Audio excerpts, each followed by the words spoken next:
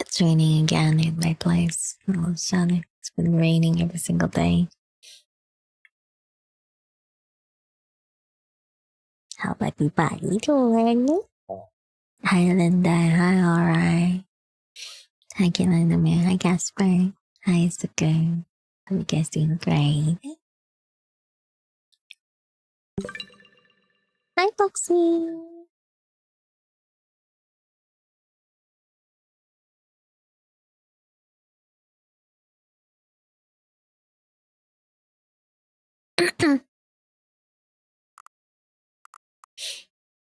Our party game. The what again? The Stanley Parable Bear? Not Deluxe. Actually, not sure what kind of game it says. My first time playing.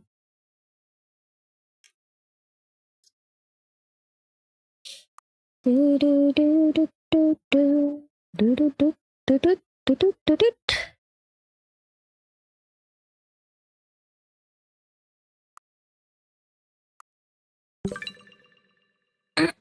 Ay, may cone. Ang kumain.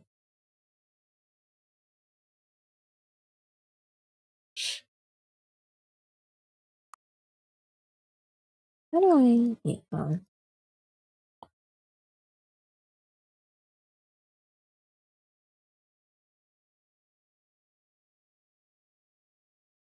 If this works.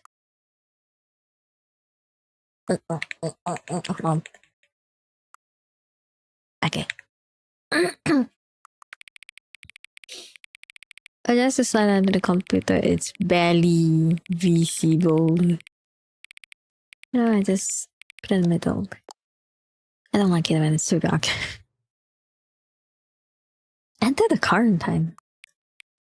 It's 5:02 for me. It's 02 version. 03.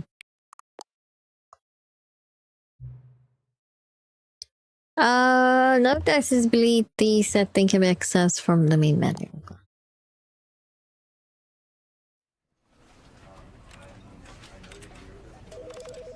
Good view. That's the maximum.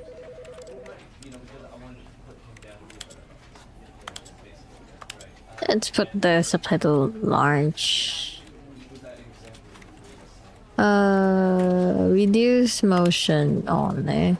Low text rating auto one. Toggle auto one. Oh, it's fine. What's low text? Reduce time to the deeper. Times the input to precise.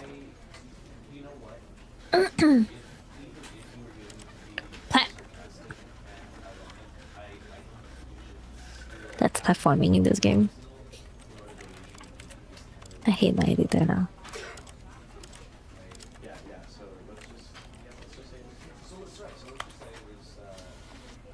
I think game sound it's not that loud. I think it's fine right now. I'm not sure how loud it's gonna be during the game. This is the story of a man named Stanley. Stanley worked for a company in a big building where he was employee number 427. Employee number 427's job was simple. He sat at his desk in room 427 and he pushed buttons on a keyboard. Orders came to him through a monitor on his desk, telling him what buttons to push, how long to push them, and in what order. This is what employee 427 did every day of every month of every year. That sounds kind of boring. Considered it soul-rending, Stanley relished every moment that the orders came in, as though he had been made exactly for this job. And Stanley was happy. How are you happy for such a boring And then job? one day, something very peculiar happened.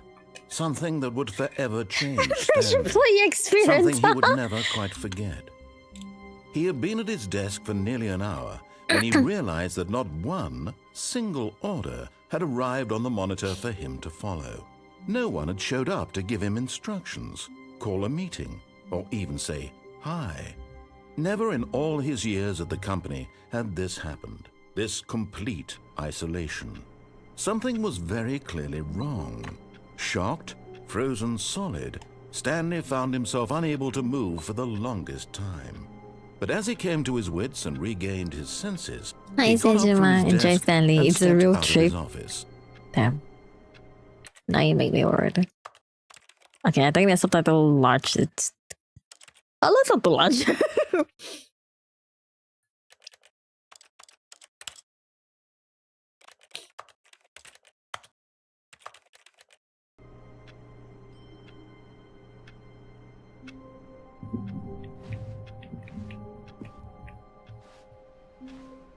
All of his co-workers were gone.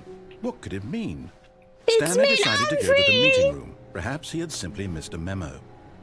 Meeting room. What?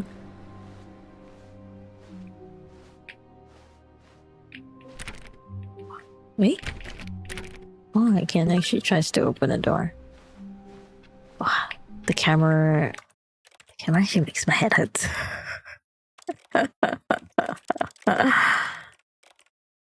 Ah.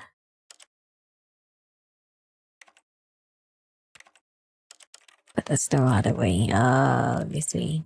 Camera sensitivity stream.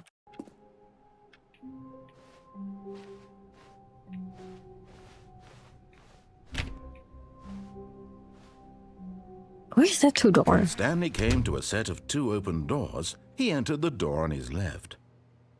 No, I'm not going to the lab when you told me to. This was not the correct way to the meeting room, and Stanley knew it perfectly well.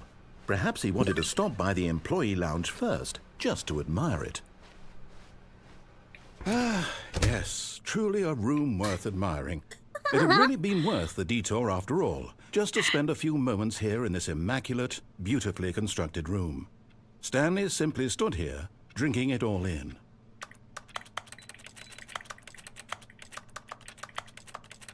Drink where?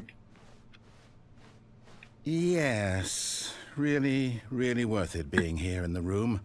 A room so utterly captivating that even though all your co-workers have mysteriously vanished, here you sit looking at these chairs and some paintings.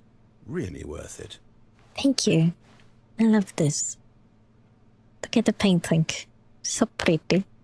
At this point, Stanley's obsession with this room bordered on creepy and reflected poorly on his overall personality. It's possible that this is why everyone left. Fucking hell. Oh. Stanley sat around waiting for more dialogue, but when a long time had passed and there was no more, he decided that the game was trying to send him a message. What message? I'm curious. Okay, let me see. Are you gonna give me more message?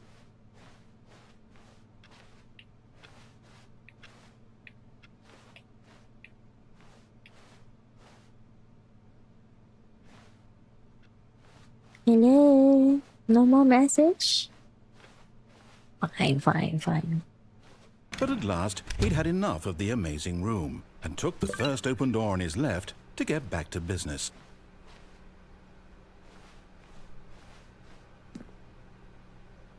Stanley was so bad at following directions, it's incredible he wasn't fired years ago.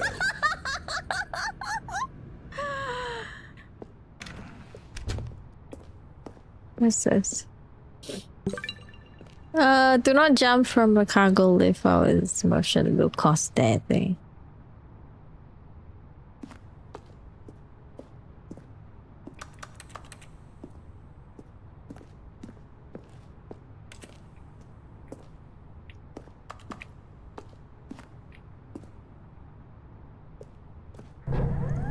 Look, Stanley, I think perhaps we've gotten off on the wrong foot here. I'm not your enemy, really, I'm not. I realize that investing your trust in someone else can be difficult, but the fact is that the story has been about nothing but you all this time. There's someone you've been neglecting, Stanley. Someone you've forgotten about. Please, stop trying to make every decision by yourself. Now, I'm not asking for me, I'm asking for her. I want to make my own decisions. This is it, Stanley. Your chance to redeem yourself, to put your work aside, to let her back into your life. She's been waiting. Why does it sound so scary? What's this? Oh. That's her, Stanley. You need to be the one to do this. To reach her. Huh? Oh, Stanley, is that you? Hold on, sweetie. Sorry to keep you waiting. I'm just pulling the bread out of the oven. All right. Okay, there we go. All right, now, I want you to come in and tell me all about your day. Gotcha. Oh, Motherfucker. Did you actually think you had a loving wife who'd want to commit their life to you? I'm trying to make a point here, Stanley. I'm trying to get you to see something. Come inside. Let me show you what's really going on here. I got scammed. This is a very sad story about the death of a man named Stanley. Me, huh? Good morning. Press R on your keyboard. No. I can't click any other. Stanley is quite a boring fellow. He has a job that demands nothing of him. Hey! Thank you. Thank you, yeah. Thank you for sub tier 5. Tier 5? Huh? Tier 2 for 5 months. What the fuck am I talking about? So, thank you. And every button that he pushes is a reminder of the inconsequential nature of his existence.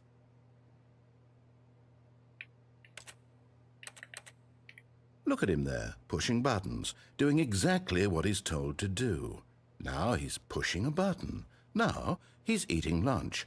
Now he's going home. Now he's coming back to work. One might even feel sorry for thank you.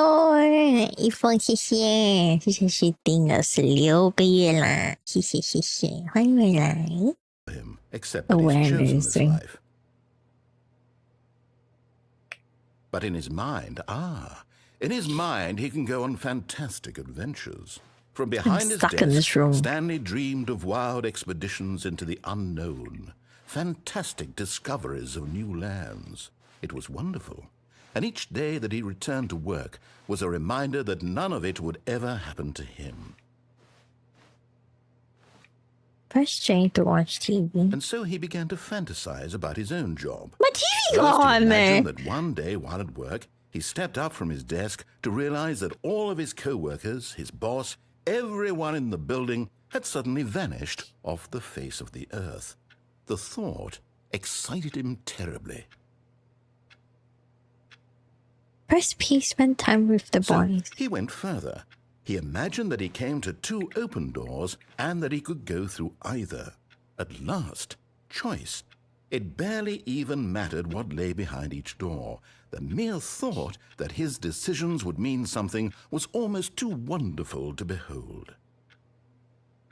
Press P to prepare dinner. As he wandered through this fantasy world, he began to fill it with many possible paths and destinations. Down one path lay an enormous round room with monitors and mind controls. And down another was a yellow line that weaved in many directions. And down another was a game with a baby. And he called it the Stanley Parable. It was such a wonderful fantasy, and so in his head, he relived I'm it again stuck and listening to and this again, shit. over and Holy. over, wishing beyond hope that it would never end, that he might always feel this free. Surely there's an answer down some new path, mustn't there be? Perhaps if he played just one more time. Press she to tell you why you love her. But there is no answer. How could there possibly be? In reality, all he's doing is pushing the same buttons he always has. Nothing has changed. The Goodbye, longer he wife. spends here, the more invested he gets. The more he forgets which life is the real one. Press P to go to And I'm sleep. trying to tell him this. That in this world, he can never be anything but an observer. That as long as he remains here, he's slowly killing himself.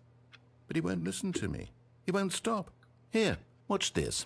Stanley, the next time the screen asks you to push a button, do not do it.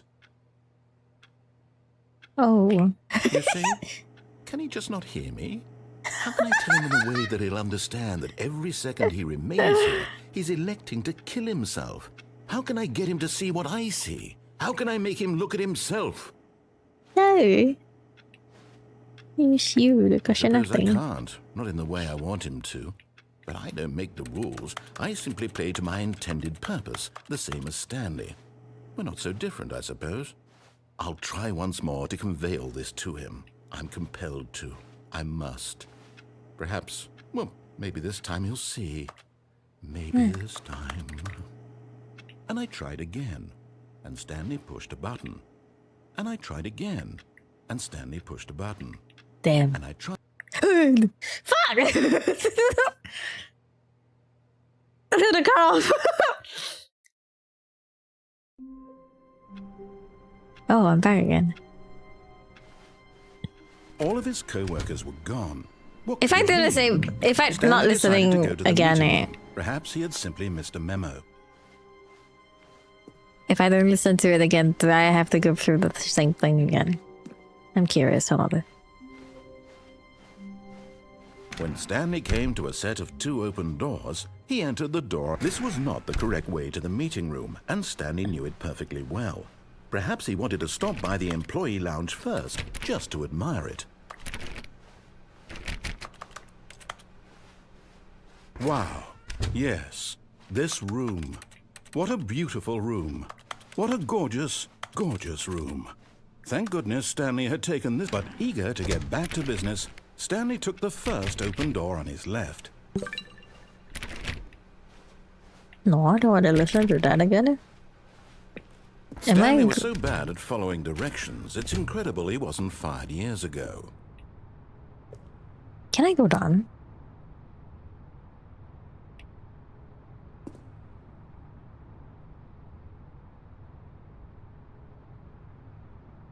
Do a flip? Bet. But in his eagerness to prove that he is in control of the story and no one gets to tell him what to do, I died. Stanley leapt from the platform and plunged to his death. Good job, Stanley. Everyone thinks you are very powerful. I get back again! I have to do exactly he said there. All of his co-workers were gone. I don't What want could it to. Stanley decided to go to the meeting room. Perhaps he had simply missed a memo. Hey, you can fall from the moving platform. Can I? I remember when on the thing I can't really actually move. Yeah, I'm going When there Stanley again. came to a set of 2 open doors, this was not the correct way to the meeting room, and Stanley knew it perfectly well. Perhaps he wanted to stop by the employee lounge first, just to admire it. The lounge was sublime, a work of art. But eager to get back to business, Stanley took the first open door on his left. You cannot jump. You can't just disable the Lord of getting what? What? I didn't finish Stanley reading was it. so bad at following directions, it's incredible he wasn't fired years ago.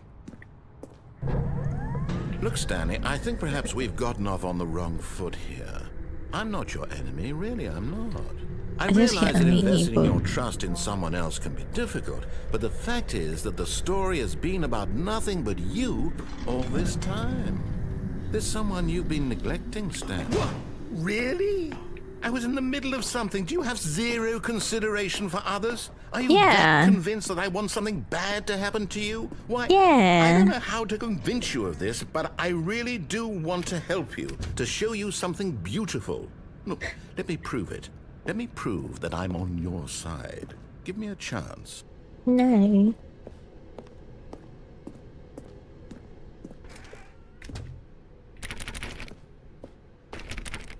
Now listen carefully, this is important. Stanley walked through the red door. What if I'm colorblind? I'm going to the blue one again. Aha, perhaps you misunderstood. Stanley walked through the red door. No. I still don't think we're communicating properly. Stanley walked through the red door. Hey, there's a blue dot at the back of it. All right, fine. Go ahead, Stanley. You want to know so badly what's out there? You want to find out what lies at the end of this road you've chosen? Well, don't let me stop you. You see, there's nothing here. I haven't even finished building this section of the map because you were never supposed to be here in the first place. Broken rooms, exposed developer textures. Is this what you had wanted? Was it worth ruining the entire story I had written out specifically for you? Do not think I put a lot of time into that, because I did. And in the end, it was all for nothing, because this is what you wanted to see. Yeah. Help me here, Stanley. Help elucidate these strange and unknowable desires of yours. What would have made this game better? What did you want to see? Vehicles? Skill trees? Yeah, Work with me. You've given I me want absolutely that. nothing so far. Tell you what, let me take a stab in the dark at a new design, and you can give me some feedback. There we go. A third option. This already feels leaps ahead of where we were before. Go ahead, Stanley. Take it for a spin. No. When you tell me that, I'm going to the left now. It speaks me to the same door. Okay, I'm going to stop you there. Now, tell me about your experience with this new version. Would you say that the game benefited from allowing you more choices? Feel free to be honest. I'm looking for some real critical feedback here. A 1? I mean, I can understand if you had reservations, you saw ways the game could be improved to more fully express itself mechanically and artistically, but a 1? That's not even helpful. What am I supposed to do with that? But I guess it isn't my place to judge. Here, based on the data from your previous playthrough, I've compiled a new version. And to be perfectly candid, I think I've knocked it out of the park with this one. Let's take a look. What's this? The variable white leaderboard. In total, the door wanted to take ending achieving more.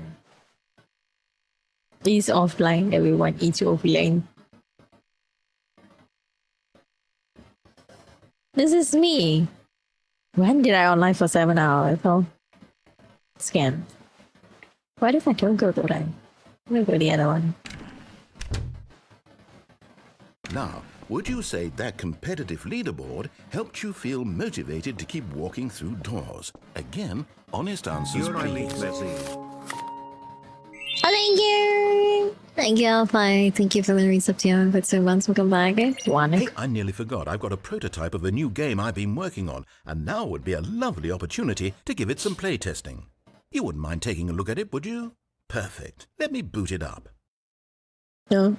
In this game, the baby crawls left towards danger. You click the button to move him back to the right, and if he reaches the fire, you fail. It's a very meaningful Oh no, my evil all about the thoughts. desperation and tedium of endlessly confronting the demands of family My evil life. thoughts. I think the art world will really take notice. But of course, the message of the game only becomes clear once you've been playing it for about 4 hours. So why don't you give it 4 hours of play to make sure it's effective? Be sure to keep notes on your experience. Bye bye, baby.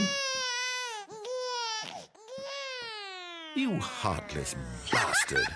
Did you do it because you hate babies or purely to spite me? I hate Because if it's the babies. latter, well, I don't know what to do. I'm completely out of ideas. I can't think of a single thing that might improve the experience for me. I'm not even going to try. I'm out. I'm done. It's over. Thank you for playing. Your input was extremely valuable. Oh, hey, since my game was so awful, why don't we play someone else's game? Just to ease the pain. Let's see. What do we have here? Yes, this seems like it'll work. Let's give it a shot. Hey, gameplay. Oh, Aha! Fascinating. it does actually This look good. game's about, Stanley. What's our backstory? What is our motivation?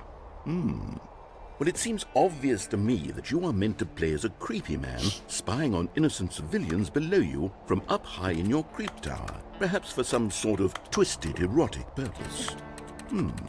Yes, that must be it. What a fascinating venture into the experience of total mental depravity. So far, I love everything about this game, Stanley. And it seems there's even more. Wait. I think I put... Okay, I put it wrong. I thought I put the wrong title. Come, let's venture outward and see what else is out there. Can I jump? I can't. This reminds me the Hunter game, man. That I played with already.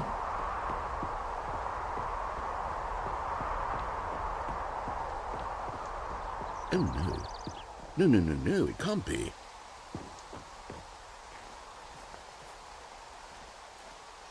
It is.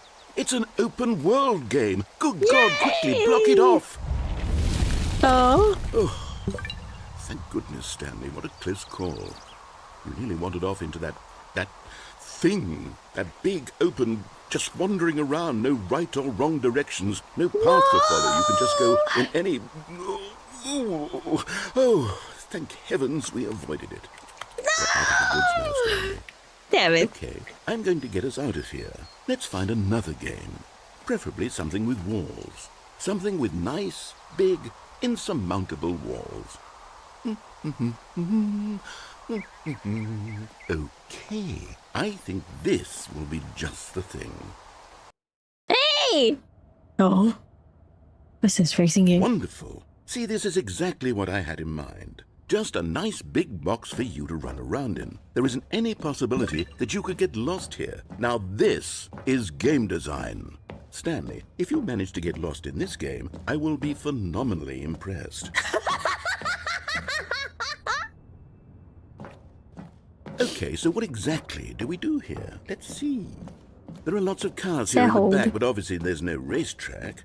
Okay, I'm seeing that there's a ball of some kind back here. Is this game sports ball? Stanley, I think it's sports ball. Oh, what fun. We shall run the bases and do a touchdown together. Yes, I think surely we must. Okay, Stanley, here's the ball. Have fun. What the hell? Why is it so huge?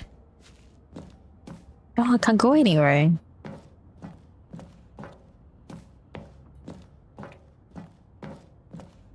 It's actually full of walls.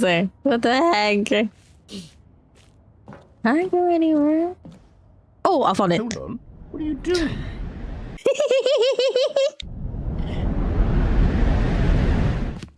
Stanley, don't do that. I can't follow you there. I can't help you. How will you write a story without me? You can't do it. You know that, Stanley. Feeling cabinet. What are we doing? It's so dark. Oh, yeah, why is it so dark? Oh, yeah, why is it so dark here then? Oh, yeah, why is it all so dark? Hey, why is it all so dark? I can't see shit. And as well.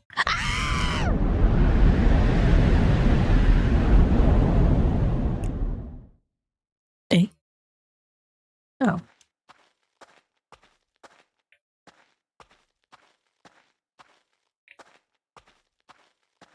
That's this creepy ass place. It's probably will switch to Minecraft it didn't drop down. Wait, really? Too bad, I guess.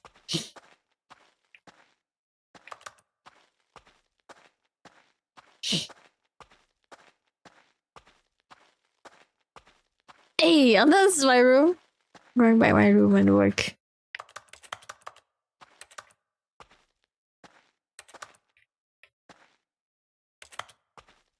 427.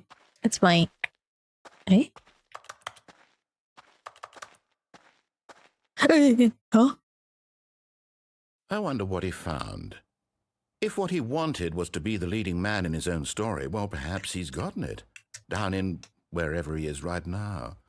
I wonder if he's happy with his choice, and if he's learned the heavy cost that comes with it. He'll understand soon what I was trying to tell him. He needs me. Someone who will wrap everything up at the end, to make sense out of the chaos and the fear and the confusion. That's who I am. That is what I mean to this world. Oh, yes. Yes, I'll be back. There's no other way. Once this ends, after it all comes to a close, then I'll be back. The end will be here soon. Very soon. Very soon. I can wait. I'm waiting.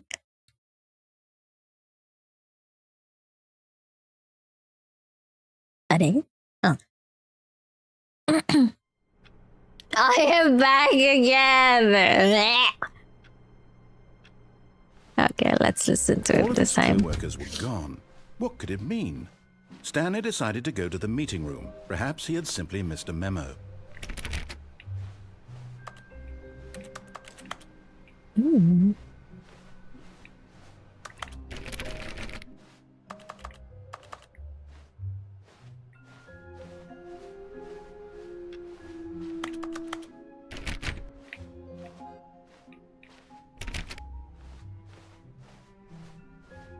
When Stanley came to a set of 2 open doors, he entered the door on his left.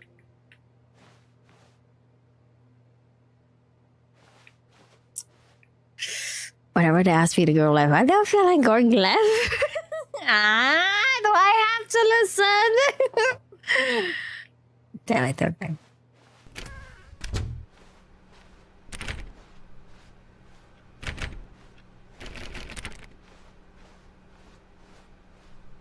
Yet there was not a single person here either. Feeling a wave of disbelief, Stanley decided to go up to his boss's office, hoping he might find an answer there. Hire someone. I know I work. Hold to solve for this beautiful coworker. Let it bolt inside you. Make sure you slide blah blah blah blah, huh? Anyway, I don't care.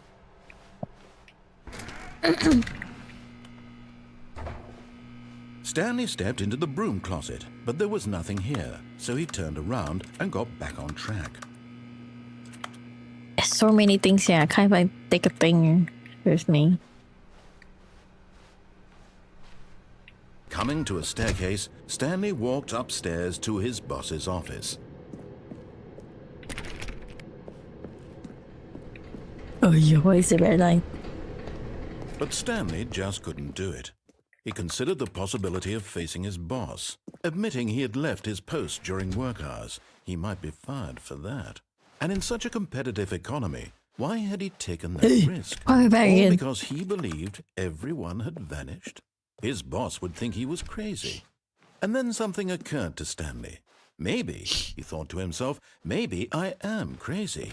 All of my co-workers blinking mysteriously out of existence in a single moment for no reason at all. None of it made any logical sense.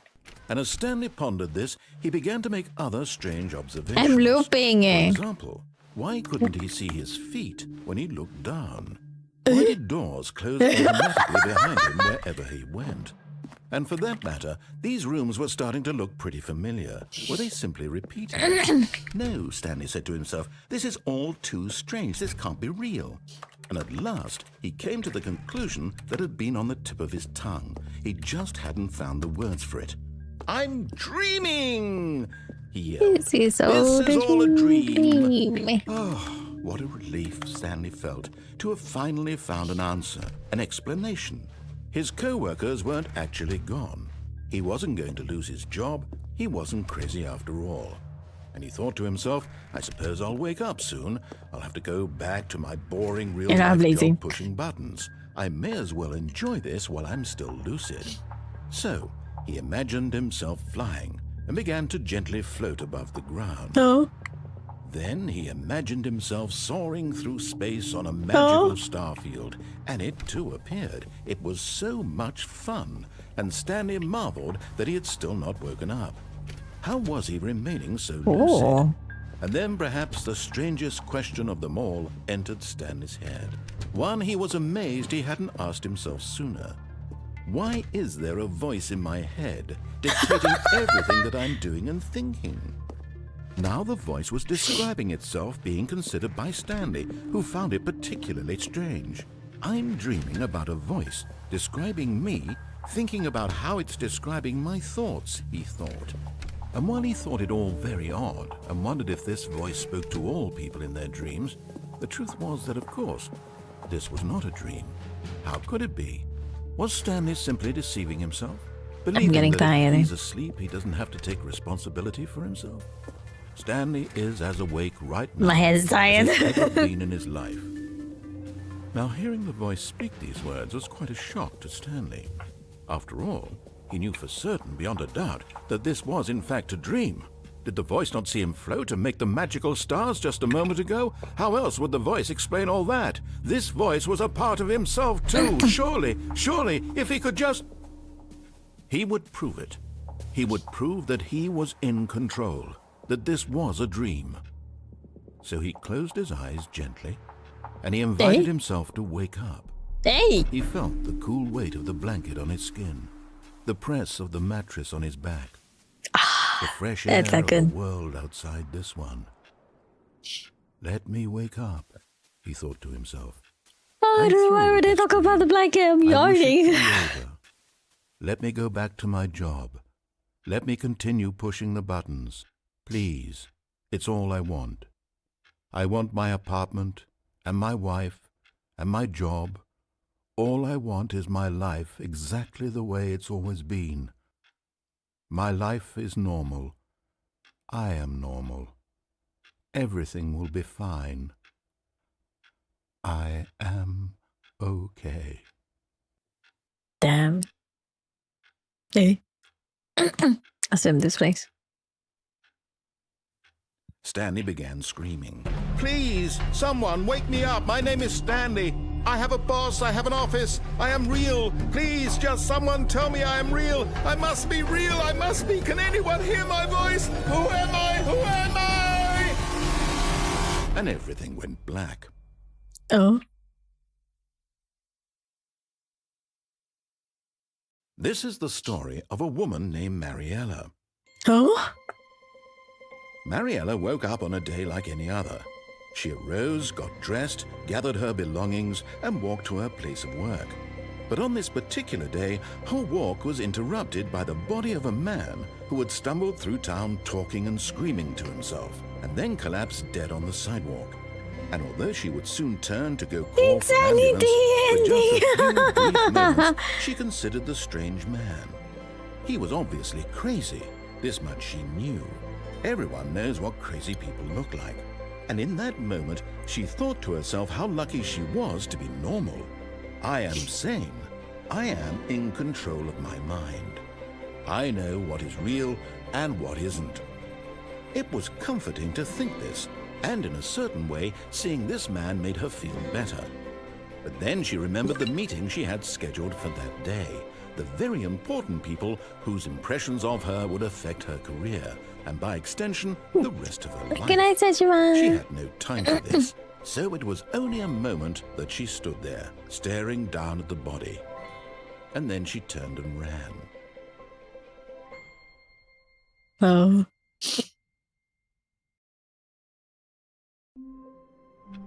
Oh, I'm back again. I'm curious, if you go to the right and follow him after, I wonder what will happen. When Stanley came to a set of 2 open doors, this was not the correct way to the meeting room, and Stanley knew it perfectly well. Perhaps he wanted to stop by the employee lounge first, just to admire it.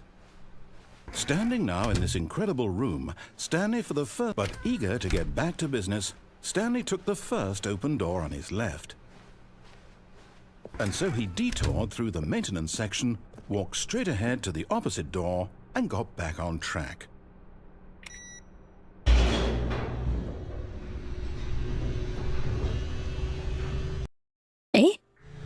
But Stanley didn't want to go back to the office. He wanted to wander about and get even further off track. So now in order to get back, he needed to go, What? From here, it's, Oh. Not about right. Only one door is open. Oh, no. No, it's to the right. My mistake. You motherfucker. No, not the right. Why would I have ever said it was to the right? What was I thinking? It's clearly... Oh, dear, would you hold on for a minute, please? Hey! Now, let's see. We went down right, left, down, left, right. Yep, okay, yes. I've got it now. This story is absolutely, definitely this way.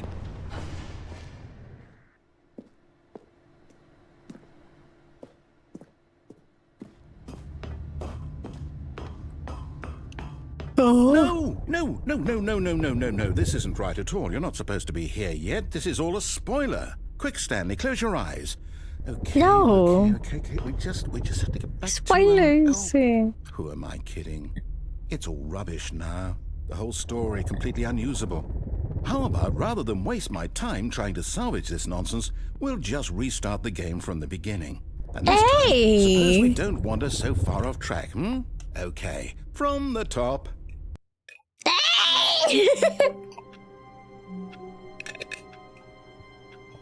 That's a method. All of his co-workers were gone. What could it mean? Stanley decided to go to the meeting room. Perhaps he had simply missed a memo.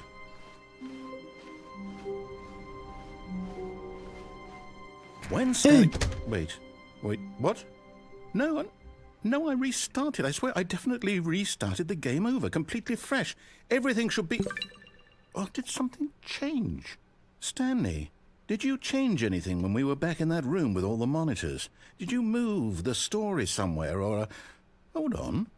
Why am I asking you? I'm the one who wrote the story. It was right here just a minute ago. I know for sure that it's here somewhere. Okay, then. It's an adventure. Come, Stanley. Let's find the story. I kind of a good today.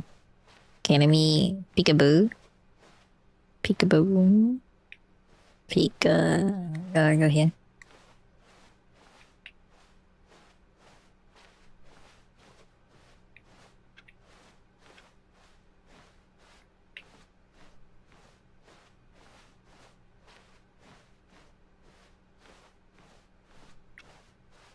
What the hell am I? I'll say it.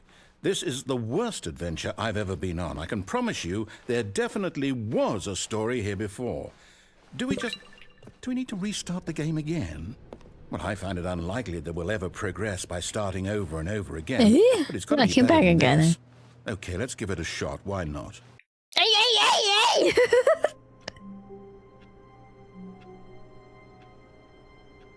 Freak.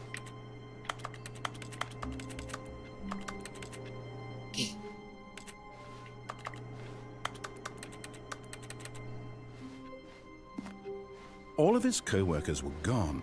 What could it mean? Stanley decided to go to the meeting room. Perhaps he had simply missed a memo. Yueri, what is the name of the game? I am expecting Earmom reply. Yeah. You already know the answer, then why are you asking?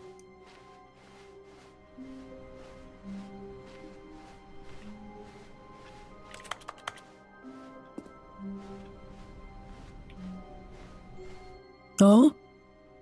Okay, yep, it's worse. I might be remembering this wrong. It's possible the story is back where we just came from. Why don't we go back the other direction and see if we missed anything?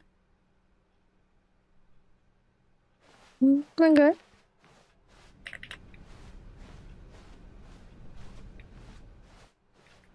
No.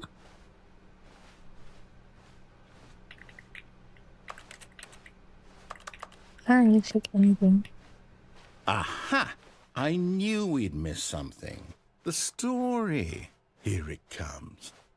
No, wait, never mind. Not the story. Okay, let's head back the other way and retrace our steps. This game is trolling me.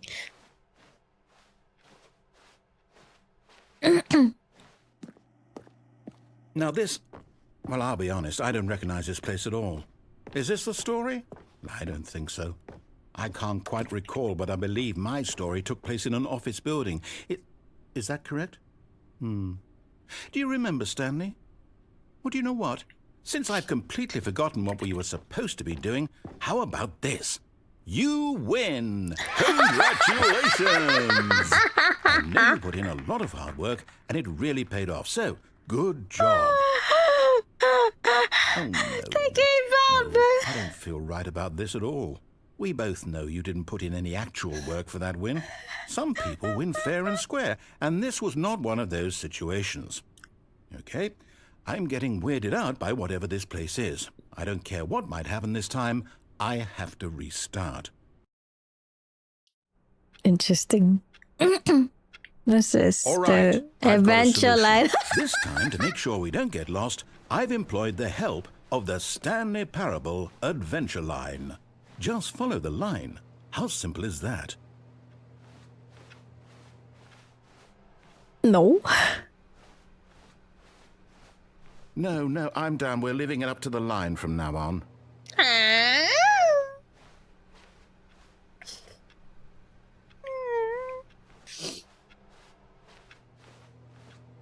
I don't want to go to the line.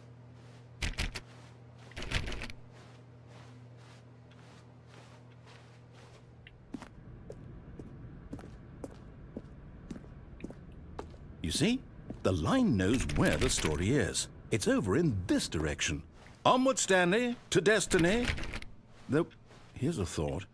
Wouldn't wherever we end up be our destination, even if there's no story there? Or to put it another way, is the story of no destination still a story? Simply by the act of moving forward, are we implying a journey such that I a found a way. destination is inevitably conjured into being via the very manifestation Oh, of the that's nature of really life itself? feedback. Okay, Stanley, I need to follow this train of thought for a minute. Just stick with me. Now, we can both agree that the nature of existence is in fact a byproduct of one's subjective experience I got of that scammed. existence, right? Okay. Now, if my experience of your existence rests inside of your subjective experience of this office, is I this got office in scammed. fact the skeleton of my own relative experiential mental subjective construct? Whoa, That's whoa, weird though. Hang on. Just how the door is Got a now bit weird open. back there? Well, I'd like to apologize. Not sure where I was going with all The door that. wasn't open when You I know came what? here just now. I think what we need right now is a bit It's of only music open to when lighten I- the mood. That's weird. Oh. Da da da da da da da. Oh, how'd I go through the wall?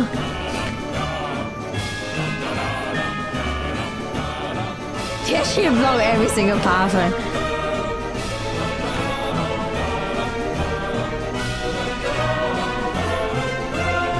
What the fuck?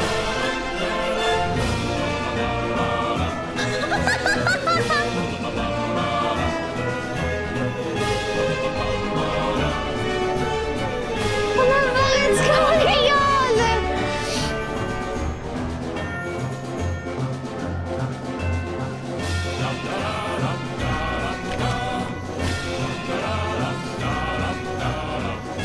Da da da da da da da da. Da da da da da da da. Da da da da da da da. Da da da da da da da. Da da da da Cut the da. music. Go back and look at that fern. Oh, it's fine. Well, Stanley, yeah. this fern will be very important later in the story. Make sure you study it closely and remember it carefully. You won't want to miss anything. Okay. Wait, what? We're back at the office? No. Line, you do know we're looking for the Stanley Parable, right? The story? Is any of this ringing a bell? Where's my life bringing me to now? Line is betraying. Oh. Oh, no, not again. Line, how could you have done this to us? After we trusted you. After everything we've been through, you... Oh, I can't take this anymore. To hell with it. Restart. Okay. You know what, Stanley? I say forget the adventure line. What's it ever done for us? We're intelligent people, right? Why can't we make up our own story? Something This exciting, game. daring, mysterious. This all sounds perfectly doable. Why don't we simply start wandering in, well, I don't know. How about this direction? Now, yes, this is exciting. Just me and Stanley forging a new path, a new story. Well, it could be anything. What do you want our story to be? I am Wild. spinning in Use your nothing. imagination. Whatever it might be, Stanley, I'm ready for it. Oh, no, not you Oh, again. it's the line again. Stanley, I'd also like to veto the line from having any role in our awesome new story. No lines or monitor rooms. Just don't acknowledge it, and we should be fine. Da, da, da, da. Oh? How do I go up there? Oh.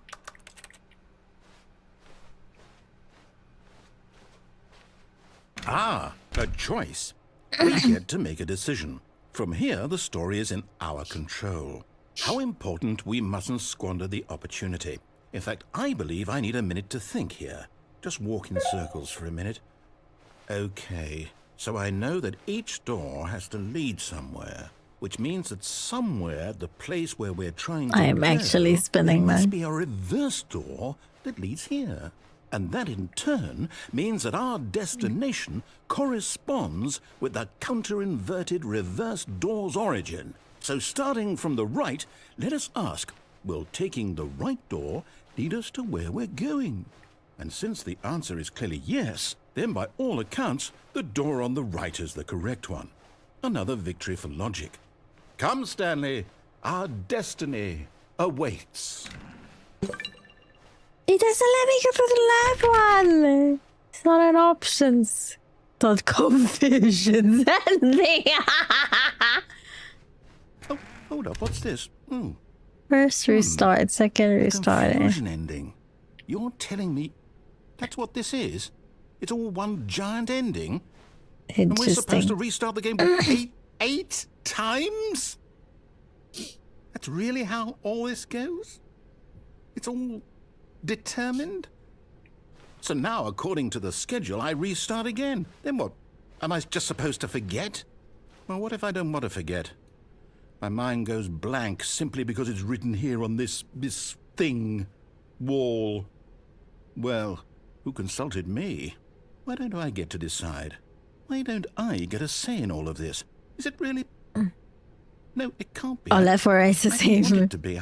I don't want the game to keep restarting. I don't want to forget what's going on. I don't want to be trapped like this. I won't restart the game. I won't do it. I won't do it. I won't do it. And the timer... Stop? Eh? Does that mean...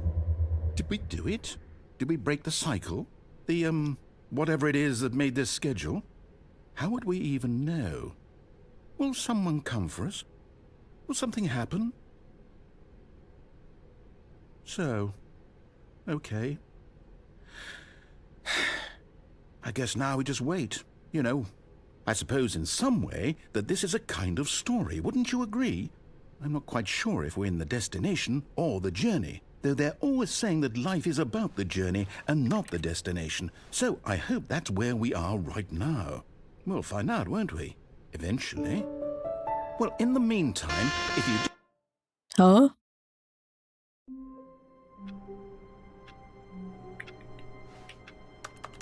Did he actually forgot?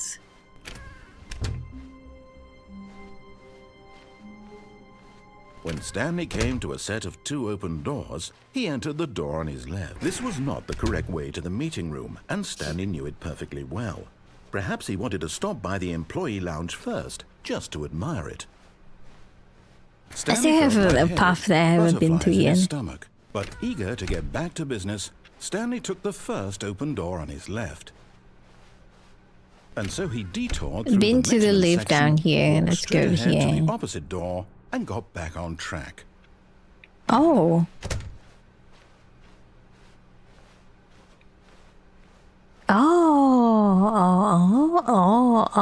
Oh. Okay. Yet there was not a single person here either. Feeling a wave of disbelief, Stanley decided to go up to his boss's office, hoping he might find an answer there. Coming Already to a went down staircase, before, Stanley so let's walked go up, upstairs eh? to his boss's office.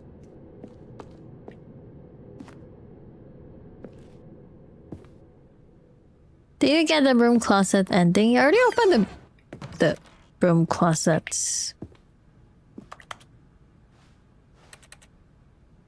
Because the boss knows that's what the boss says goes. If the boss suffers and loses it, then what the boss does. What the fuck you talking about, bro? What's that? Oh. Oh. Ding ding.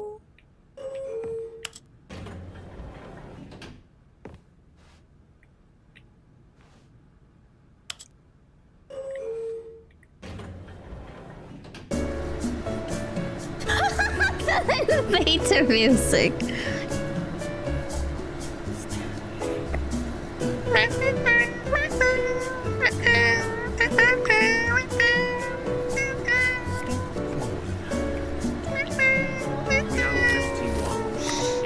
Hey, thank you guys. Thank you for accepting one for 51, man. Thank you. Welcome back.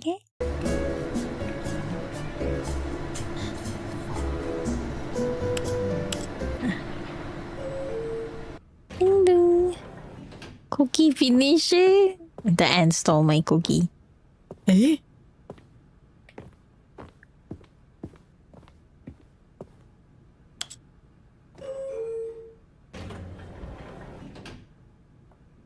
I left the cookie in my room and this bunch of ants.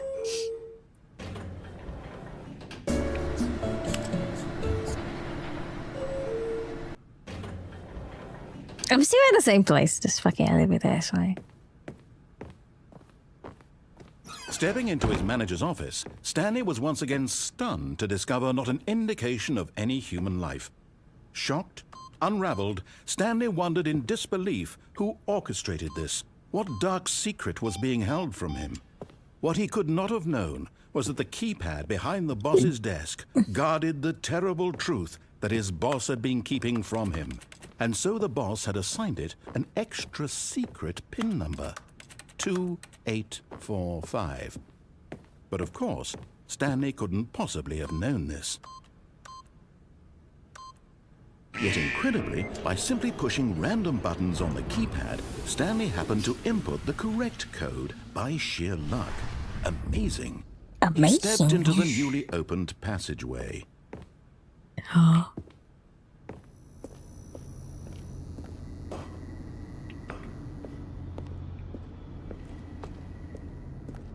What the fuck?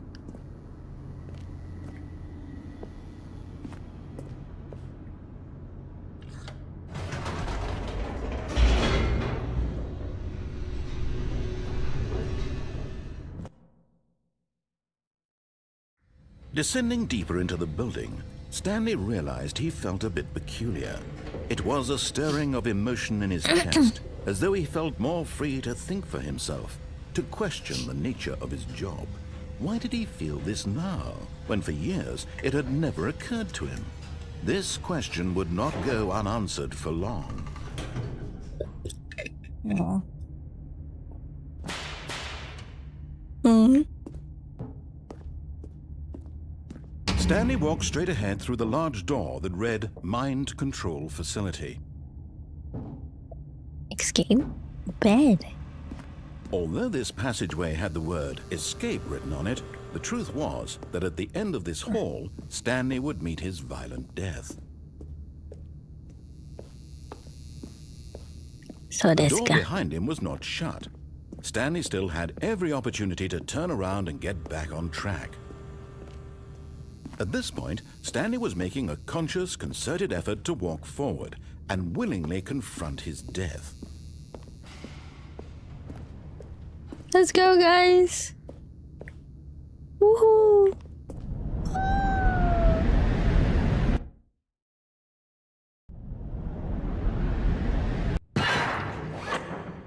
Oh. As the machine whirred into motion and Stanley was inched closer and closer to his demise, he reflected that his life had been of no Oh, consequence. I can't move anyway. Stanley can't see the bigger picture. He doesn't know the real story, trapped forever in his narrow vision of what this world is. Perhaps his death was of no great loss, like plucking the eyeballs from a blind man.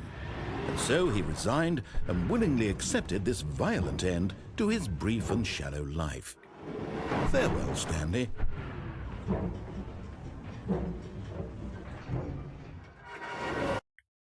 Eh? Farewell, Stanley, cried the narrator, as Stanley was led helplessly into the enormous metal jaws. In a single visceral instant, Stanley was obliterated as the machine crushed every bone in his body, killing him instantly. Oh, okay. And yet it would be just a few minutes before Stanley would restart the game, back in his office, as alive as ever. What exactly did the narrator think he was going to accomplish? When every path you can walk has been created for you long in advance, death becomes meaningless, making life the same. Oh, that's the map. Do you see now?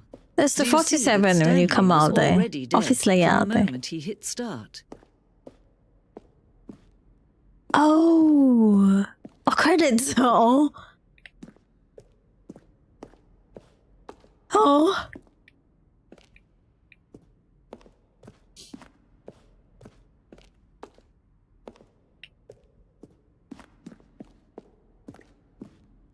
Just the war zone. Hey, I never been there before. Spoilers! That trumpet. Oh.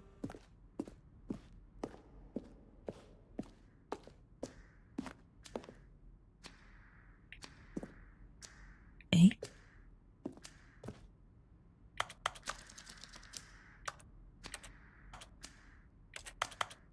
What's this? Apartment timer.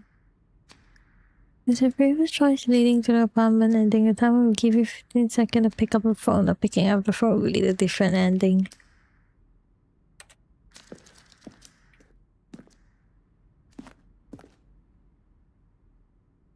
Oh, that's the phone you guys been telling me? Oh, I've never seen the phone though.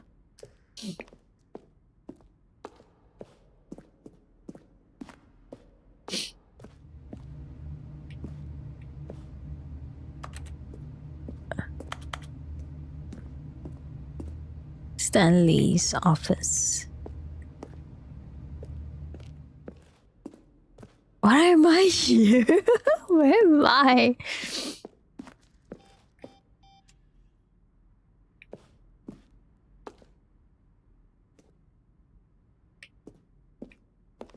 Where am I? I'll exit. Oh, look at these two. How Oh, they no. wish to destroy one another. How they wish to control one another. How they both wish to Turn be it off. free. Ooh. Can you see? Can you see how much they need one another? No, perhaps not. Sometimes these things cannot be seen.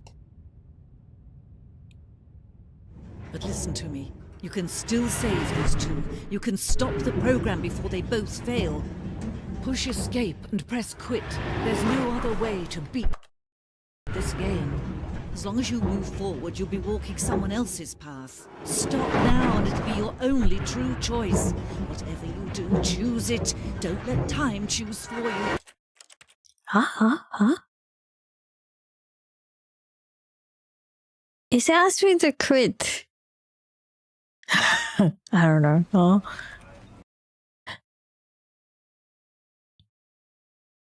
This is the story of a man named Stanley. It doesn't do anything again! I got Stanley scammed. worked for a company in a big building where he was I got scammed! I should let myself crush the body. Let's go back again. All of his co-workers were gone. What could it mean? Stanley decided to go to the meeting room. Perhaps he had simply missed a memo. Huh? Huh? New content. Oh, new content? What does that mean, new content?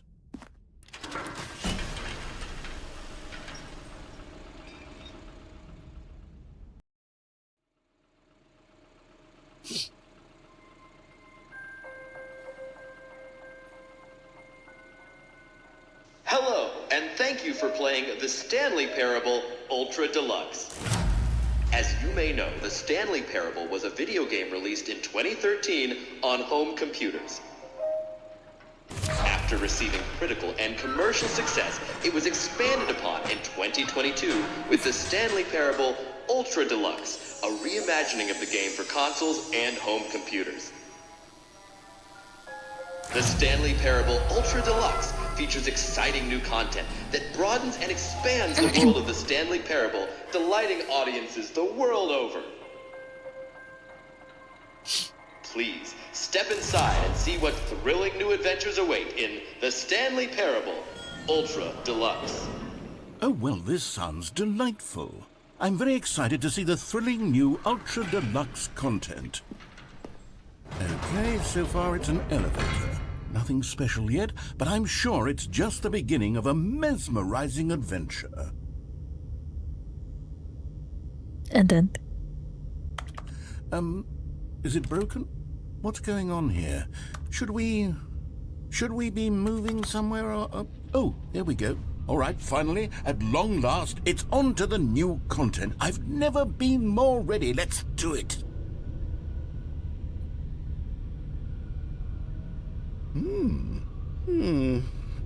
I have to say, initial impressions of Stanley Parable Ultra Deluxe, mostly tedious.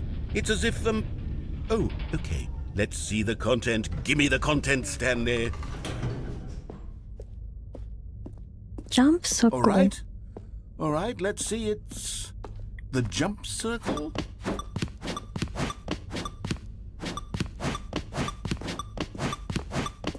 What if I don't do it?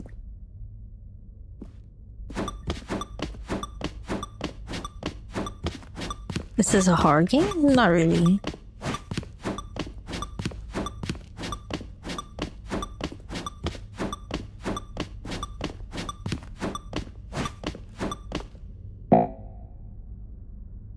Huh? Huh? I'm so confused, huh? Is that it? Surely that's not all the new content. There has to be something else, right? Goodness. Another elevator. Stanley, I have to say, initial impressions of this game are not positive. It's just elevators and jumping.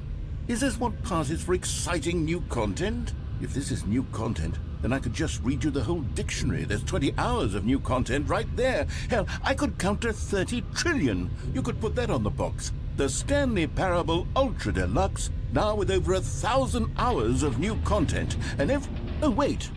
There's more. Very good. Yes. I knew there had to be something else. Let's see it. I'm ready for whatever it is. Thank you for enjoying the That's it? Oh, you've got to be kidding me. You see, Stanley? This is what happens when greedy video game developers with no respect for their fan base rush a cheap expansion to market for no reason other than to make an easy dollar. And don't get me started on the level of craftsmanship that's gone into it. In fact, I'm looking right now at the game's achievements, and it's hard to believe one of them actually says, "Test achievement, please ignore." What quality assurance department signed off on this? I'm infuriated and I'm offended, and I intend to find these people on Twitter and hold them personally accountable. It's my fault, Stanley. I built up too much anticipation around the new content, I'm afraid. It could never have lived up to such expectations. If you're still with me, why don't we just reset the game and we'll try to get back to what the Stanley Parable is really about. No frills, no gimmicks. Just you and me having a great time together like always. What do you say, friend? Oh dear. Huh? Oh. Waar is de dokter voor nou? Psst. Stanley, come over here. In the vent. I want to show you something. No. Oh, you don't want to see the cool surprise I made for you? Well, fine. You're a dork anyway, so who cares? You know, I'm fine. Oh, never mind. You're not a dork.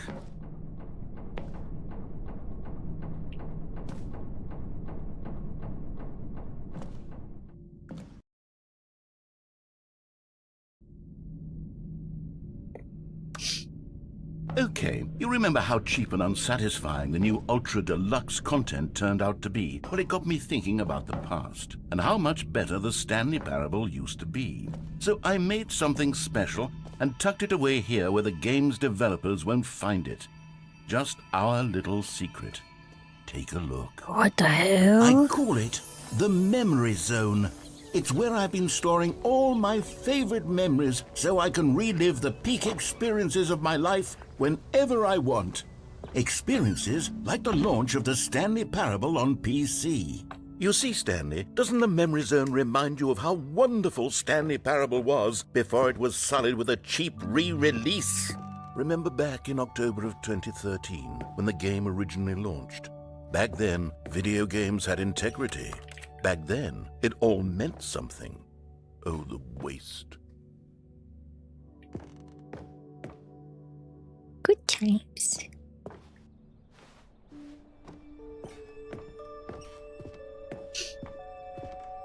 Oh.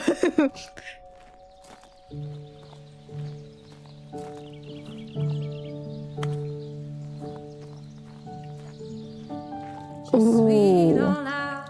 And over here is where I keep reviews of the Stanley Parable. Like this stunning triumph of games journalism, 10 out of 10 from Destructoid.com. James Stephanie Sterling writes, and I quote, "Where so many games that aspire to be more than games end up less than any form of art, Stanley Parable strives and then succeeds to be every game ever created." Did you hear that, Stanley? Every game ever created. That's how grand and all-encompassing the original Stanley Parable was. It was literally every game ever created. It was Skyrim, it was Persona 3, it was all of them, and now it's nothing. It's no games at all. It isn't even the Stanley Parable anymore. It's just a husk now. A lifeless husk with an hour of new elevator content. Damn.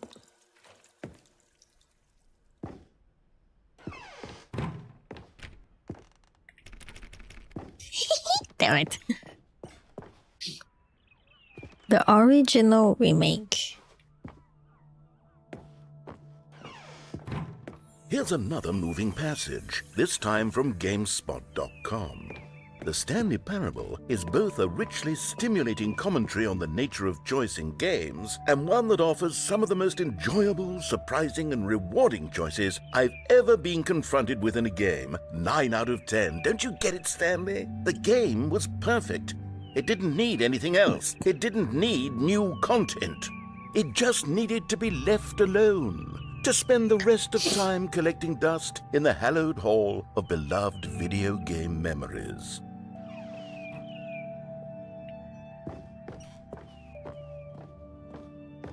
Allez, why is it blocked?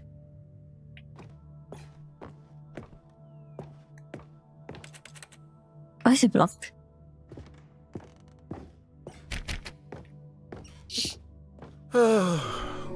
These were simpler times, Stanley. But I wouldn't give to go back, to have it all over again. Wait, hang on. I don't recall this part of the memory zone before. What's this? What's down here? Oh, no. Oh, God, no. Stanley, it's a collection of reviews from Steam, the online video game distributor. I haven't looked at these in years.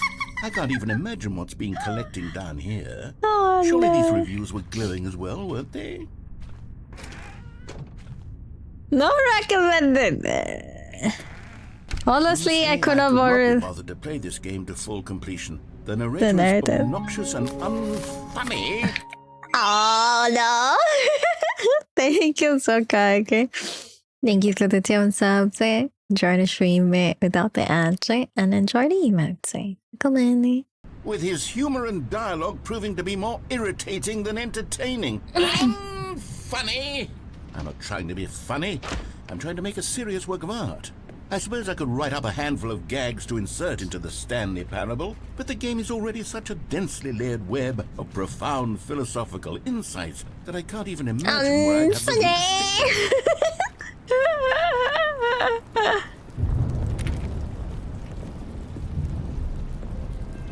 Okay, let's see what this one says. While the idea for the game is good, for someone who prefers non-linear games, this preachiness gets annoying fast. Preachy? Stanley? I'm not preachy, am I? You can tell me if I'm preachy. Is this even real? I'm curious. This is actually quite shocking. I am actually so curious. Well, to be honest, I had always thought of the game's dialogue as being rather terse to begin with. You can't know how much fluff I cut from the game to get it to feel as light and airy as it... Well, I always thought it did. But maybe it wasn't. Oh dear. What an awful memory to have to hold on to. Oh, let me These go. black marks on my otherwise unimpeachable track record. Stanley Parable. I feel like a failure. Like I let these people down. Review Perhaps the type Stanley Parable negative. isn't quite as sterling as I always remembered.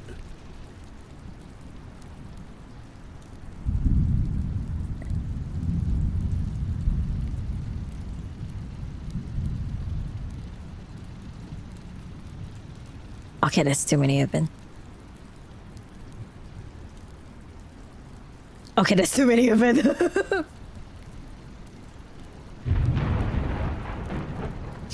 I look at the negative one and I was like, oh, too many of it. Hi, there's like 45k of negative reviews. I'm not looking everything at them.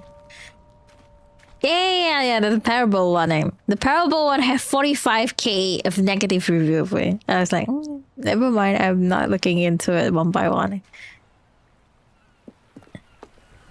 What's this one got to say? You constantly have to stop doing anything so the narrator can catch up with his long-winded explanations of what's happening. I wish there was a skip button. I wish to. A skip button? Well, yes. Yes, I think we can do that. If I'm truly too preachy, then maybe letting you skip ahead for just a moment, surely it couldn't hurt. Not if it means we can strike these negative reviews from the record. Only positive reviews of the Stanley Parable.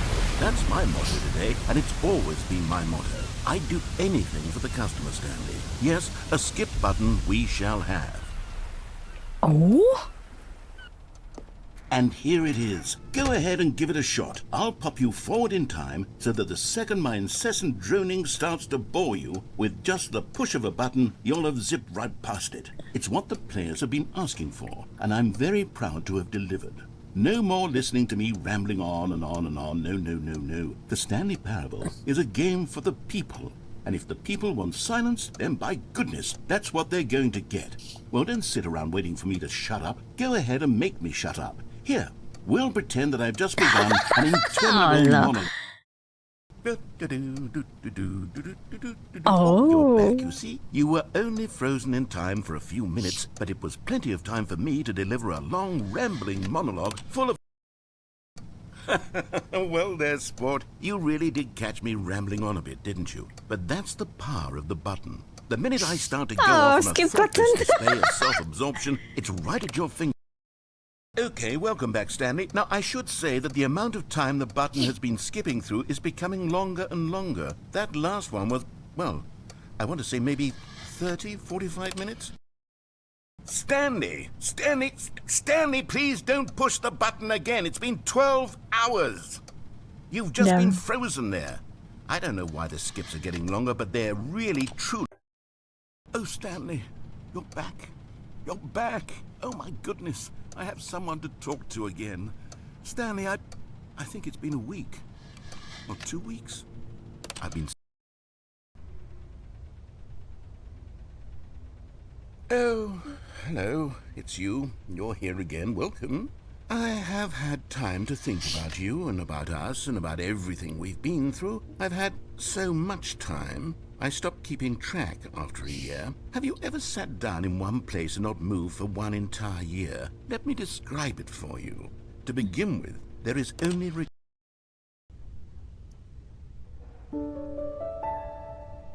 the narrator not here anymore.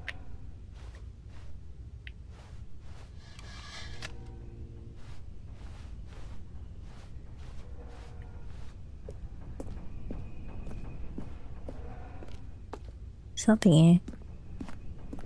The doll disappeared too.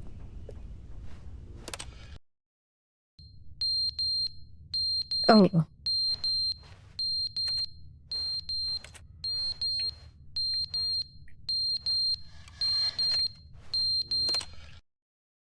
But they didn't understand the game was never meant to be funny. It was meant to have a point. It was meant to speak to the human condition. But where are the jokes? Where are the jokes? They bemoaned, they screamed, they gnashed.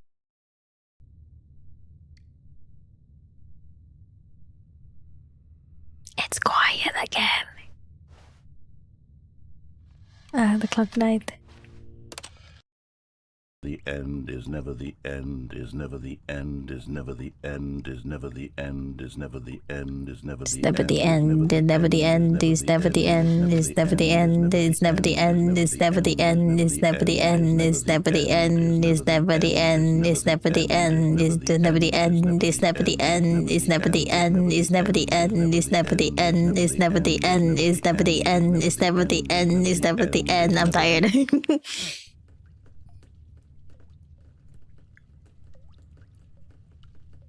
The water's dripping.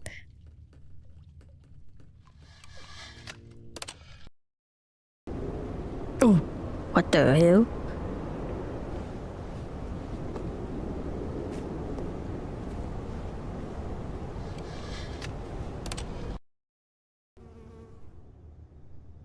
Oh, it's daylight.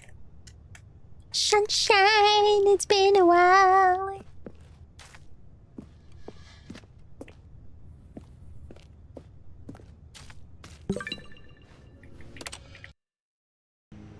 Oh, them.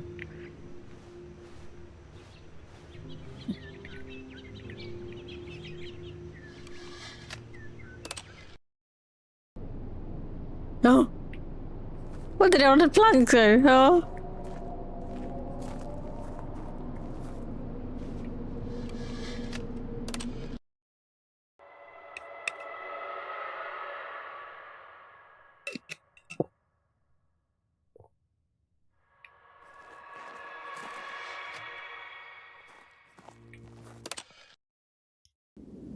Hey. Hey.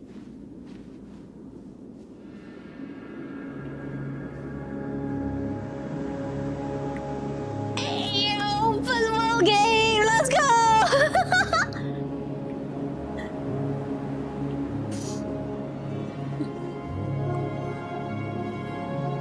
Let's see how far I can go.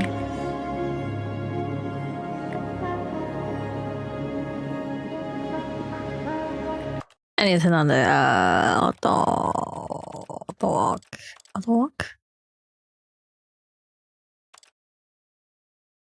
Hey, enable walk with one hand walking. Where's the auto? Jump, interact, crouch, auto walk. It's right click. Are that the same thing? I'm like me holding that one freaking button. Okay.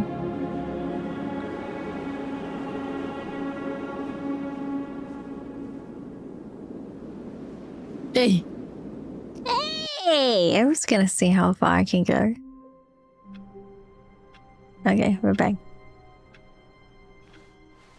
The meeting room. Yes, that's where everyone would be. Stanley just needed to get to the meeting room, and from then on, he would never be alone ever again. Another new contact though. Oh, good. You notice my sign. Yes, I have something very exciting to show you.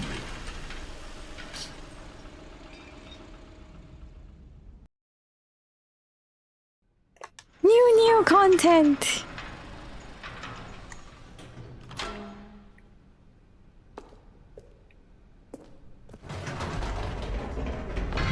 You see, Stanley, I've been reflecting on the Stanley Parable and about how roundly disappointing this ultra deluxe version has turned out to be.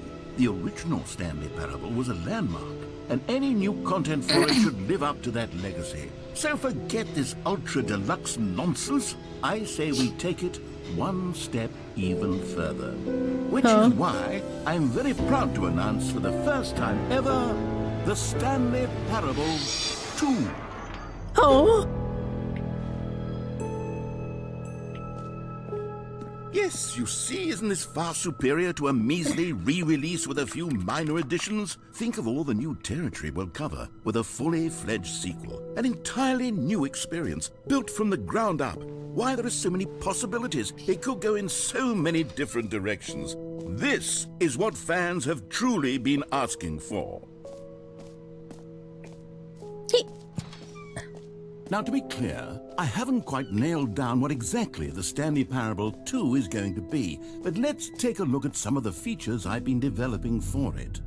New I figure that features. if I can loosely organize a handful of interesting New concepts, that content. surely the game will sort of naturally spring up around them. It'll all work itself out. Game development is much more of a fuzzy magic than anything scientific or logical, really. Here we are. Go on, try out some of the new features.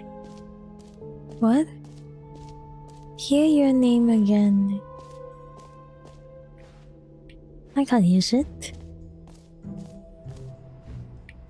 Hey, it's a different machines. Please no screenshot. New hall office. Right, it's now the new orange one. Maybe it's all grown up now. Consistent quality with just the right amount of change. Jump circle, infinity holder, the button that says the name of the player that is playing the game. Eh? Where?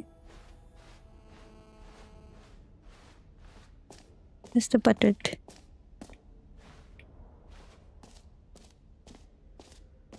Oh, For the it's Stanley Parable 2, I asked myself, what do players really want? And of course, the first and most obvious answer is that they want to be individually recognized and validated as people. So with that in mind, my first addition to the game is this button which speaks the name of the person playing. Sorry, I should have clarified. Right now, the button only says the name Jim. But of course, in the final game, this button will say your name, whatever name that is. Here, let's have you role-play as Jim to really simulate the full experience of this feature. Just play along. I promise you'll love it. Okay, here we go. Let's take a deep breath, clear your mind, forget whoever you are, and simply become a person named Jim. Jim. Whoa, hold on. I wasn't finished setting up the backstory. If you don't properly roleplay as Jim, then you'll never understand the impact of this button. Otherwise, it's just a stupid button that says somebody else's name. Okay, we're doing it again, and this time let me finish first. Now, allow yourself to become Jim. Imagine yourself driving to work as Jim, playing frisbee on the weekends as Jim, staying up all night for a popcorn and horror movie sleepover as Jim, developing a crippling substance addiction as Jim, rediscovering yourself through fringe religious groups as Jim, and finally, dying a slow death at an old age, surrounded by members of your cult as Jim. Do you feel it in your soul? Really? Are you really, truly Jim right now? If so, then please step forward and press the button. Jim. Yes! You see? What a thrill! What a rush! That was you! The button described you! Do it again, do it again! Jim. Oh, it hits even harder the second time. If this were the only new feature in the Stanley Parable 2, it would still be worth the money. Let's take a break from the Jim button. I'm too emotionally drained from all of this personal validation. Jim. Whoa there, cowboy. Sometimes a person can be too much, Jim. I'm putting the Jim button away.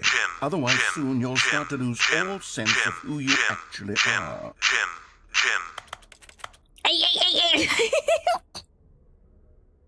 Damn it.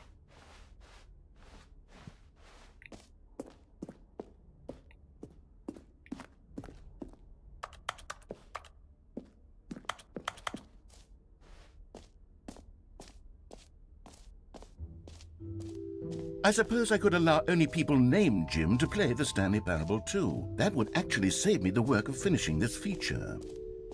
What's the other door? Okay, I'll be honest, I haven't yet decided on this one. I think that in the new version, the office could use Get a bit well of someday. decoration, like balloons. But I'm undecided on Get Well Someday and Happy 12th Birthday. Which would you go with?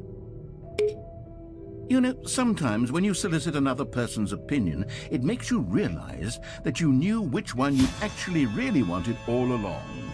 Happy 12th birthday, step-niece, it is. Putay na.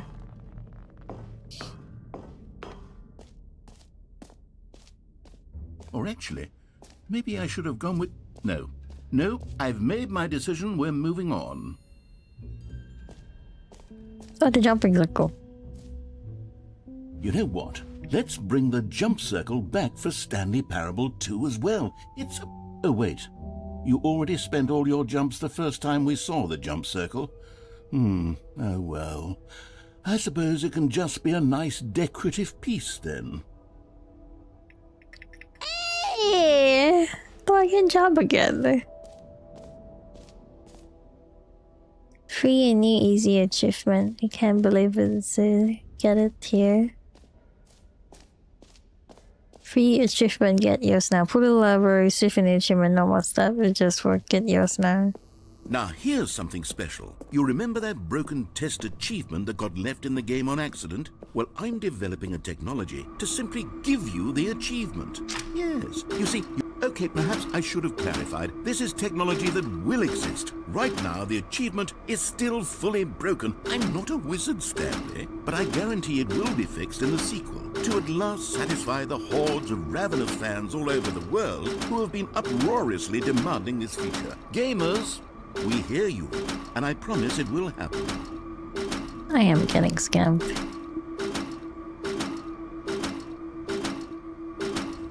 But did my clipping thing spoil thing? Let me see.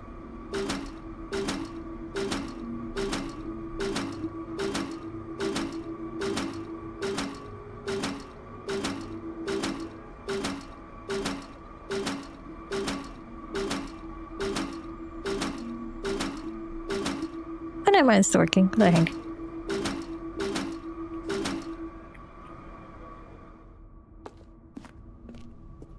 I go red scout. God damn it.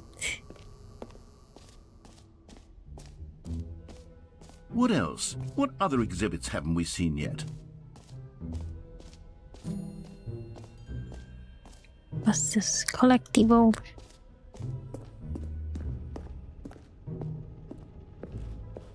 Ooh. Ah, collectibles.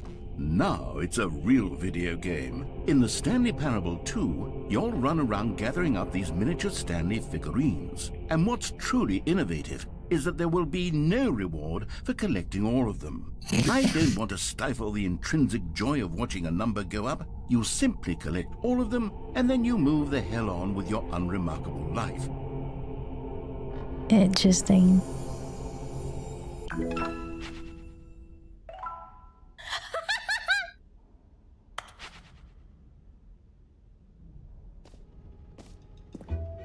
God, it really is the worst when you collect everything in a video game and then they give you a big fancy reward for it. Calling it the Stanley Parable 2 is just so much catchier than Ultra Deluxe, don't you think? Ultra Deluxe? What does it even mean? But oh goodness, Stanley, this is fairly awkward. I hate to do this, but before you leave, you really should go to the bucket exhibit. You see, there's a surprise I was going to spring on you later, and it involves the bucket. And I really do hate to break the illusion, but it's important that you go see the bucket, okay? All right, I'll get out of your hair now. It won't end infinity or hold. I still don't know which bucket is actually talking about.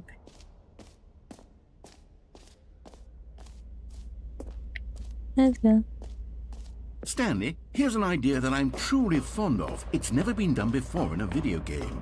This is, in fact, a hole that you can fall down forever. That's right. Infinite falling. You can fall until the end of time if you like. A stunning leap forward for video games as a You see, isn't it wonderful? One of my more ingenious concoctions, if I do say so. Now then, since you've gotten to see the infinite hole, you can press the teleport button to pop back up to the top, and we can continue onward. That's all.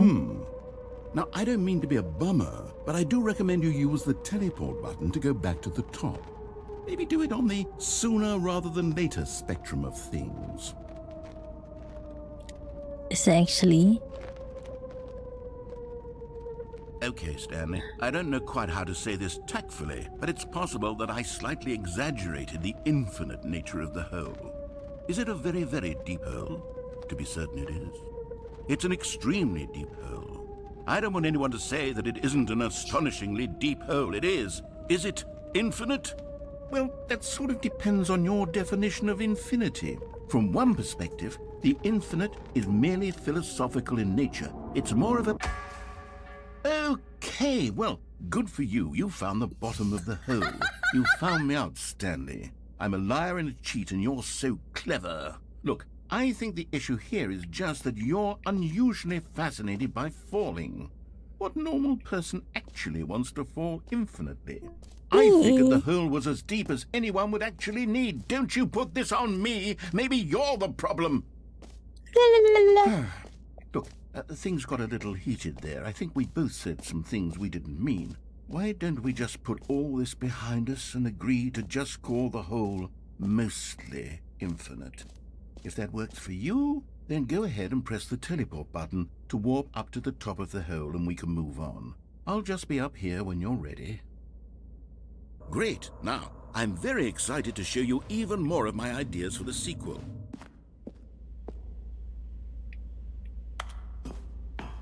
Do it again? Okay. Oh, for heaven. You see, I was right. The problem is you. The problem is that you like holes too much. Not normal. A normal person would have said, yep, that's an infinite hole right there. Goes on forever till the end of time. Don't need to see it all, but not you. Oh, no, no, no, no. You have a weird sort of... Oh. Did the hole seem even shorter to you this time? I couldn't help but feel like you spent a little less time in there than you did before. I mean, admittedly, I didn't make an infinite hole, but I didn't think it was that not infinite. Well, I suppose once again there's nothing to do here. If you decide you've had enough of the hole, you can hit the teleport button and come join me up above. Had enough? I'm positively thrilled. Again. Have so much more to show you and to talk about. Gosh, how could I have guessed? You're back in the hole. If this starts to become a thing where... Wow. Okay. That was fast! I'm starting to become extremely certain that the hole is not only not infinite, but that it's growing steadily less and less infinite. I suspect that I'm starting to hit the point where it's no longer feasible to call the hole infinitely deep, even by the lax overall standards for accountability in marketing. What's going on here? Stanley, I have no explanation for the uncertain nature of the hole's length. Here, let's try something. Let's pop back up to the top, and we'll see if it gets any shorter. Well, there it is. The shame of my lie has come to haunt. How is this still appealing to you? I know you're obsessed with holes, but at this depth, I just can't see this scratching the itch. Oh, who am I to judge? You just do whatever it is you're here to do and hit the teleport button when you're ready to move on. I can't teleport. Is the, teleport button not working? You sure? Yeah. Well, I mean, I really don't have an explanation. It was working just a moment ago. Try it again. Still nothing? Well, I suppose there is one thing I can do to fix this. I'm out. Goodbye, Stanley. You couldn't bear to be away from the hole, and now you'll get more time with it than you could ever have asked for. It's a win for everyone. You get to be with the hole, I get to do literally anything else. Take care, Stanley. I hope you and the hole have a wonderful rest of eternity together. God damn it.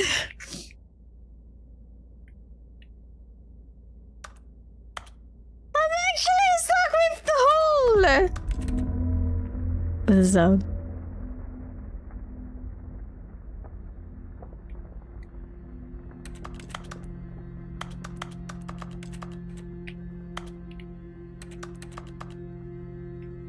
The job button really convenient right now. I use them all my job. Hey, it's going down.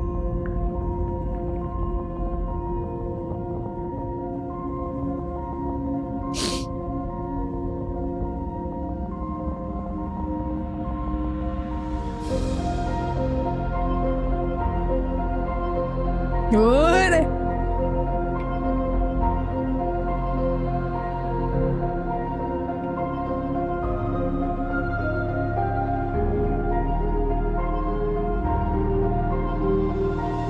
Change your perspective.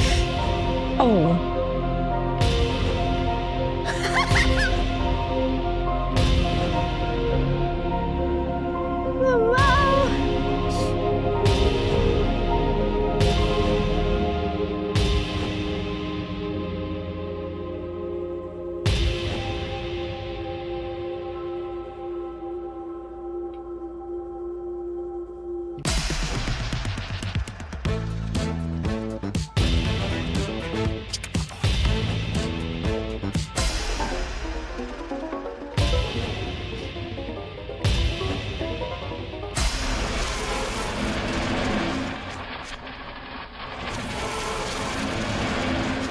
What the hell's going on? Change your reality.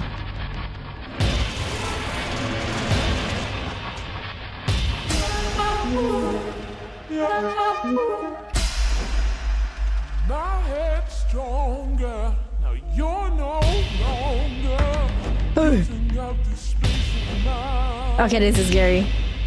My head's stronger. Change yourself? No longer using up the space of mind. Oh.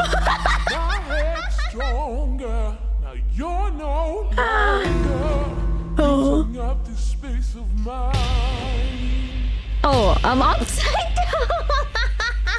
My head's stronger. Now you're no longer using up the space of mind. This is cute. I like this one. My head's stronger.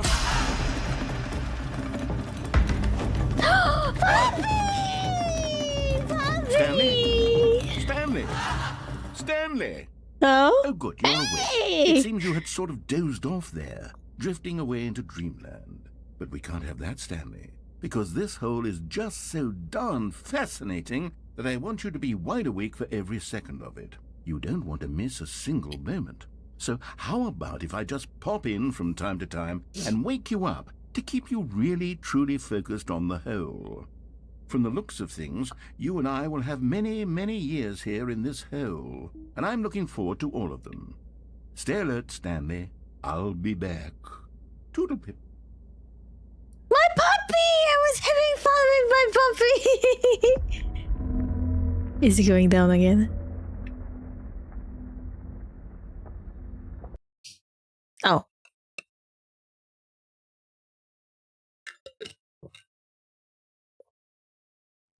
Oh. Here we are. Go on, try out some of the new features.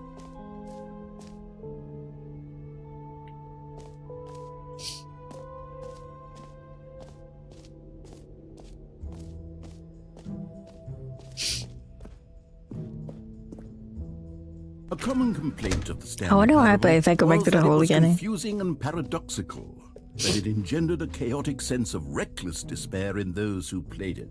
Well, I'm happy to say that after much consideration, I've engineered a clever solution to this fundamental problem with the game.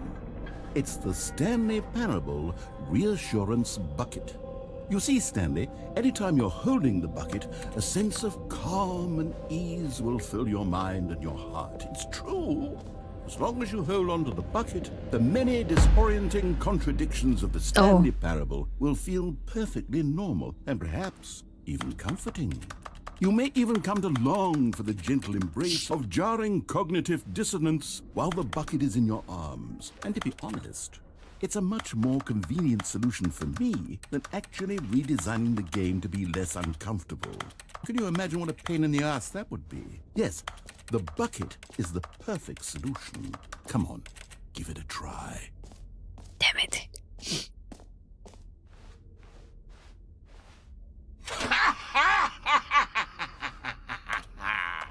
Can you feel it? The glow of comfort, even in the face of crushing despair, must already be sweeping through your body. And in fact, can I say that I do believe the bucket lends you an air of charisma as well?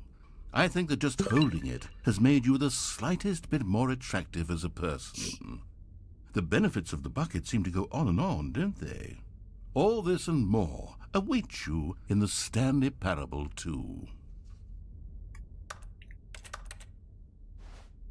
So I'll be holding buckets now.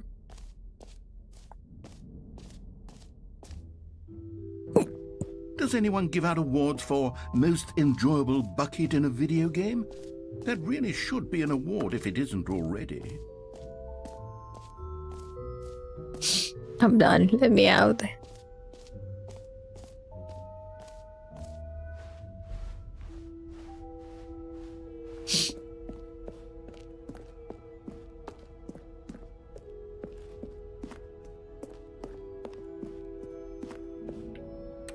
So back here.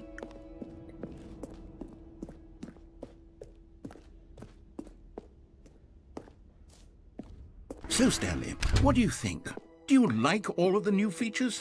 Yes, I know it's not No. exactly clear yet how exactly these features will come together as one single coherent video game, but I can feel it in my soul. It's going to work. There's definitely a good game in there somewhere. Say, let's do an experiment. I'll arrange these new features together, and we'll see whether or not it coheres into a meaningful gameplay experience. Okay. Are you ready? Here it is. I give you the Stanley Parable 2. Oh, it's the Holy. Well, I mean, there's potential here, right? It's sort of... Okay, never mind. Hold on, let me do a different arrangement. Okay, yes, this is much better. I feel good about this. Here we go. Version 2. It's happening. No. Who am I kidding, Stanley? This isn't a coherent video game at all. It's a lot of gags. And I do very much enjoy creating gags, but they don't add up to anything. I wanted more than anything to create a sequel that would capture all the magic of the first game. I wanted fans to love it. No matter how good these gags are, they won't stand on their own. They would need the structure and the gameplay of the original. Wait, maybe that's it. I can take the original Stanley Parable and simply, well, insert a few of my new features into it. Tastefully, of course. With respect. Oh, that just With sounds care for the Deluxe. vision and integrity of the original game. Would it possibly work? I suppose it could. But it would need a really, really tremendous title screen. A title screen that says with bold and uncompromising conviction, "This is the Stanley Parable 2. Let me see if I can whip something up. All right, perfect. Go ahead. Take a look.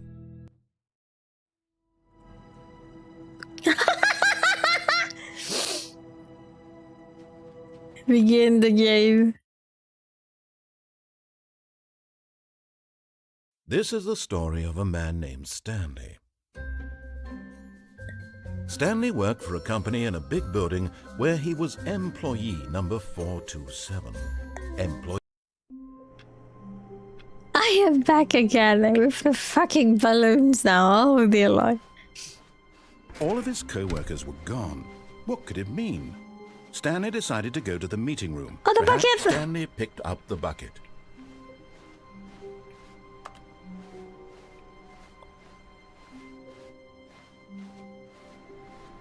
Stanley clung the bucket to his cheek. Could his co-workers really all be gone?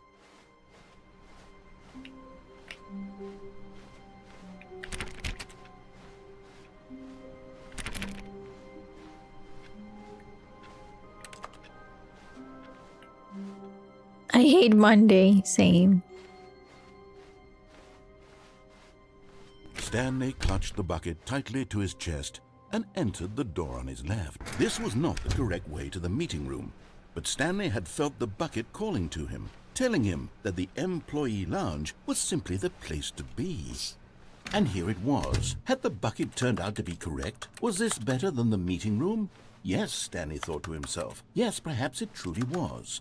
How insightful the bucket turned out to be. No, never mind. The bucket was wrong.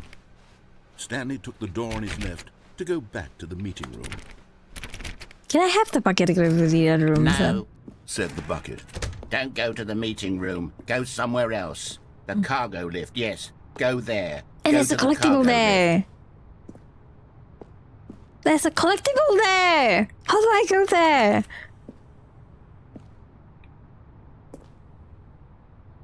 Oh, I can't jump. I finished all my jump button. God damn it.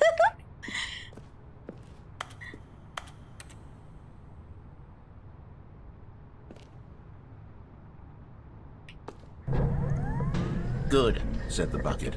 Now ride the lift all the way to the top. There's something up there I need you to do. Stanley did not question why or how this bucket was speaking to him. It should have alarmed him, of course, because buckets can't talk. But Stanley chose not to think about this obvious fact. He was firmly convinced that the bucket had spoken to him, and he unthinkingly did whatever the bucket asked.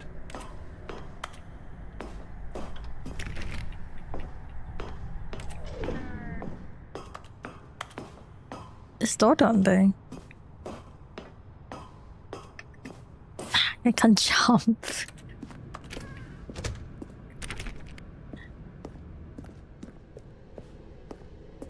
No, stop. Look there on the wall. You see, there's a sign right there. It says, no buckets past this point. Stanley, how could you think it was okay to bring the bucket here? Unless... No. What if the problem is that you actually don't know what is a bucket and what isn't a bucket? I suppose that would explain a lot about your behavior up to this point. Which, Yeah. if that's true, well, my goodness, I think we have to do something about it. This misunderstanding could have dire consequences on the entire rest of the game if not addressed quickly and properly. So much of the impact of the story is dependent on your understanding of what is and isn't a bucket. Please, step in here for a moment.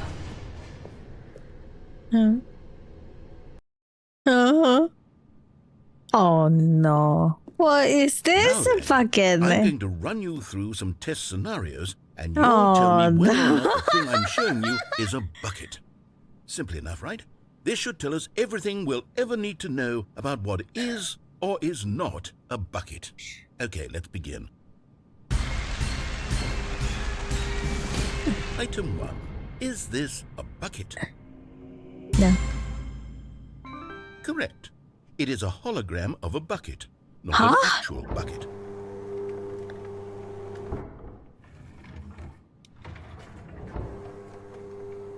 Item 2. Is this a bucket? Correct. It is a 3D printed recreation of a bucket, not an actual bucket. Oh.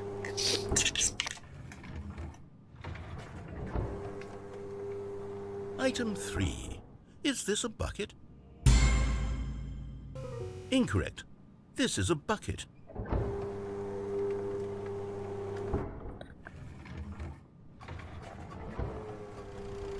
Item 4. Is this a bucket? Yes. Are you hallucinating? This is a tractor. It's an enormous machine that tills the earth. I thought this was a gimmick. How on earth did you manage to screw it up? Absolutely incredible. Let's just move on to the next one.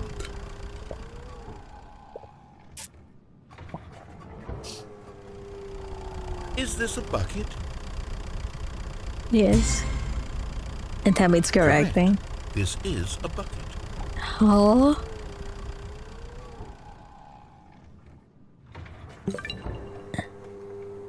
Item 6. Is this a bucket? No. Trick question. Both. Gotcha. You motherfucker. Item... Wait, hold on. I can't find the next one. Let me see. It should be around here somewhere. What? Yes, thank you. There's nothing here. Of course it isn't a bucket. We both know full well that nothing isn't a bucket. Wait, when I say nothing isn't a bucket, that makes it sound like I'm saying everything is a bucket, which of course is not true. Unless, is that what you think? Answer me straight, Stanley. Are you trying to tell me that you believe everything is a bucket? Yes. You know what? I'm too confused to even sort it out. I've lost all sense of perspective. What is a bucket? What isn't a bucket? Mere moments ago I could answer these questions with confidence. And yet now I'm somewhat adrift. Do any of us know what a bucket is?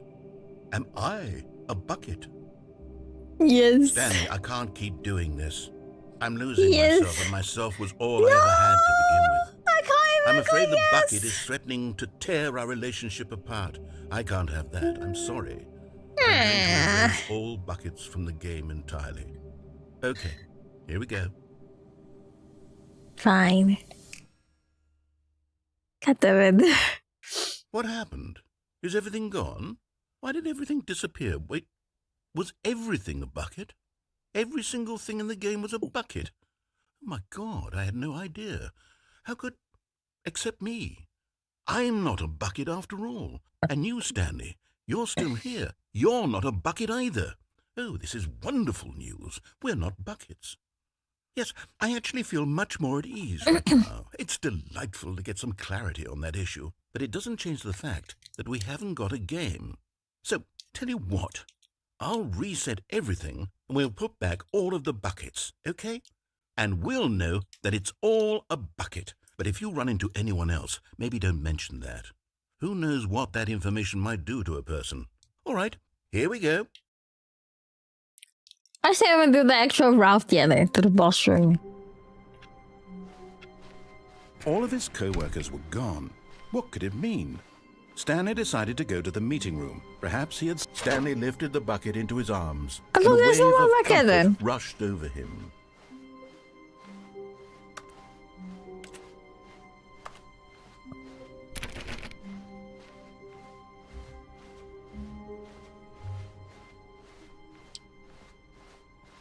Stanley clutched the bucket tightly to his... This was not the correct way to the meeting room, but Stanley had felt the bucket calling to him, telling him that the employee lounge was simply the place to be. And here it was. Had the bucket turned out to be correct? No, never mind. The bucket was wrong. Stanley took the door on his left to go back to the meeting room. No, Said the bucket. don't go to the meeting room. Go somewhere else. The cargo lift, yes. Go there. Go to the cargo lift. I can drop down here. Found one of the miniature Stanley figurines. Remember, no reward for collecting all of these, only the intrinsic pleasure of a job well done. You can't buy that sort of happiness, Stanley. God knows I've tried. So, I implore you to savor each and every moment you come across one of these beautiful figurines.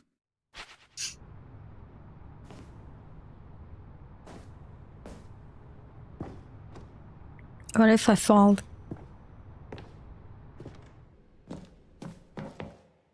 No. Oh?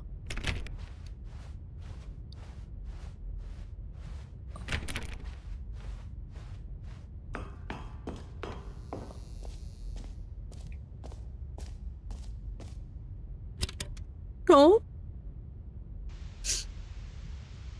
Okay, this is day number 295. Tape number... I don't even know. I've lost track. Nothing feels real anymore. The longer I study this bucket, the less sense anything makes.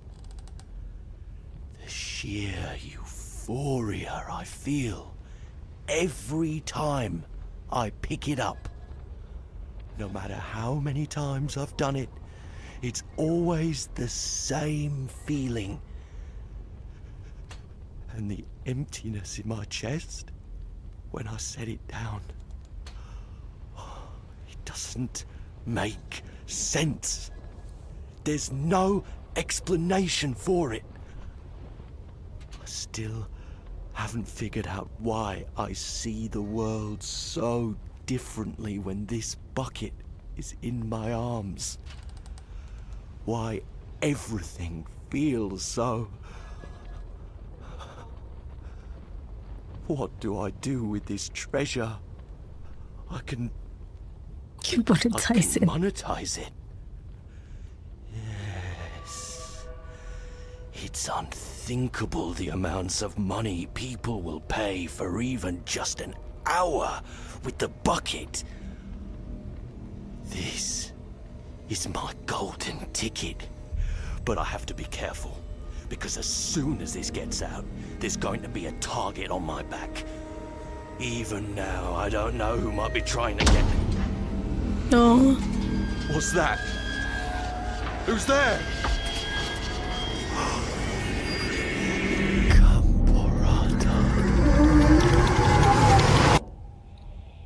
What's that supposed to mean?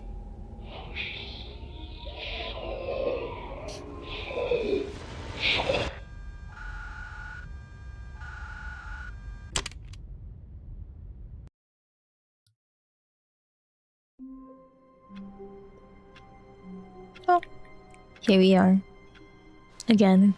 All of his co-workers were gone. What could it mean? Stanley decided to go to the meeting room. Perhaps he had simply... The confusion and the chaos all seemed to melt away as Stanley embraced the bucket. Stanley clutched the bucket tightly to his chest. This was not the correct way to the meeting room, but Stanley had felt the bucket calling to him, telling him that the employee lounge was simply the place to be. And here it was. Had the bucket turned out to be correct? No, never mind. The bucket was wrong.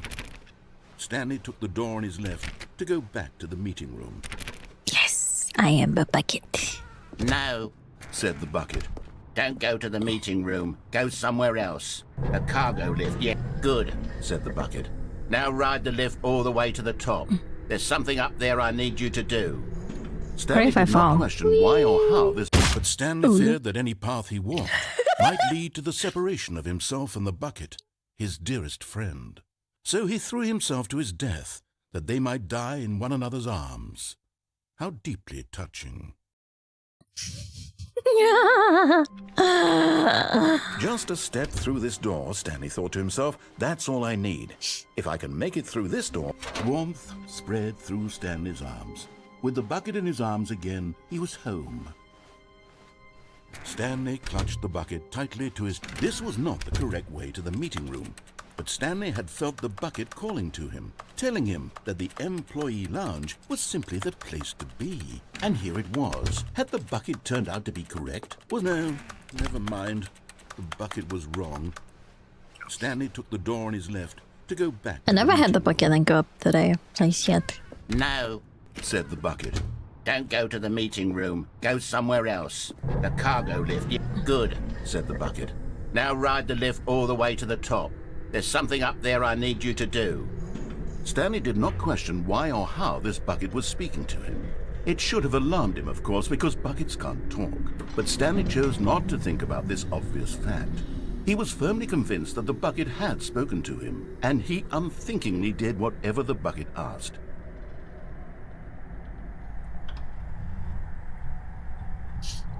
In here, said the bucket. Go into this dark room over here. Stanley once again obeyed blindly. Now pick up the phone, said the bucket. Pick up the phone and it will take us back home, where we can go about life together. If I don't pick up the phone...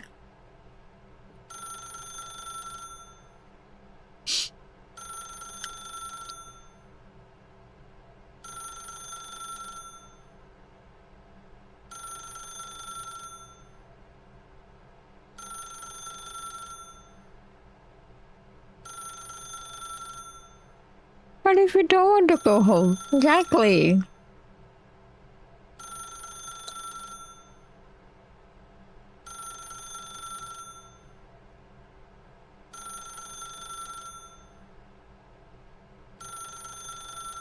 I'm gonna fall asleep.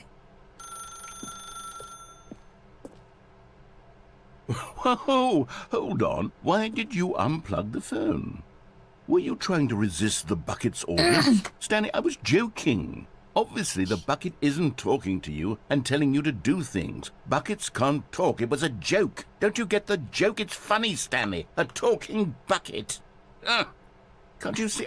Oh, goodness. I must have really bungled up the delivery if you actually took me seriously. Where did I mess up the joke? Should I have paused for longer or spoken quicker? Comedic timing is so difficult. I wish I were better at it. But there isn't exactly an instructional video on comedy that one can watch to fully... Oh, wait, yes, there is. It's sitting right here. Let's take a look. What is comedic timing? What is comedic timing? How does it work? How long should it last?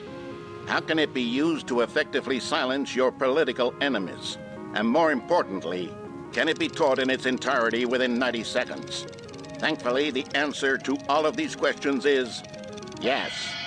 Let's dive deeper. If you've ever told a joke or made someone laugh, in all likelihood, you did it while standing 50 to 80 centimeters from them in a room of no more than 76 degrees Fahrenheit, with one of your arms raised straight upward at a 15-degree angle from your body. These are the optimal conditions for good comedic timing. To begin the joke, start by stating and spelling your name. Next, provide a brief synopsis of the joke, including the specific times at which the recipient of the joke will laugh, and then spell out your name a second time. With these steps complete, it's time to begin the humor. Speak the entire joke in no more than 18 seconds and no less than 13 and a half, pausing only for bathroom breaks when necessary. When the joke has concluded, it is customary to inform your listener that the joke is over by declaring in your loudest possible voice, "I'm Dunny with the funny." Let's practice screaming, "I'm Dunny with the funny" now. I'm Dunny with the funny. This saying is a perfect example of expectations management, which is the cornerstone of good comedy. Finally, it's time to hand out surveys. Collecting hard data from your audience on how rapt they were throughout the joke is the only way to grow or learn as a comedian. An effective survey should be no less than 10 pages long and should include the same question reprinted several times, just to ensure the survey taker is actually paying attention and not simply filling in answers at random. And that's all there is. With these strategies at your disposal, you'll have audiences doubled over in laughter and even tripled over in laughter in no time at all. Just remember to let them stop laughing at some point, you gut-busting little scamp. After all, we're each of us needed on the front lines of the war to fight the 12-legged invader who threaten our very existence, and who very likely die in a hailstorm of bullets and mandibles. All of us must be prepared to give our lives to this noble cause, just as our children must do after us, and their children after them. Godspeed, and may Earth reign supreme. Hey, goodness, this video is a little outdated, isn't it? Well, no matter. I think the fundamentals of proper comedic timing are still as relevant today as they were back then. So with that in mind, I believe the only way forward is for us to return to the two doors and walk through all of this again, so I can try telling my story with more appropriate comedic delivery. Come along, let's head back. Thank you. Oh, dear Lord.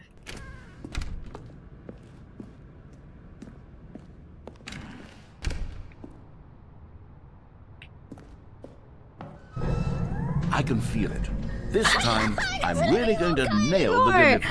You'll be in stitches. A talking bucket, you'll say? How ridiculous. How absurd. It doesn't let me jump anymore. What the heck? Comedy. That's what you'll call me. Thank goodness we have the instructional video. Otherwise, who knows where we'd be right now. Well, I wouldn't be the king of comedy, that's for sure. The bucket spoke to Stanley. The bucket spoke. The bucket spoke. Oh, I'll figure it out on the fly. No need to overthink things.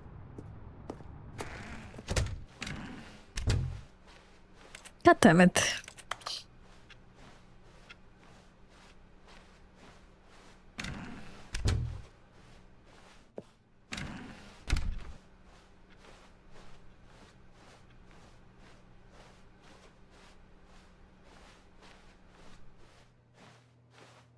Huh?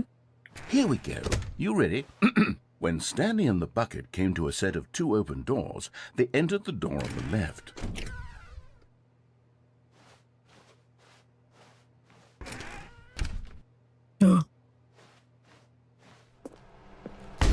What?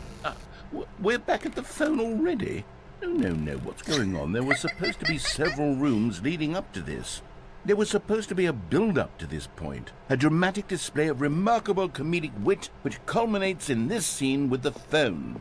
But now the timing's completely off. The joke will never land. Well, not the way it was meant to. And it's all my fault. I must have forgotten that the phone room comes immediately after the 2 doors room. What an egregious mistake. I've made a fool of myself. I don't deserve the title of King of Comedy. I'm nothing. I'm not even the lowliest joke-telling whelp. I think I need to go back and rewatch that instructional video again. Yes, surely that will help me improve my... Hey! Here we go. You ready? When Stanley and the bucket came to a set of 2 open doors, they entered the door on the left. What if I go to the right again?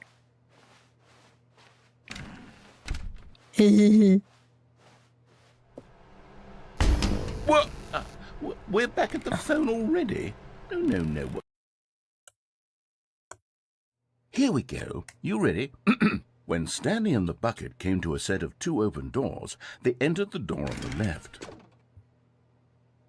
And I go to the right again.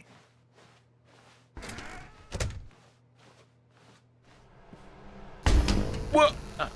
We're back at the phone already? No. Yueri heart, Here we Yueri go. tail. You ready? Thank you! Thank you so much, Thank you for letting me up tier 3 for 54 months. Thank you. Welcome back. Stanley and the bucket came to a set of 2 open doors. They entered the door on the left. Is it gonna repeat the same thing? What? We're back at the phone already? No. Yeah, it's the same. It's been 3 times Here I we walk go. into the You right, it's the ready? same. When Stanley and the bucket came to a set of 2 open doors, they entered the door on the left. But what if I'm going to the right again? Fuck it. What? We're back at the phone already? No. Okay, Here we I go. guess I have to You go to the ready? left. When Stanley and the bucket came to a set of 2 open doors, they entered the door on the left. No. You were supposed to go through the door on the right, leading back to the phone. Did you not even look at the instructional video? I think this is all covered very clearly. There's no way I can make the comedic timing work now. It's done. The joke is completely done and over. It's all your fault, Stanley. I'm going to be ridiculed in the community of other joke writers. I'm going to be shamed at every one of our meetings from now on. All because you couldn't watch a simple video and take a hint. Are you proud of yourself for bringing me down, Stanley? Are you proud?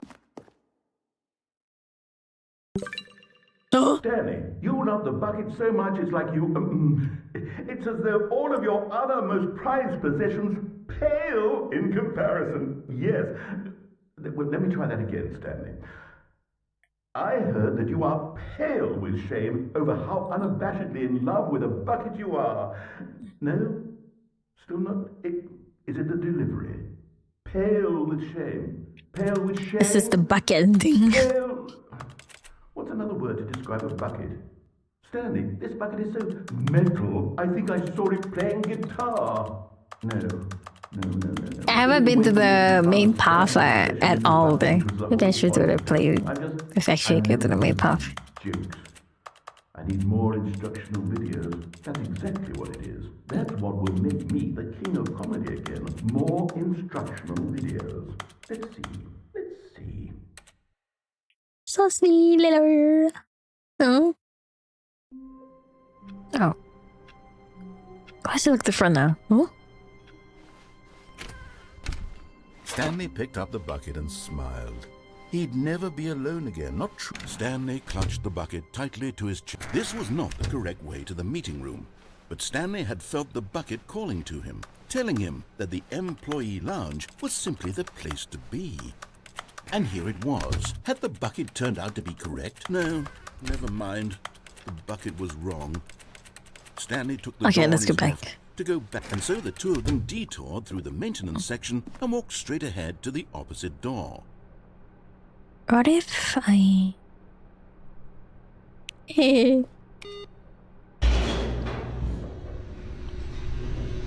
This time is different. Now we're for bucket now. Oh, good, Stanley. I'm glad you found your way here. I knew you'd find this place eventually. Oh, the book of You them. see, your friends and I are concerned for you, Stanley. We've come together here because we care about you very much. It's this bucket you're carrying around everywhere. The bucket isn't even from the original Stanley Parable. It's just sequel content. We're the ones that matter, Stanley. Classic characters from the first game, like the Adventure Line and the Broom Closet. Because that's what fans want from a sequel. They want more of their favorite jokes, not this bucket that they've never seen before. Yes, I know I'm the one who gave you the bucket, but you're spending too much time with it. Don't you want another story involving the Adventure Line? We could make the Adventure Line go somewhere new. Yes, yes, that's what the fans want. Let's do it. Stay in there. Look at that wacky line. Who knows where it'll go off to next? Oh, and it played some silly music as well.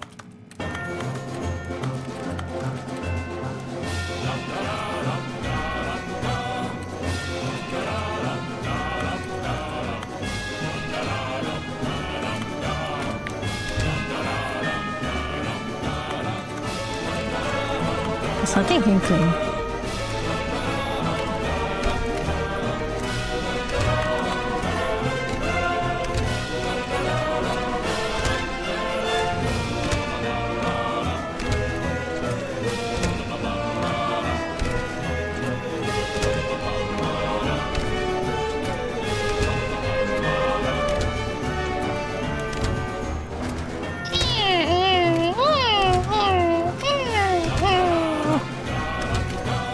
What am I supposed to do?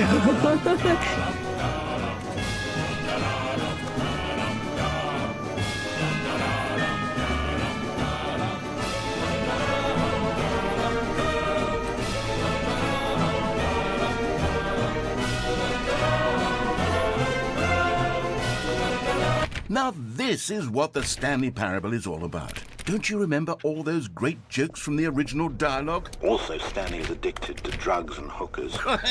Yes, it's as classic now as it was back then. Let's do it for the fans, Stanley. Let's give them more content exactly like this.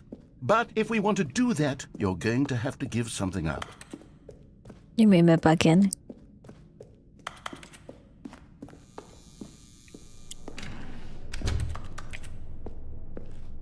Don't you get it, Stanley? We need to get rid of the bucket. That's why I'm very proud to introduce a brand new character. This is the Bucket Destroyer. Bucket Destroyer! I think it'll make a wonderful new addition to the rich lore of the Stanley Parable. True, it also was not in the original game, but it's such a well-fleshed-out character with so much personality that to me, it already feels as though it's been part of the cast all along. Don't you agree? Can you guess what the Bucket Destroyer does? Surely you don't need me to spell it out for you. Go ahead now, Stanley. Say goodbye to the bucket, and then pop it into the machine when you're I think ready. it's because I have the bucket then. That's why the story is different. Now listen to me. It's crucial that you give it the bucket. I don't know what the Bucket Destroyer will do if it can't destroy your bucket. Destroying buckets is all it knows. That is its singular personality trait. Sure, I can hear you saying, how does a character with only one personality trait deserve to join the pantheon of beloved Stanley Parable characters? Well, you see, if you were to really explore the Bucket Destroyer, you would see that its desire to crush buckets is so densely loaded with complexity and nuance that it's really like 10 personality traits. You can't really What drop other it. I object can't in drop this game it. Can you even say that about? The Broom Closet? Certainly not. I wonder what sort of Bucket Destroyer merchandise the fans will be clamoring for after this. I clicked it. It doesn't let me put it in. Is getting very upset now. You'll have to hurry and feed it. We can't get back to the classic Stanley Parable characters like the Adventure Line or the Bucket Destroyer until you crush that damn bucket. Quickly now. The fans are waiting. Do it, the fans, Stanley. Give the fans what they want. Hurry and... Oh well.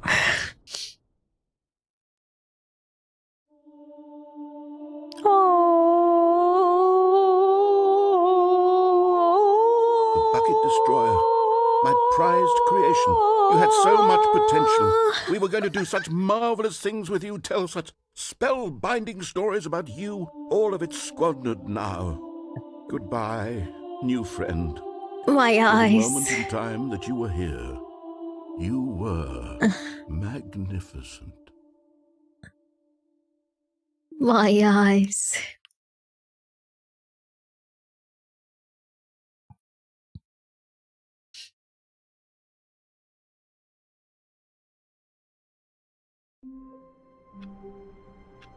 Oh. The meeting room. Yes, that's where everyone would be.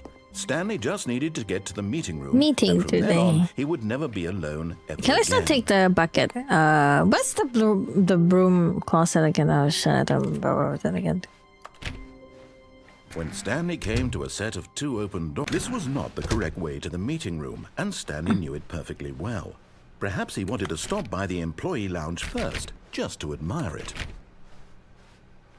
It was okay. But eager to get back to business, Stanley took the first open door on his left. Where? Oh.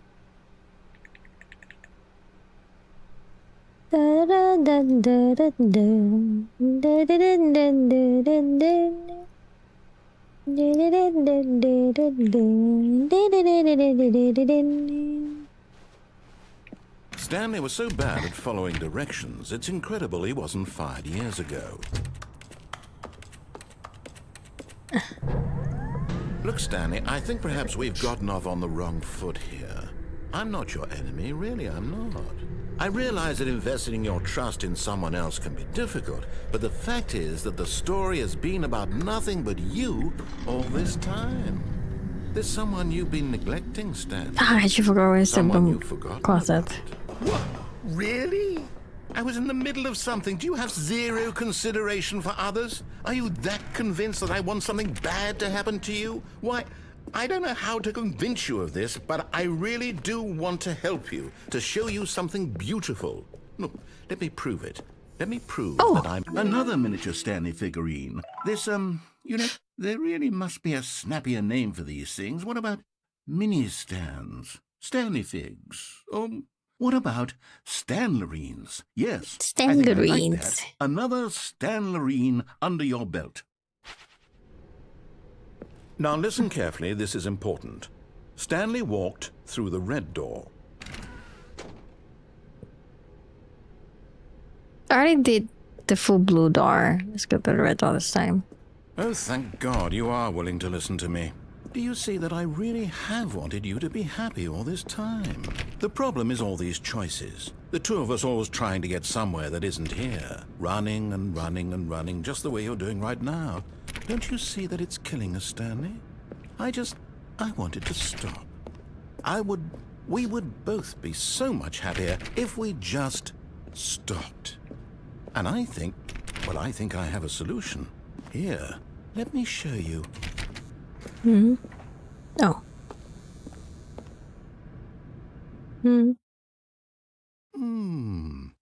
What do we want? What are we looking for? Here. Yes. Oh, it's beautiful, isn't it? If we just stay right here, right in this moment with this place, Stanley, I think I feel happy. I actually feel happy. I don't. Okay, let me go. No, wait. Where are you going? Oh, no. Stay away from those stairs. If you hurt yourself, if you die, the game will reset. We'll lose all of this. Please, no, Stanley, let me stay here. Don't take this from me. Please, Stanley, think about what you're doing. I'm doing a flip, guys. No! Hey, Oh, thank God. You lived. one more time. No, what are you doing, Stanley? Please, I'm asking you not to take this away from me. I can't go back to what I was before. If you die, we'll both go back. Why are you doing this? Backflip this time. Oh. Stanley, let's go back to the other room. Can you do that for me? My God, is this really how much you dislike my game? That you'll throw yourself from this platform over and over to be rid of it? You are literally willing to kill yourself to keep me from being happy. Another one, another one, another one, another one, another one. Or maybe you're just getting a kick out of it. I don't know anymore. I just wanted us to get along. But I guess that was too much to ask. It looks like you wanted to make a choice after all. Well, this one is yours. Oh, my bag! Gonna drop down and be like, oh, my bag! Is it over? It's going to restart, isn't it? I'm going back. I still don't know where's the broom closet. So what the hell is the broom closet? I forgot what was said. Wait, Stanley thought to himself. Am I sure that the orders stopped coming in? For him to How left is that room. possible? They never stopped. Surely I was mistaken. Maybe I shouldn't take the bucket. The bucket probably triggers different thing. When Stanley came to a set of 2 open doors, he entered the door on his left.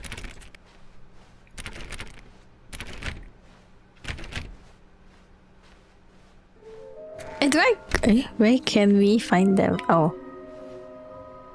Do we go down and stuff? Oh, yeah. Oh, no, no, not again. I won't be part of this. I'm not going to encourage you. I'm not going to say anything at all. I'm just going to be patient and wait for you to finish whatever it is you enjoy doing so much in this room. Please take your time. Okay.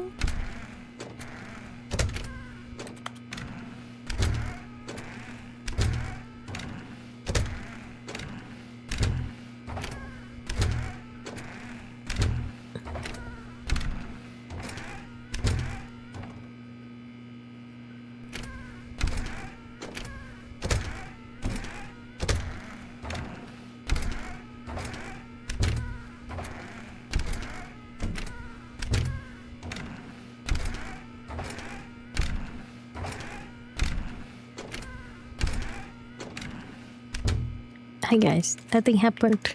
Wano.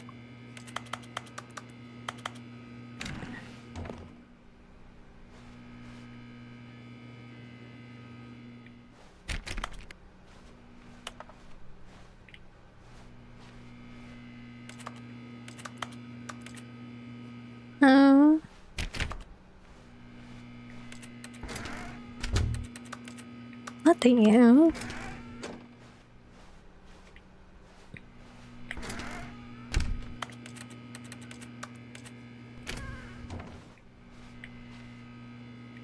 I'm up, I'm in, I'm up, I'm in.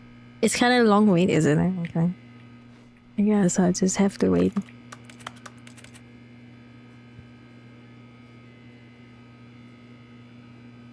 Tea break, guys.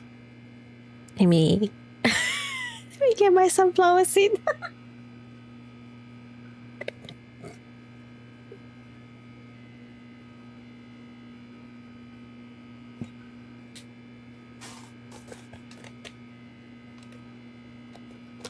Yeah, grab my snacks while waiting.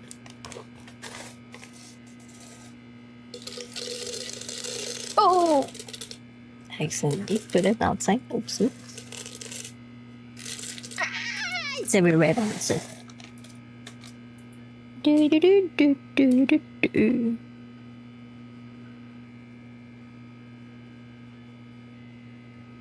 Do do do do do do do. Do do do do do do do. Do do do do do do do do do.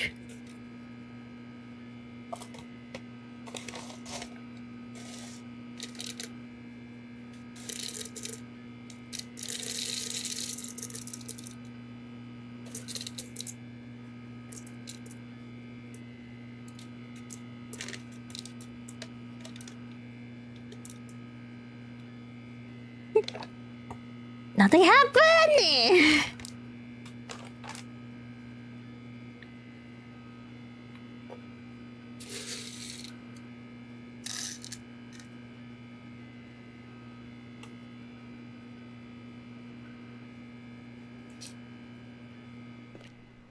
I'm falling asleep. Never mind.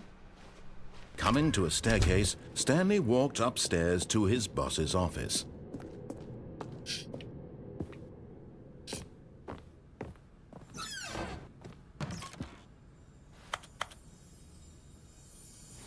Oh. Okay, I'm going back to the name of these little Stanley figurines, and now I'm torn between Stanlerines and Figlies. What do you think, Stanley? What name better encapsulates the intrinsic sense of happiness that you get from seeing a small number in the corner of your screen go up by 1? Let me sit on it. I'm sure it will come to me. I like it.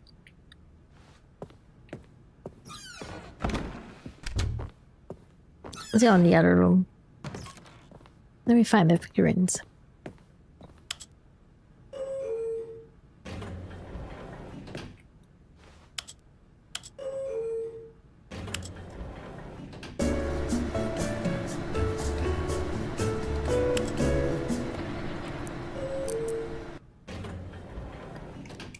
Yeah, man, the elevator still looks the same. Stepping into his manager's office, Stanley was once again stunned to discover not an indication of any human life. Stanley was in such a rush to get through the story as quickly as possible, he didn't even have a single minute to just let the narrator talk. That kind of anxiety isn't healthy, so he relaxed for a few moments with some calming New Age music. Damn. It doesn't even let me sphere hunted, damn it. Feeling soothed and rejuvenated, Stanley calmly walked forward into the opened passageway.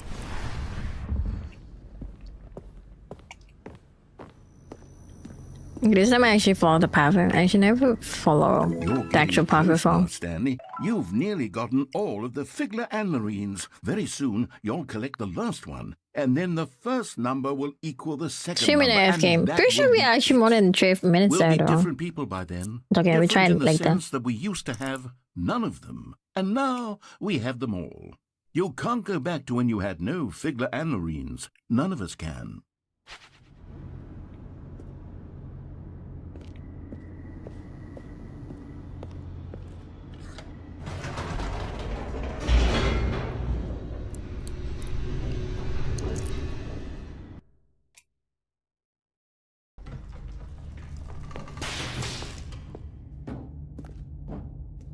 Stanley walked straight ahead through the large door that read Mind Control Facility.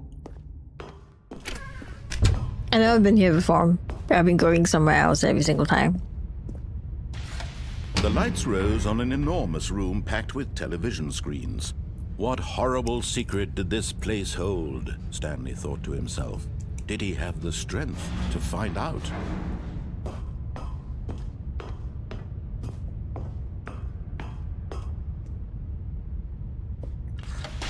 Now the monitors jumped to life, their true nature revealed. Oh, that bit's the one path that I always came in. Building. Stanley's co-workers.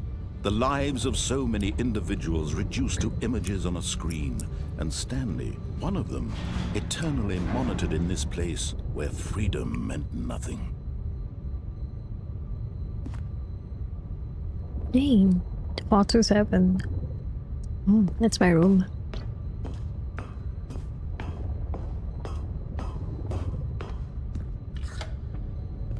This mind control facility, it was too horrible to believe. It couldn't be true.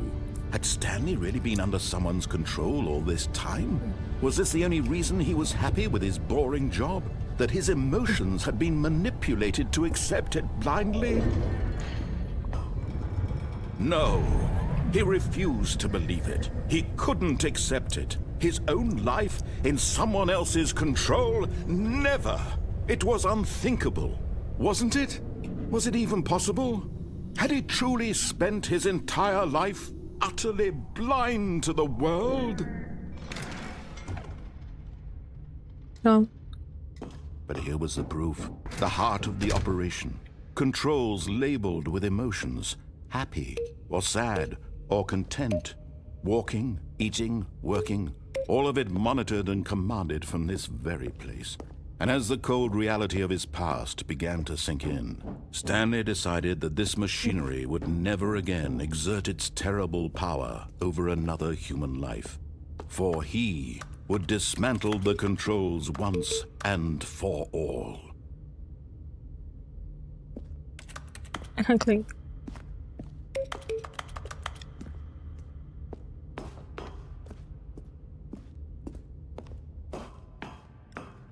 Oh wait, it's input.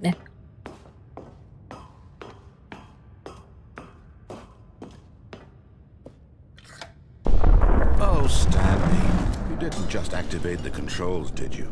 After they kept you enslaved all these years, you go and you try to take control of the machine for yourself. Is that what you wanted? Control?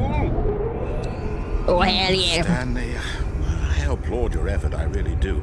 But you need to understand, there's only so much that machine can do. You were supposed to let it go, turn the controls off, and leave. If you want to throw my story off track, you're going to have to do much better than that. I'm afraid you don't have nearly the power you think you do. For example, and I believe you'll find this pertinent, Stanley suddenly realized he had just initiated the network's emergency detonation system. In the event that this machine is activated without proper DNA identification, nuclear detonators are said to explode, eliminating the entire complex. How long until detonation then? Let's say, 2 minutes. Ah, now this is making things a little more fun, isn't it, Stanley?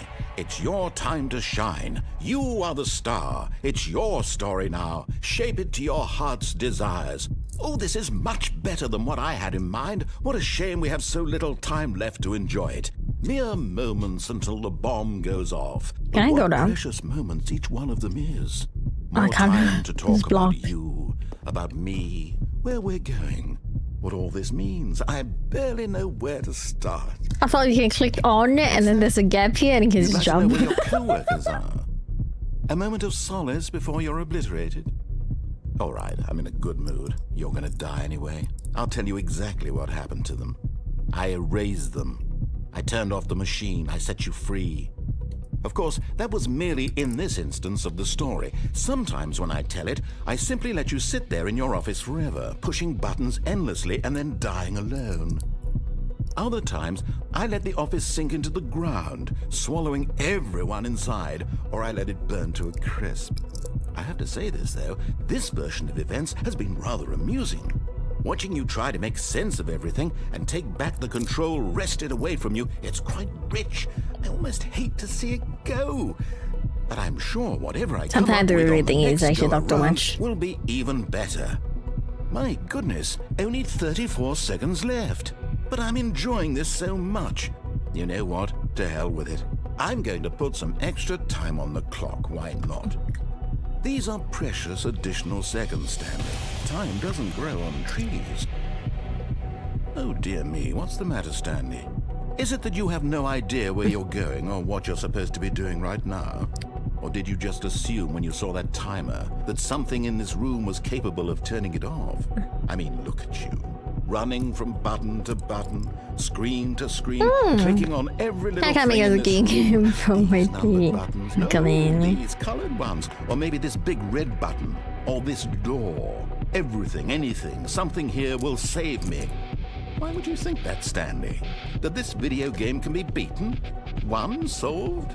Do you have any idea what your purpose in this place is? Stanley, you're in for quite a disappointment. But here's a spoiler for you. That timer isn't a catalyst to keep the action moving along. It's just seconds ticking away to your death. You're only still playing instead of watching a cutscene because I want to watch you for every moment that you're powerless. To see you made humble. This is not a challenge. It's a tragedy. You wanted to control this world, that's fine. But I'm going to destroy it first, so you can't. Take a look at the clock, Stanley. That's 30 seconds you have left to struggle. 30 seconds until a big boom and then nothing. No ending here. from being blown to pieces? Will you cling desperately to your frail life, or will you let it go peacefully? Another choice. I'm still waiting for it to explode. It's taking forever. It's all the same to me, all a part of the joke. And believe me, I will be laughing at every second of your inevitable life from the moment we fade in until the moment I say, happily ever after. Woo.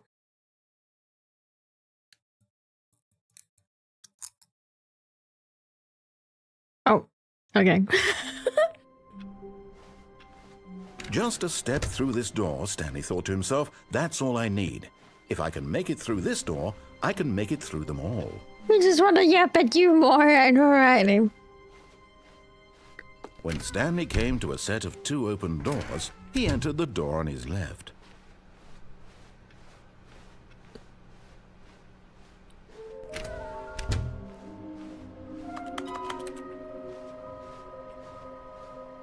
Hey!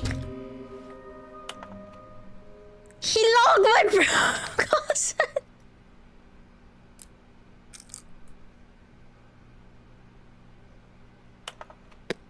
Then he said 30 seconds to struggles. Yeah, he's eating popcorns. Yes, and my closet, for fuck's sake. Coming to a staircase, Stanley walked upstairs to his boss's office. Hi, something. Okay, I think we all know the drill by now. Blah, blah, blah. Dark secrets, the keypad. Stanley pushes some buttons. Oh, hey, look, it's a new passageway. Sit, please. Thank you. I don't know if I click up. No, I can't.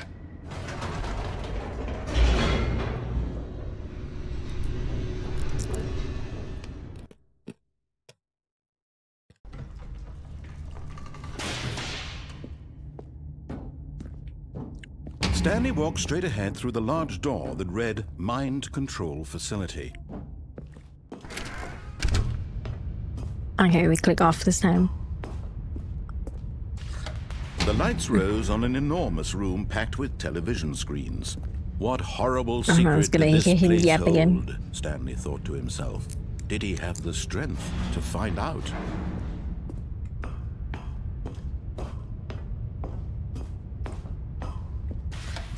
Now the monitors jumped to life, their true nature revealed. Each bore the number of an employee in the building, Stanley's co-workers. The lives of so many individuals reduced to images on a screen, and Stanley, one of them, eternally monitored in this place where freedom meant nothing.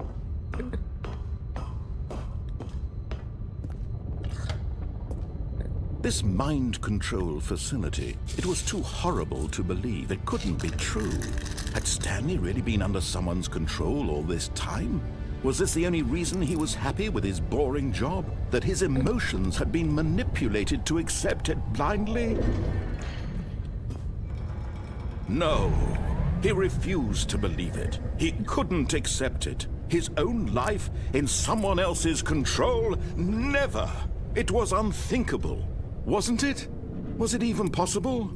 Had he truly spent his entire life utterly blind to the world? But here was the proof. The heart of the operation. Controls labeled with emotions. Happy, or sad, or content. Walking, eating, working. All of it monitored and commanded from this very place. And as the cold reality of his past began to sink in, Stanley decided that this machinery would never again exert its terrible power over another human life. For he would dismantle the controls once and...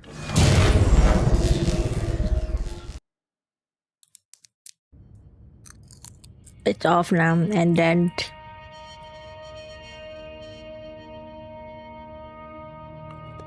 blackness, and a rising chill of uncertainty. Was it over? Yes. He had won. He had defeated the machine, unshackled himself from someone else's command. Freedom was mere moments away. And yet, even as the immense door slowly opened, Stanley reflected on how many puzzles still lay unsolved. Where had his co-workers gone? How had he been freed from the machine's grasp? What other mysteries did this strange building hold? But as sunlight streamed into the chamber, he realized none of this mattered to him, for it was not knowledge or even power that he had been seeking, but happiness. Perhaps his goal had not been to understand, but to let go. No longer would anyone tell him where to go, what to do, or how to feel. Whatever life he lives, it will be his. And that was all he needed to know. It was perhaps the only thing worth knowing. Stanley stepped through the open door.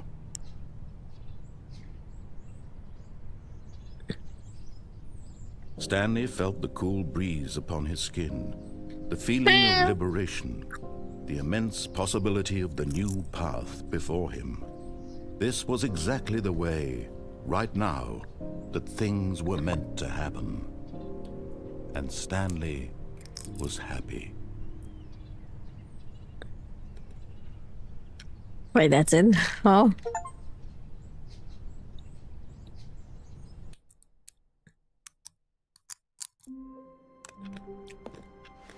Stanley had never seen the office this brightly lit. Was it a sign of something? He hoped it was. He hoped very much that it was. Like, you mean the broom closet? When Stanley came to a set of 2 open doors, he entered the door on his left. What happens if you don't listen to narrators? You achieve different endings. I already did a lot of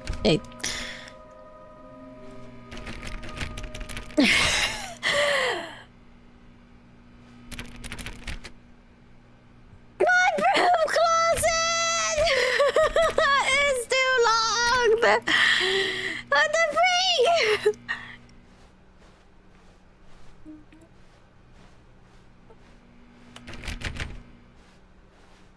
Puta madre. Coming to a staircase, Stanley walked upstairs to his boss's office.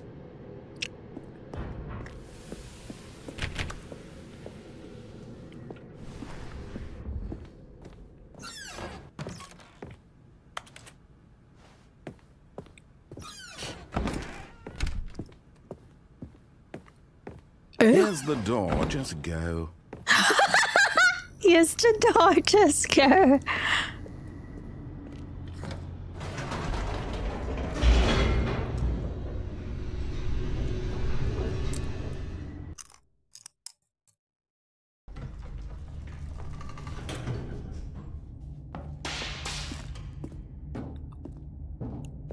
Stanley walked straight ahead through the large door that read Mind Control Facility. Although this passageway had the word escape, Already been through here before. the truth was that at the end of this hall, Stanley would meet his violent death. The door behind him was not shut. Stanley still had every opportunity to turn around and get back on track. At this point, Stanley was making a conscious, concerted effort to walk forward and willingly confront his death.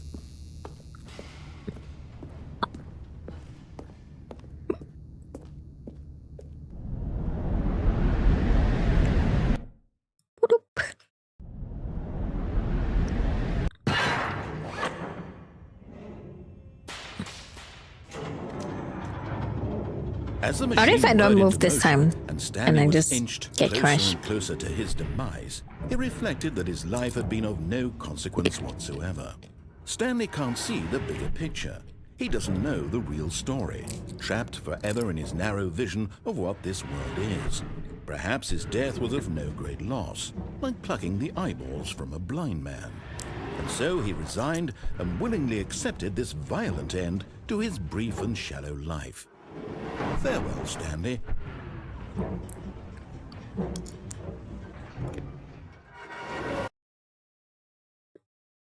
"Farewell, Stanley," cried the narrator, as Stanley was led helplessly into the enormous metal jaws. In a single visceral instant, Stanley was obliterated as the machine crushed every bone in his body, killing him instantly. Oh. And yet it would be just a few minutes before Stanley would restart the game, back in his office, as alive as ever. What exactly did the narrator think he was going to accomplish? When every path you can walk has been created for you long in advance, death becomes meaningless, making life the same. Do you see now? Do you see that Stanley was already dead from the moment he hit start?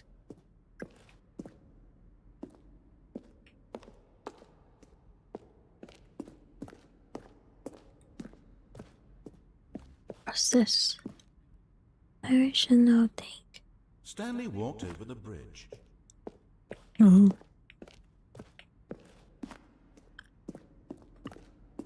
Stanley did not look at the first time chatter. I mean,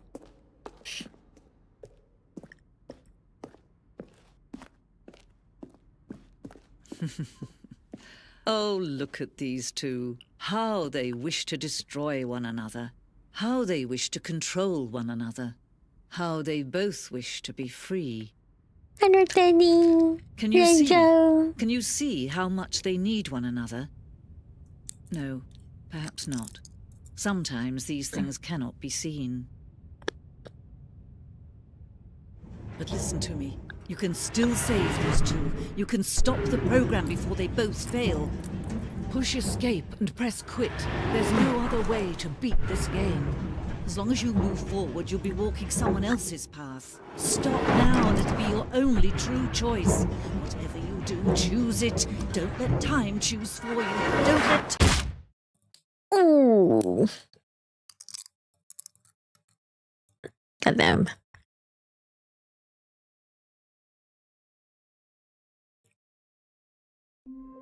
Your eyes are very pretty, by the way. Thank you. My broom closet, though. Were gone. My broom closet is long. Stanley decided to go to the meeting room. Perhaps he had simply missed a memo.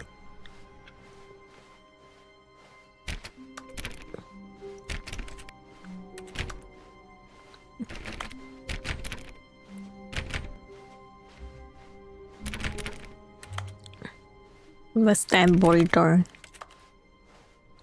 When Stanley came to a set of two open doors, he entered the door on his left. Which door haven't been yet? Let me think. Let me try. This was not the correct way to the meeting room, and Stanley knew it perfectly well. Perhaps he wanted to stop by the employee lounge first, just to admire it. It was okay. But eager to get back to business, Stanley took the first open door on his left. Already went down there. Stanley was so bad at following directions, it's incredible he wasn't fired years ago. Look, Stanley, I think perhaps we've gotten off on the wrong foot here. I'm not your enemy, really, I'm not. I realize that investing your trust in someone else can be difficult, but the fact is that the story has been about nothing but you all this time. There's someone you've been neglecting, Stanley. Someone you've forgotten about. What? Really? I was in the middle of something. Do you have zero consideration for others? Are you that convinced that I want something bad to happen to you? Why, I don't know how to convince you of this, but I really do There's want actually to help no you, bucket to past show this you something point. beautiful. Look, let me prove it. Let me prove that I'm on your side. Give me a chance. Now listen carefully, this is important. Stanley walked through the red door. Aha, perhaps you misunderstood. Stanley walked through the red door. Red door? I still don't think we're communicating properly. Stanley walked through the red door. Surprise! There's a blue door at the back. All right, fine. Go ahead, Stanley. You want to know so badly what's out there? You want to find out what lies at the end of this road you've chosen? Well, don't let me stop you. You see? There's nothing here. I haven't even finished building this section of the map because you were never supposed to be here in the first place.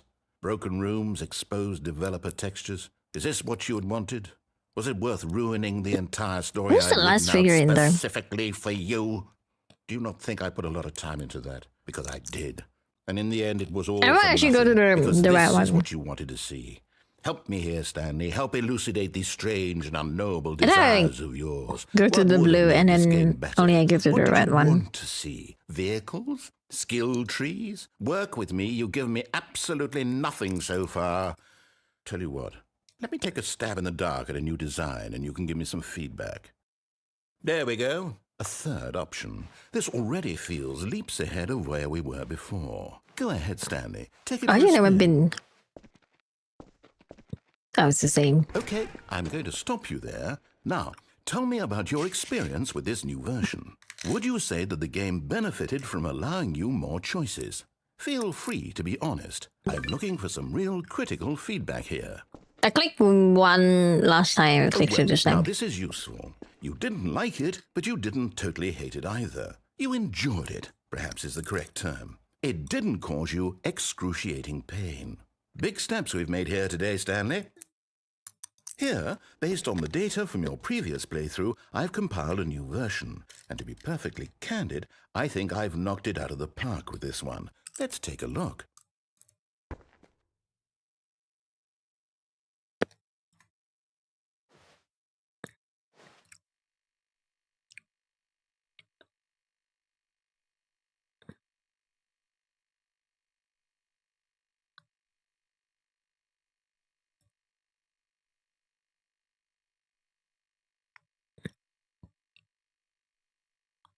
How am I?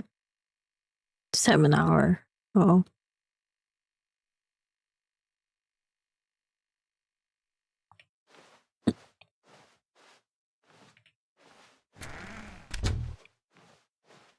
Now, would you say that competitive leaderboard helped you feel motivated to keep walking through doors? Again, honest answers, please.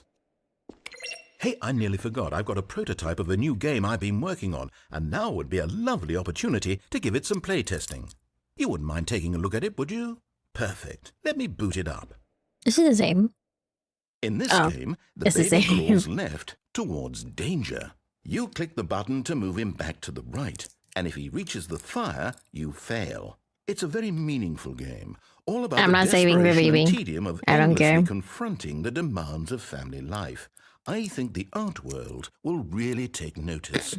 But of course, the message of the game only becomes clear once you've been playing it for about 4 hours. So why don't you give it 4 hours of play to make sure it's effective? Be sure to keep notes on your experience. Bye, baby.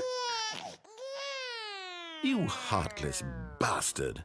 Did you do it because you hate babies or purely to spite me? Because if it's the latter, well, I don't know what to do. I'm completely out of ideas. I can't think of a single thing that might improve the experience for me. I'm not even going to try. I'm out. I'm done. It's over. Thank you for playing. Your input was extremely valuable. Oh, hey, since my game was so awful, why don't we play someone else's game, just to ease the pain? Let's see. What do we have here? Yes, this seems like it'll work. Let's give it a shot.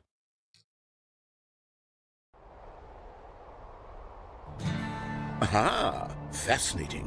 What do you think this game is about, Stanley? What's our backstory? What is our motivation? Well, it seems obvious to me that you are meant to play as a creepy man spying on innocent civilians below you from up high in your creep tower, perhaps for some sort of twisted erotic purpose. Yes, that must be it. What a fascinating venture into the experience of total mental depravity. I wish So far, no. I love I'm just a everything about creep. this game, Stanley. And it Have seems a there's even twisted more. erotic Come, purpose. let's venture outward and see what else is out there.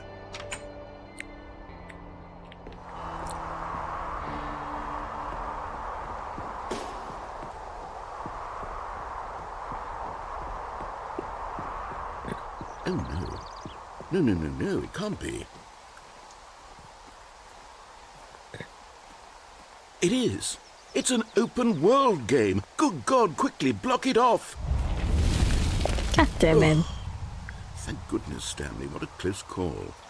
You nearly wandered off into that thing. That big, open, just wandering around. No right or wrong directions. No path to follow. You can just go in any... Oh, thank heavens we avoided it. We're out of the woods now, Stanley. Okay, I'm going to get us out of here. Let's find another game. Preferably I something see a hole with something at the with end. nice, big, insurmountable walls. Okay, I think this will be just the thing. Oh, this one. This one is See, straight this away is dropped exactly down what to I the had in hole. mind. Just a nice big box for you to run around in. There isn't any possibility that you could get lost here. Now this is game design. Stanley, if you manage to get lost in this game, I will be phenomenally impressed. Okay, so what exactly do we do here? Let's see. There are lots of cars here in the back, but obviously there's no racetrack. Whoa, you Okay, see I'm a seeing that hole there's a under the ball wall of some and you kind want it back here. in. Is this game sports ball? Stanley, I think it's sports ball. Oh, what fun. Nothing bad, We shall okay? run the bases and do a touchdown together. Yes, I think surely we must. Okay, Stanley, here's the ball. Have fun. I went down right away. This time, we do a backflip. Bye-bye. Hold on. What are you doing?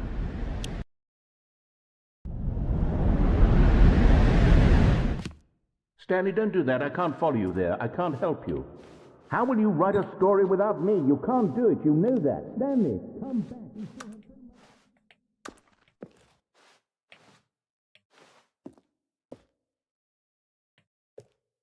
You're just gonna fall down to somewhere else. Will it change anything if I just stay here until the time is and do nothing?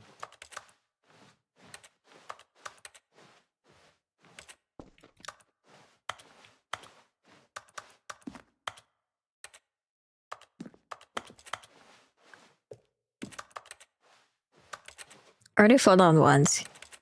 I don't know what else I should do actually.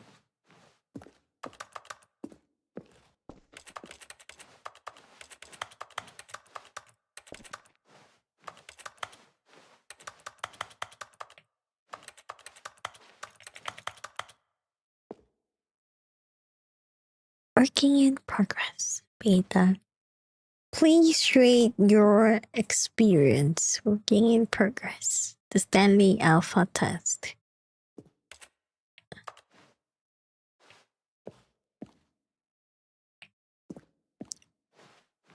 Is it nothing gonna happen if I don't move at all? Do I have to fall?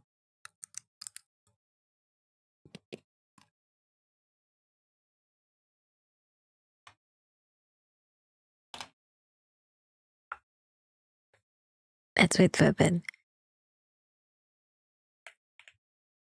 I'm gonna play you guys some elevator music while waiting. Elevator music.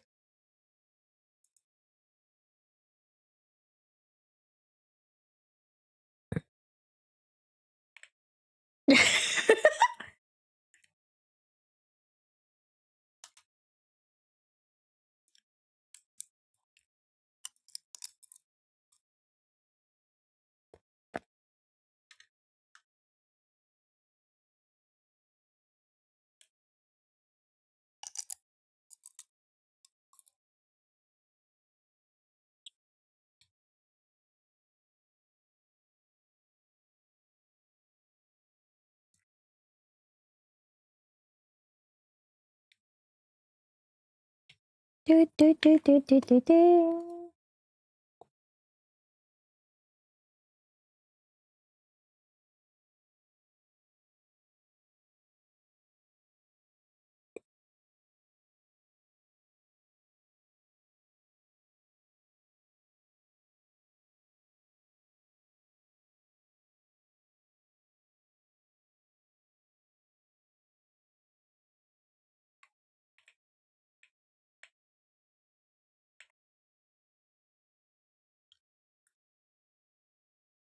I think I had to fall to somewhere.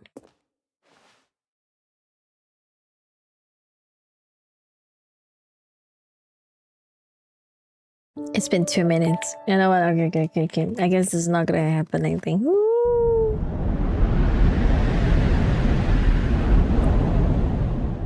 Hi, Starzak. You following?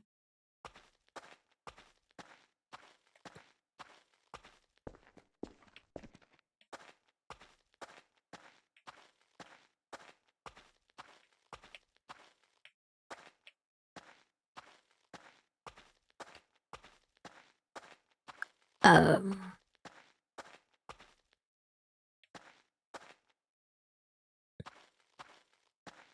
that is basically where I came.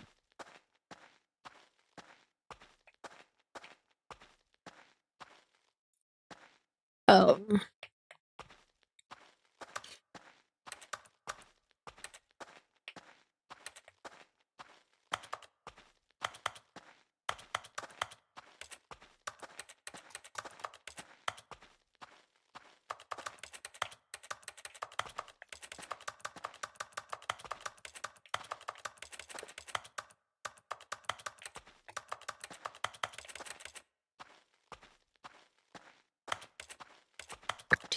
Oh.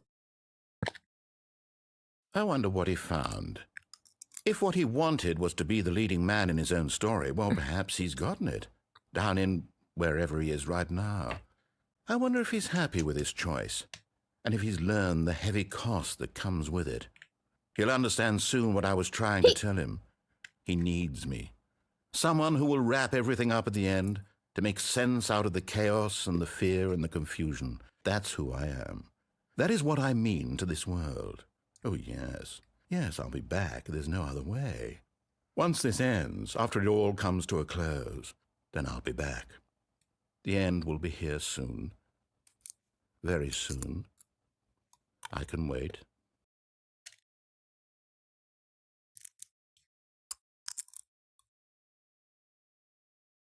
I'm gonna find where's the last figurine. I think there's the one last Even place. now, Stanley's office was a distant memory.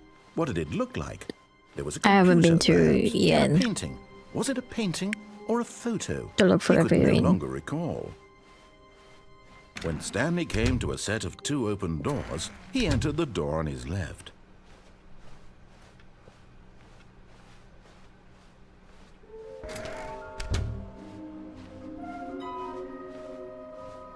My broom closet is still locked. Coming to a staircase, Stanley walked upstairs to his boss's office.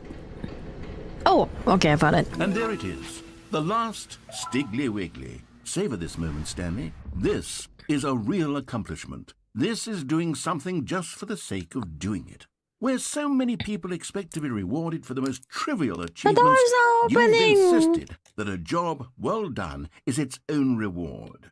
I would tell you that I'm proud of you for collecting them all, but that would be like a reward, and we can't have that. So, instead I'll just say, it's done. We're all done here. And now we can go to whatever the hell you were doing before you hunted for figurines.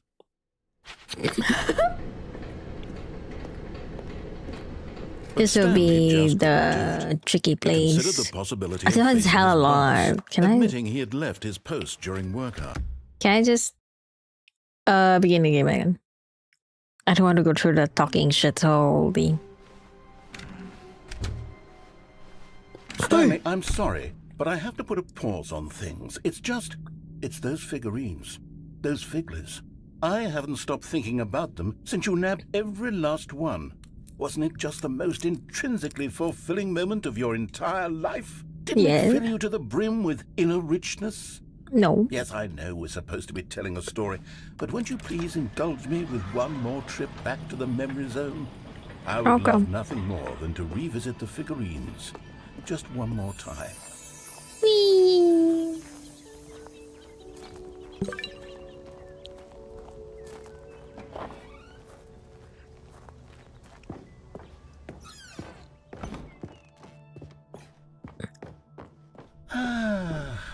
Here's where it all began.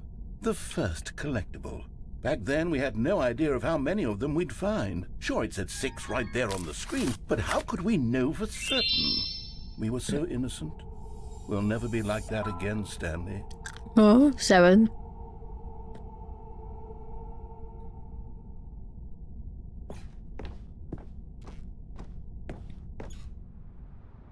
Huh? Huh? Huh? Why am I here? Huh? And here was a second Stanlerine.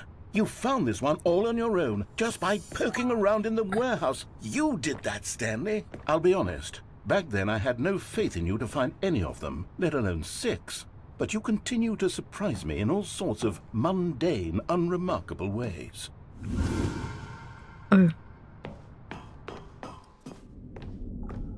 Okay, let's do a little quiz. Which of these rooms was the room you found your third mini Stan? Can you remember? The boss bathroom, I think.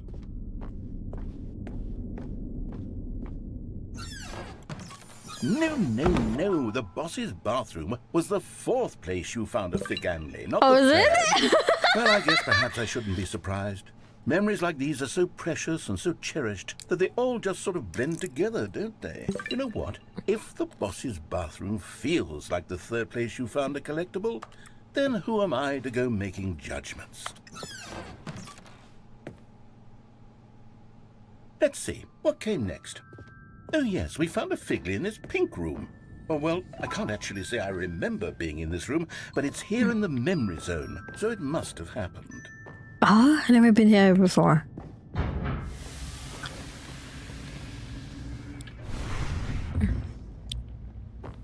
This was the fifth mini Stan, and this one was really something special. It was behind the boss's office. I remember it so clearly. In fact, because this one is particularly special to me, I made a little video to commemorate the occasion. Enjoy. Oh, how you found it? By the narrator.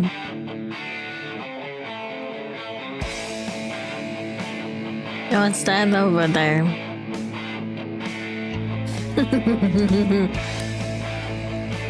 The mini sand file.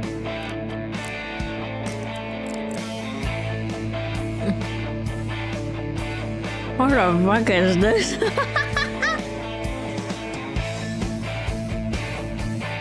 You found it behind the office then. Thank you for watching.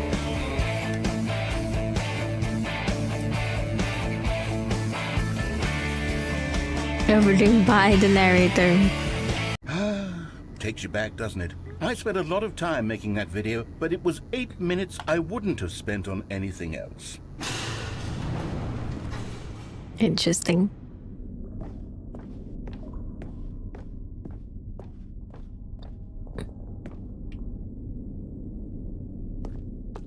That was the last one. Then we came to the last collectible, the final figurine. Right here, under the stairs. This memory is the most distinct and clear in my mind, perhaps because it was the one that happened more recently than all the others. Who can truly say how the mind works? All I know is that this is the moment where you picked up a Figley and I thought to myself, yes, that's all of them. They're all collected. It was a moment unlike any other. Except for the other moments picking up figurines, which it was exactly like. Mm-hmm.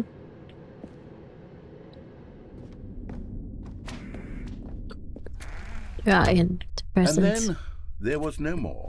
Because we've caught up to the present moment. Nothing left to do but move onward into the future. Goodbye, memory zone. Oh.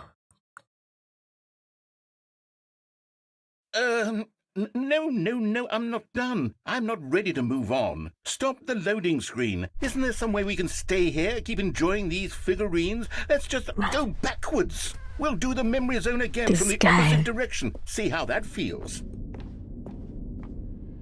Okay, yes, that spot under the stairs. I remember this. I must say, of all the figurines we looked at in our initial tour of the memory How many zone, figures am I getting now? the most distinct and clear in my mind. Let's keep going. I want more.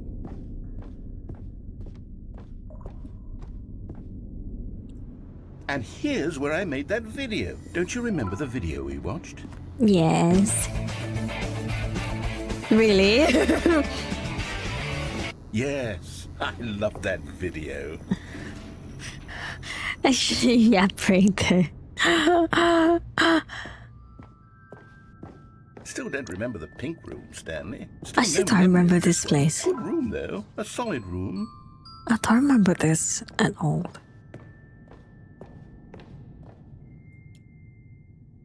Then the bathroom. These really were a treat to hunt down. You know, if there had been any kind of reward for finding all of these, it really would have neutered the intrinsic joy of collecting them. I'm very glad we resisted the temptation. Next one.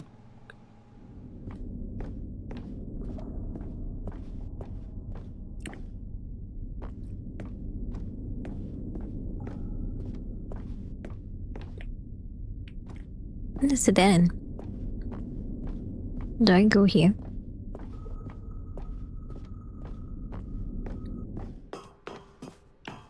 This was our second Figley. Don't you remember? Yes, I remember it too. The past is truly a wonderful thing. Why does anyone ever choose to leave it? Keep going.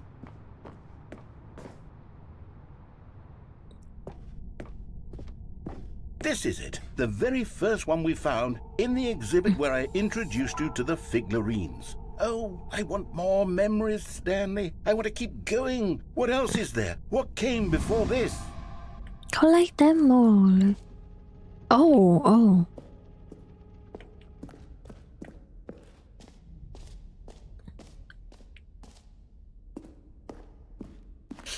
Look, it's the terrible new content that we were originally sold on. I remember hating it back then, but time does put a rosy filter on everything. In fact, I dare say I'm actually quite fond of it now. Look how much fun the past is. I want more. More memories.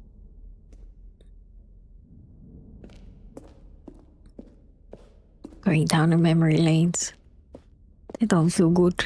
It sounds like I'm dying. Yes, the two doors. Who could have forgotten that? A classic memory, this one. It brings me to the same place. And before everything else, there was your office. And then was there something that came before your office? There's something I feel I can remember. I can remember. Oh. Yes, I'm remembering something now. I remember before this whole story got started. Back then I was different. I used to make big decisions. I was passionate. I was skeptical. I weighed each decision with profound thoughtfulness. And then somewhere along the way, I stopped making decisions. I became lazy. And I came up with a character named Stanley to do my thinking for me. He would make the decisions. He would decide which way to go.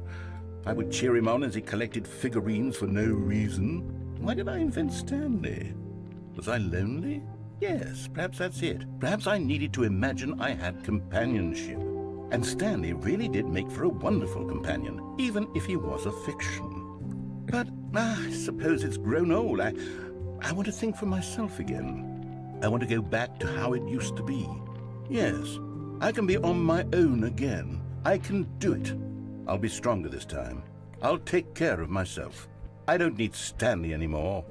Oh, but he truly was so much fun to play with. You know what? Since we're in the memory zone, how about one more good memory? Let's go back just once and give Stanley one more run of the office, and then I'll retire him for good.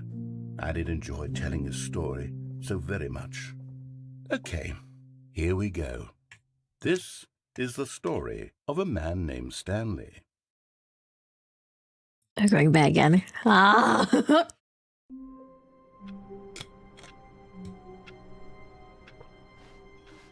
All of his co-workers were gone. What could it mean?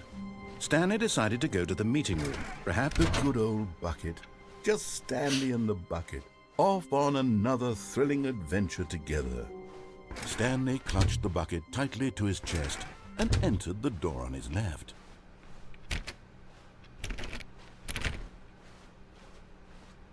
Still no one was here. Stanley needed the bucket's warmth and comfort now more than ever. Perhaps his boss's office was where he'd find answers. Hey, my closet. Oh, Stanley, can you feel it? The broom closet. It wants the bucket. You can feel that, can't you? The aura of jealousy. It's as clear as day. This broom closet believes it deserves the bucket. I can really feel it now. It's a bucket. It belongs in a broom closet. That's what the broom closet is trying to say here. It's supposed to go with the other cleaning supplies. Good for you, Stanley. Don't give in. Don't hand over the bucket. I know how hard it must be, given the pressure that the broom closet is putting on your shoulders right now, but you have to be strong. This is your bucket. This is your companion and lifelong friend. You can't hand it over. Oh, no. We're getting into name-calling now, it seems. Is this how low the broom closet has sunk, that it has to resort to this stream of petty insults simply in order to get you to hand over the bucket? Stanley, I never liked this broom closet for a variety of reasons, but even this is worse than I had imagined. And wait, now the broom closet has the gall to imply that you and the bucket are not truly deep and lasting friends? That your relationship is purely superficial and convenient? That your life is so banal and meaningless that you'd feel the same sort of kinship towards any inanimate object which happened to lay in your path in an even partially enticing manner? Well, I never. Go on, Stanley. Lay into it. Really tell the broom closet off for its demeaning comments. Expand on the wide variety of experiences you and the bucket have shared together. Go through each of them point by point. Share your journal entries detailing the rich emotional landscape of your feelings for the bucket as they have changed and evolved over the years. Let him have it.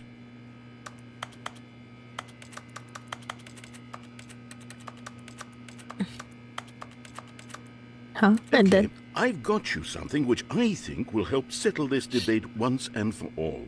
Here we go. There. Now it's settled. No more debate, no more discussion. Take a hike, broom closet, with all your meandering philosophical diatribes about the nature of cleaning supplies and their relationship to broom closets in the natural order of things.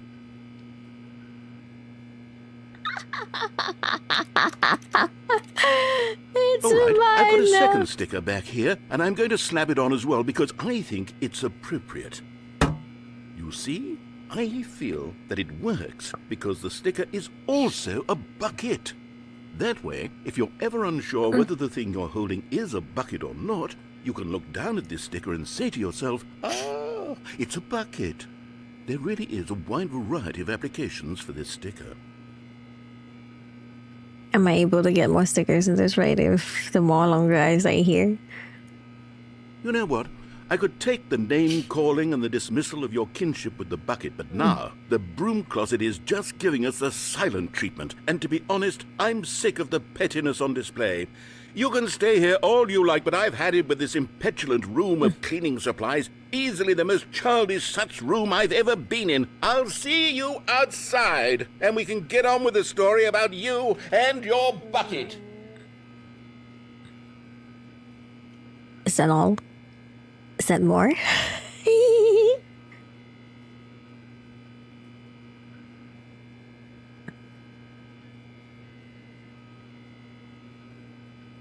While waiting, hold on.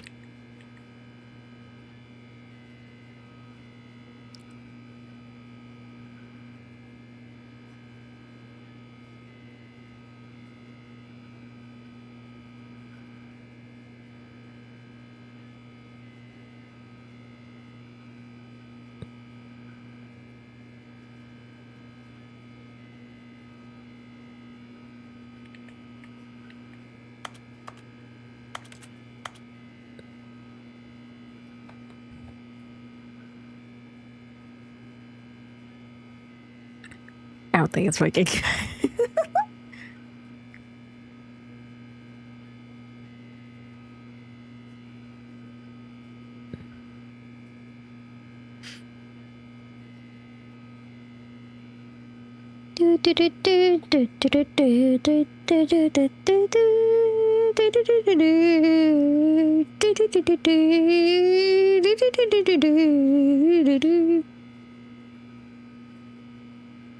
Patience. I want to pee though. You know, I'm going to pee.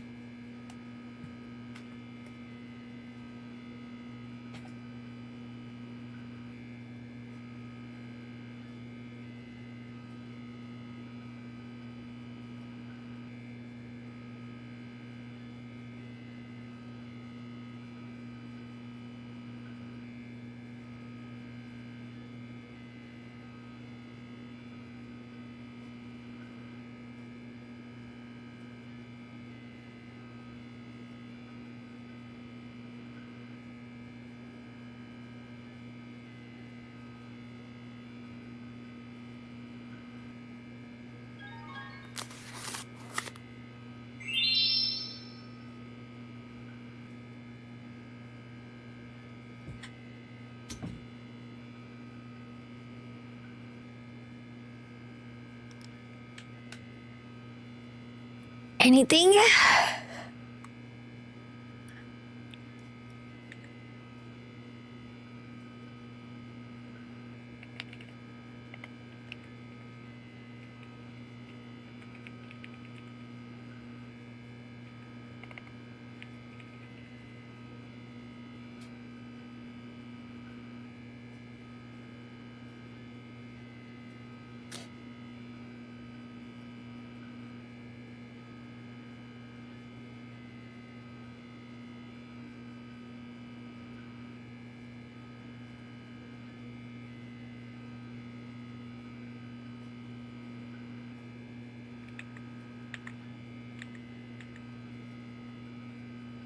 Never mind. It's already 2 minutes. Coming to a staircase, Stanley and the bucket walked upstairs to the boss's office.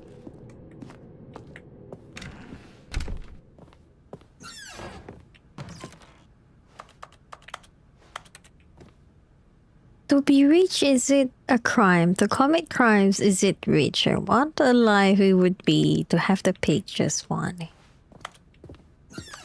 Interesting. Stepping into his manager's office, Stanley was once again stunned to discover not an indication of any human life. But Stanley guessed the correct code by sheer luck. Was it that the bucket knew all along? Was the bucket guiding him? Yes, this is certainly the most logical explanation. Interesting. The bucket is guiding me. What a bucket.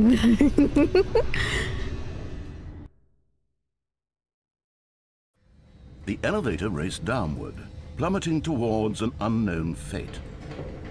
It would be all Stanley could do to keep himself together, if not for the bucket. Soothing him, comforting him, reassuring that in this darkest moment of uncertainty, he would be all right. The bucket is here for you, Stanley. Everything will be fine. Stanley and the bucket walked straight ahead through the large door that read, Mind Control Facility.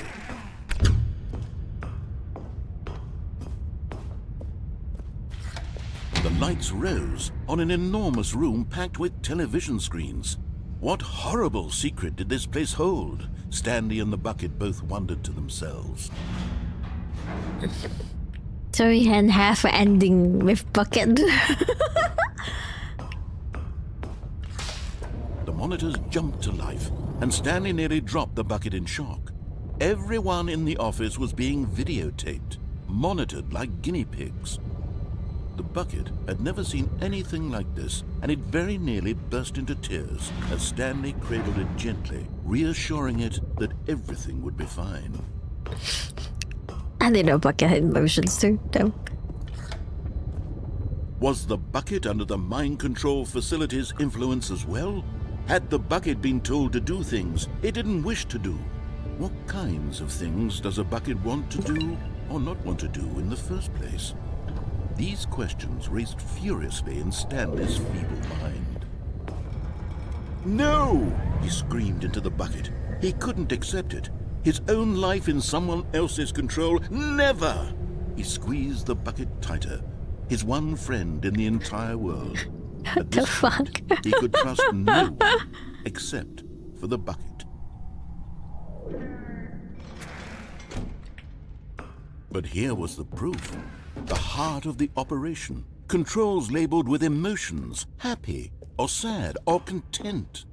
Walking, eating, working, all of it monitored and commanded from this very place.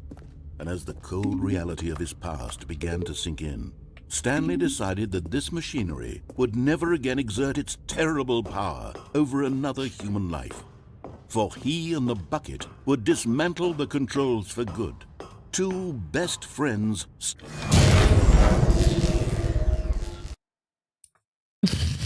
Heavily after with the bucket. Waited in blackness. Was it over? Yes, they had done it. Stanley and the bucket had defeated their greatest and darkest enemy, freed themselves from the tyrannical grip of the evil mind control machine. Freedom was now mere moments away. Excitedly, the two of them began to discuss the kind of life they wanted to live once they stepped through this massive door. The bucket wanted to learn to roller skate. Stanley wanted to sneeze in every country on Earth. Both of them wanted to begin watching a movie, any movie, but then stop it halfway through and begin watching it in reverse from the end. True, it was a simple life they envisioned, but it was one they'd lived together, with one another to lean on, to trust, to support, and Eh? What? Wait. What was happening? Why had the door stopped? Was Stanley and the bucket not about to be freed? An unbearable silence filled the room, lingering in uncertainty, until finally the truth hit Stanley square in the face. This building did not want the bucket to leave. even the facility itself recognized the incredible calming presence of the bucket, needed the soothing warmth of the bucket, would go to any lengths not to part with the bucket. No. Stanley can't leave this place. Not while he has such a precious bucket in his arms. Not while this building has anything to say about it. Stanley realized he would never again leave this very room. But at least he has the bucket. To be trapped eternally in darkness isn't really so bad, Stanley thought to himself. As long as I have my bucket with me, right? I'll be okay, won't I? Stanley gulped. Very soon now, he was about to find out.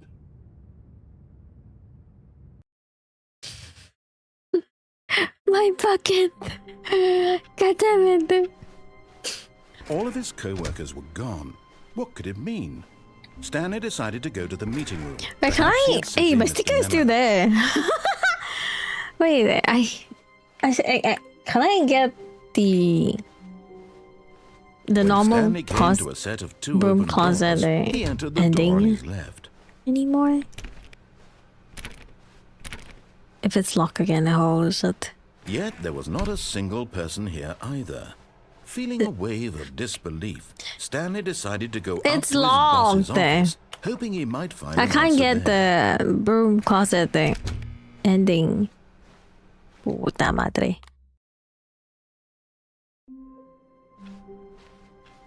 All of his co-workers were gone. What could it mean? Stanley decided to go to the meeting room.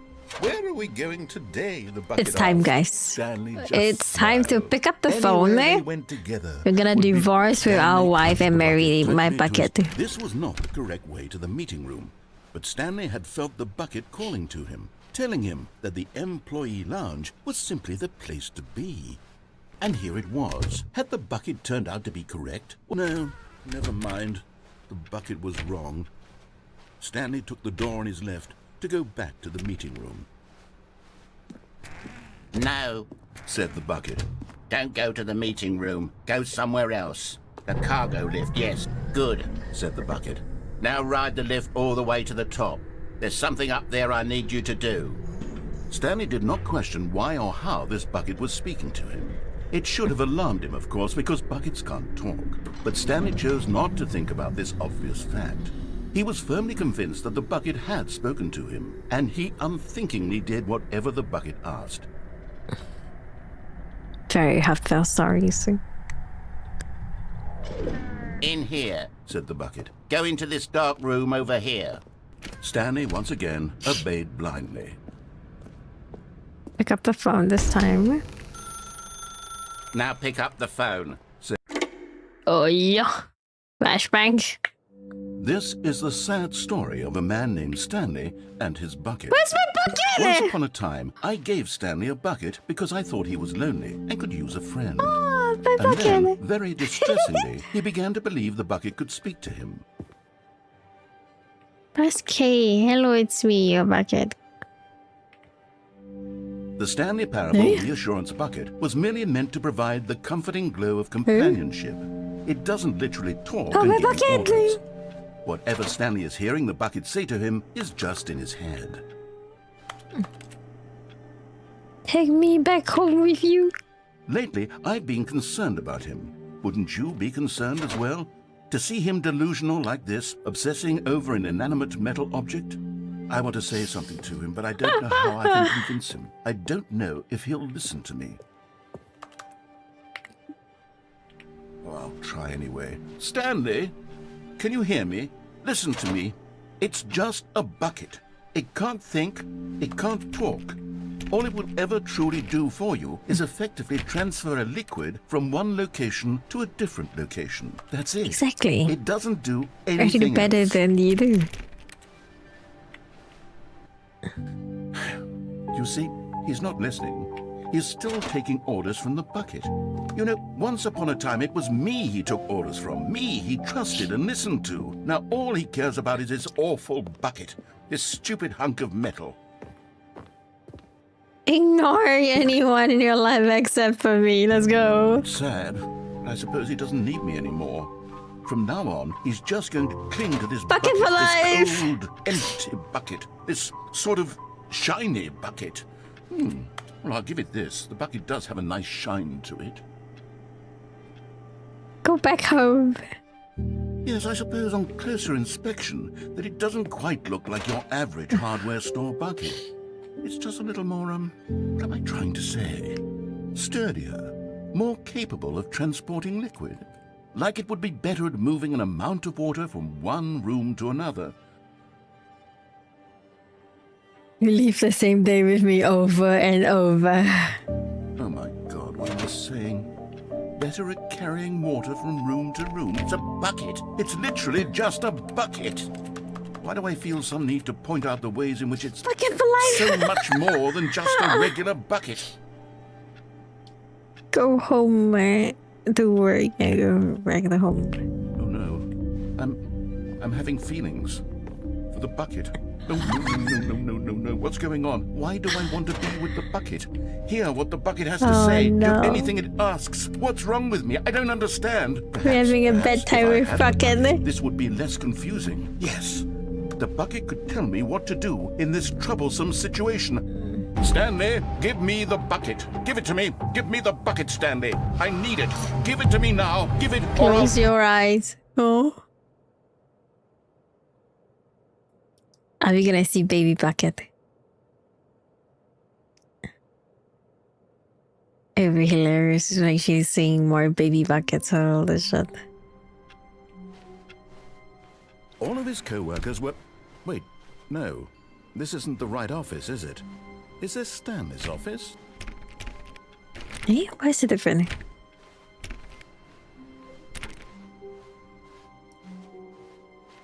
Oh look, my bucket. A good bucket. A strong bucket. A humble bucket. A committed bucket. A bucket of culture and distinction. Yeah. Stanley clutched the bucket tightly to his chest and entered the door on his left.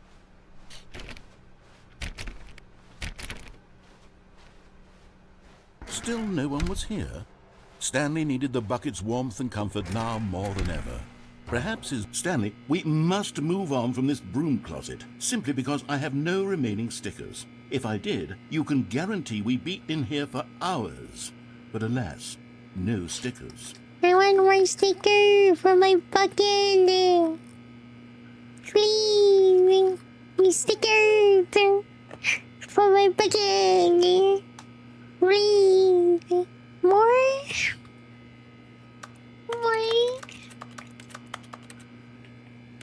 More stickers. Sticker. No. More sticker.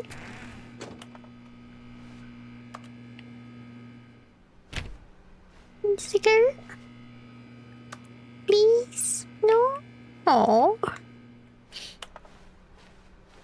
Let's go down this time. Coming to a staircase, Stanley and the bucket walked upstairs to the boss's office. But Stanley just couldn't do it. He considered the possibility of facing his boss, admitting he had left his post during work hours. He might be fired for that. And in such a competitive economy, why had he taken that risk?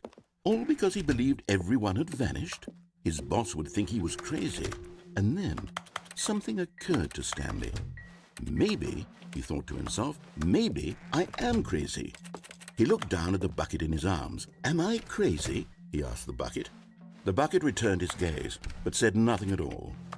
That's strange, Stanley thought. Usually the bucket is a source of guidance and wisdom for me in difficult times such as these. He held the bucket close, yet felt none of its familiar reassurance and comfort.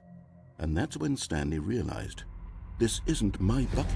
It's just a normal, everyday bucket. Someone else's bucket, perhaps. How did I end up with someone else's bucket? This is all terribly wrong. Surely no good would come from this. Who knows what sorts of bizarre hallucinations Stanley might experience without the psychologically grounding presence of his bucket. And indeed, now he noticed that the rooms were repeating, which was, of course, very odd. My bucket disappeared! Gracious, he exclaimed. Without my bucket, I've gone truly mad. Where is it? I must find it. Far off in the distance now, he heard it, calling to him. Stanley! Stanley, it's me, the bucket. could it truly be? He rushed forward from room to room, passing by one bucket after the next. None of them were his. None of them were his special bucket. Come to me, Stanley. Find me. He had to find the bucket. He had to return to his old friend. It was the only way to truly restore his sanity. And then suddenly, he froze dead in his tracks. He knew where the voice of the bucket had been coming from. The real bucket was inside of him all along. It was incredibly painful. Stanley doubled over in agony and blacked out.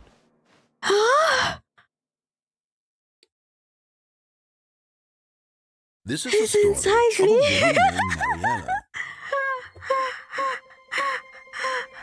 Mariella woke up on a day like any other. She arose, got dressed, picked up her bucket of comfort and security, and walked to her place of work. But on this particular day, her walk was interrupted by the body of a man who had stumbled through town, talking and screaming to himself, and then collapsed dead on the sidewalk. Right away, she knew what the problem was. This man had no bucket. Of course he'd gone mad, ranting and raving about a narrator describing all of his actions and how everything is predetermined and free will is an illusion and it's all just a video game. It could all have been prevented if only he'd taken his bucket with him. Perhaps he didn't even realize he'd forgotten his bucket at home in the first place. How cruel the world can be, Mariella thought, and she hugged her own bucket even tighter. But of course, she had no time for this.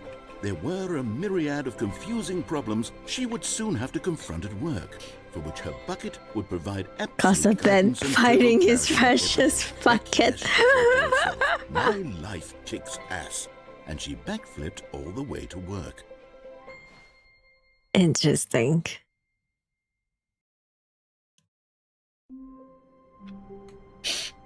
Wait, look different.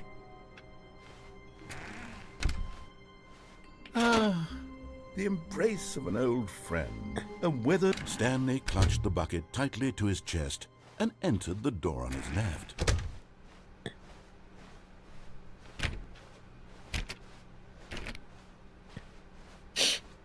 Still no one was here. Stanley needed the bucket's warmth and comfort now more than ever. Perhaps his boss's office was where he'd find answers.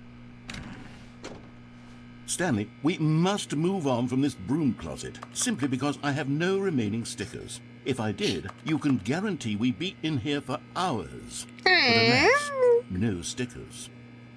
Damn it. Coming to a staircase, Stanley and the bucket walked upstairs to the boss's office. Okay, we explode the place this time.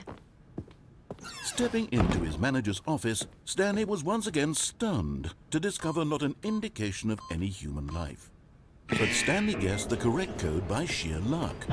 Was it that the bucket knew all along? Was the bucket guiding him? Yes, this is certainly the most logical explanation.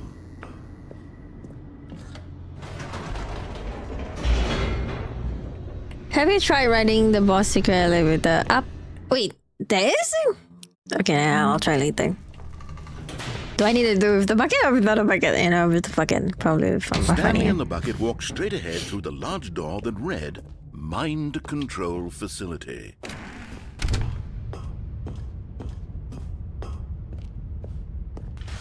You can have the bucket. Rose on an enormous room packed with television screens.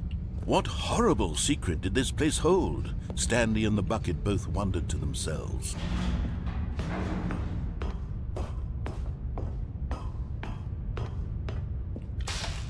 The monitors jumped to life, and Stanley nearly dropped the bucket in shock. Everyone in the office was being videotaped, monitored like guinea pigs. The bucket had never seen anything like this, and it very nearly burst into tears as Stanley cradled it gently, reassuring it that everything would be fine. Was the bucket under the mind control facility's influence as well? Had the bucket been told to do things it didn't wish to do? What kinds of things does a bucket want to do or not want to do in the first place? These questions raced furiously in Stanley's feeble mind. No! He screamed into the bucket. He couldn't accept it. His own life in someone else's control? Never! He squeezed the bucket tighter. His one friend in the entire world. At this point, he could Try trust falling. no one You can except fall. the bucket.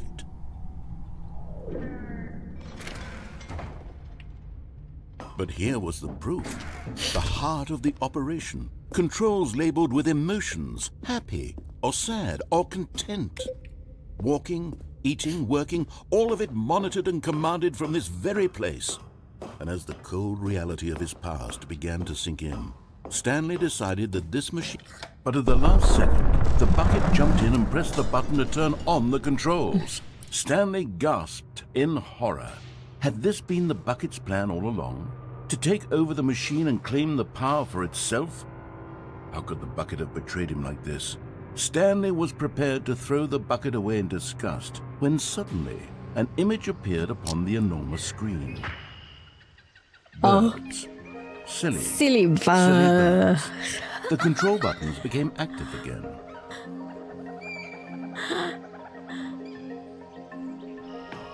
What's this?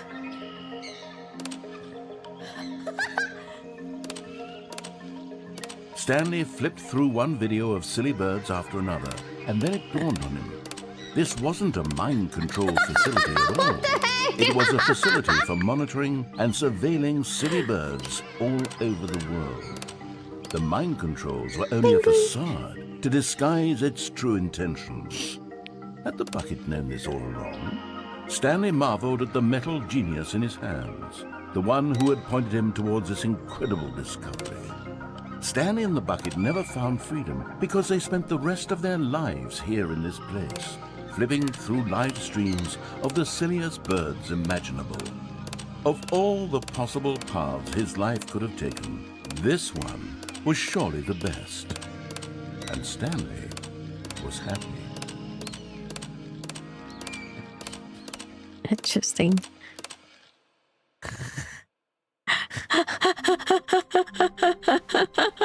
Someone was following Stanley. He was sure of it. If he checked over his shoulder now, he would surely catch them. It was only a matter of time. I have my bucket. Don't you dare. The bucket made Stanley want to be a better man and a better co-worker. In time, perhaps, he would become both of those things. Stanley clutched the bucket tightly to his chest and entered the door on his left.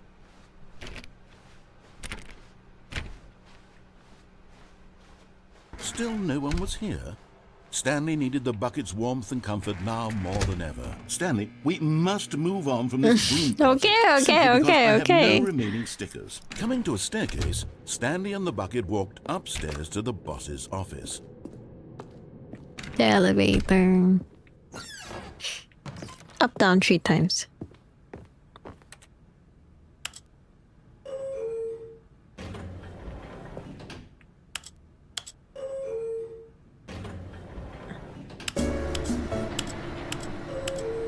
So this one's 1, 2.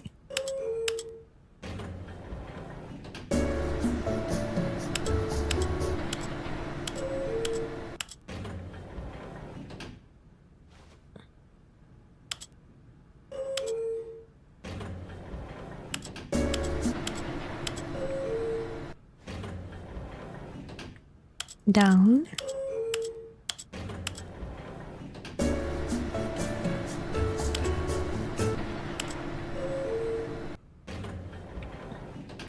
Two.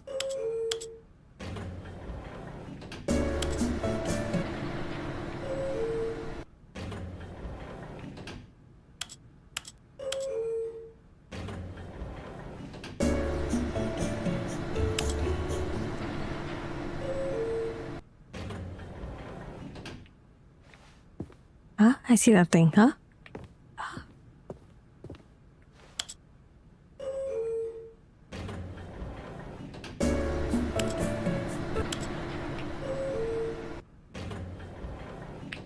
Huh? Do you just get me? I'm just in the elevator.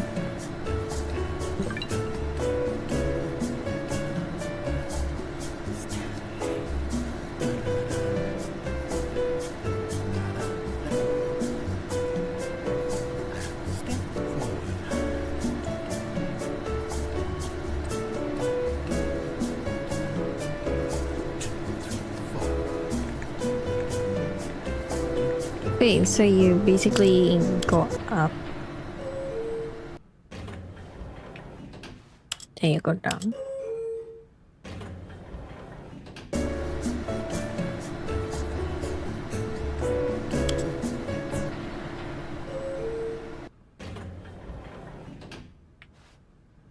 Huh?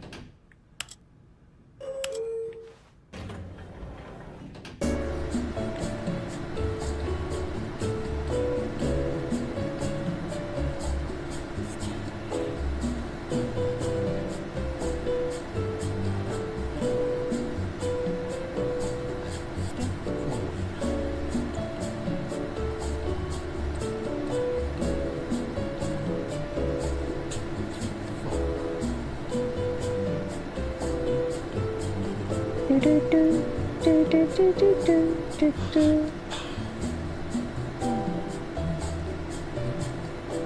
don't think this.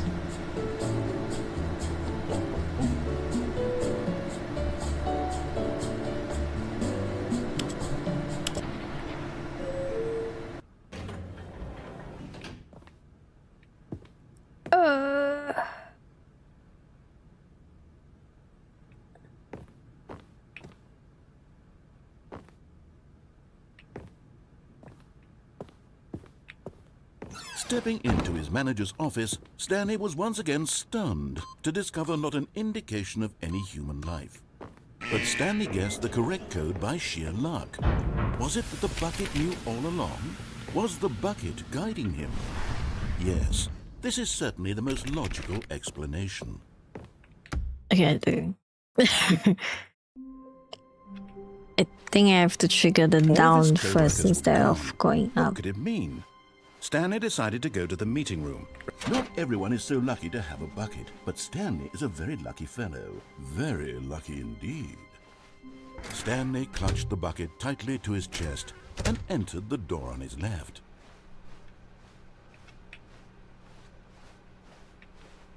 Still no one was here. Stanley needed the bucket's warmth and comfort now more than ever. Perhaps his It's the boss's elevator office that was leads where to he'd the found minecarts answers. today, not the... Oh, is it?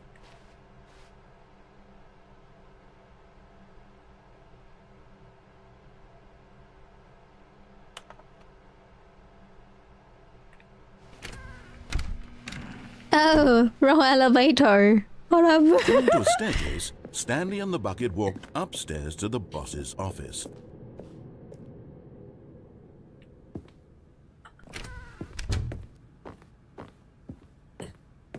Stepping into his manager's office, Stanley was once again stunned to discover not an indication of any human life. Stanley guessed the correct code by sheer luck.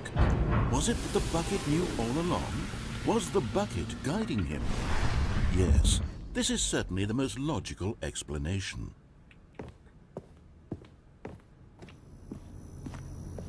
It's like exit to the left, so I have to go down. After we go down, press up. Oh. Wait, Stanley said to the bucket. Can we go back up? When I was pressing those keypad buttons, there was something very intriguing about the number 3. I want to go back so I can try pressing the number 3 again. The bucket said nothing. Iceland wave.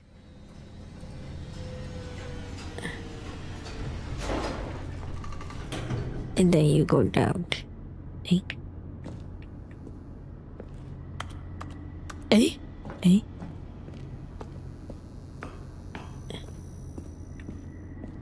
Here we are, said Stanley. Now I'm going to try out that number 3 button.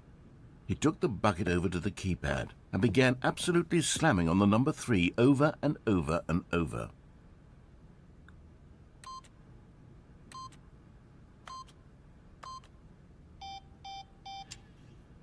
Well, he said, the number 3 is such a special button. I'm having the time of my life. Stanley looked expectantly at the bucket, but the bucket remained silent. This was a shock to Stanley, who had always felt such a connection with the bucket. How was this not as exciting to the bucket as it was to him? Once Stanley had had enough of the number 3, he got back in the elevator. I thought there's some secret code to something. Perhaps the bucket had missed something. Perhaps it had not seen how much joy Stanley got from slamming the number 3 repeatedly.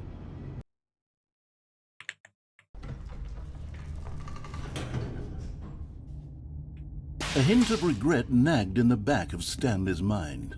Should he demonstrate the number 3 for the bucket again?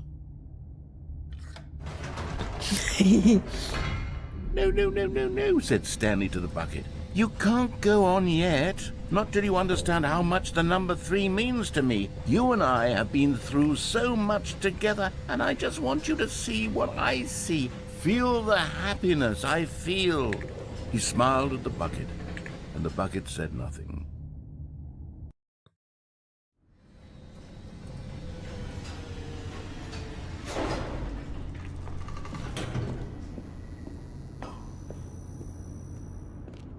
Here we go, said Stanley.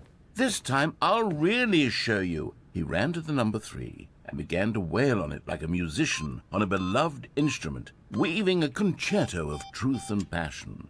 He wielded the number 3 like a fine artist would wield a paintbrush. He told stories through the number 3, stories of his dreams and hopes and fears, and the whole time he looked to his bucket for a reaction of some kind. Anything to let him know that the bucket appreciated what he was doing. The bucket conveyed absolutely nothing at all. Only silence. Crushed by a wave of dejection, Stanley returned to the elevator.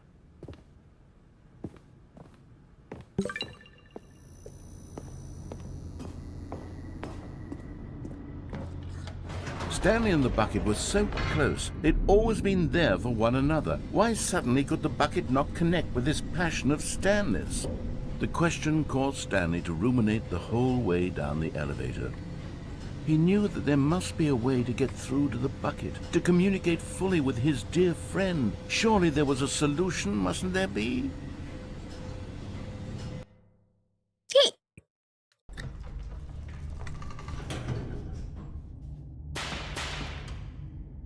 Do we go back up again?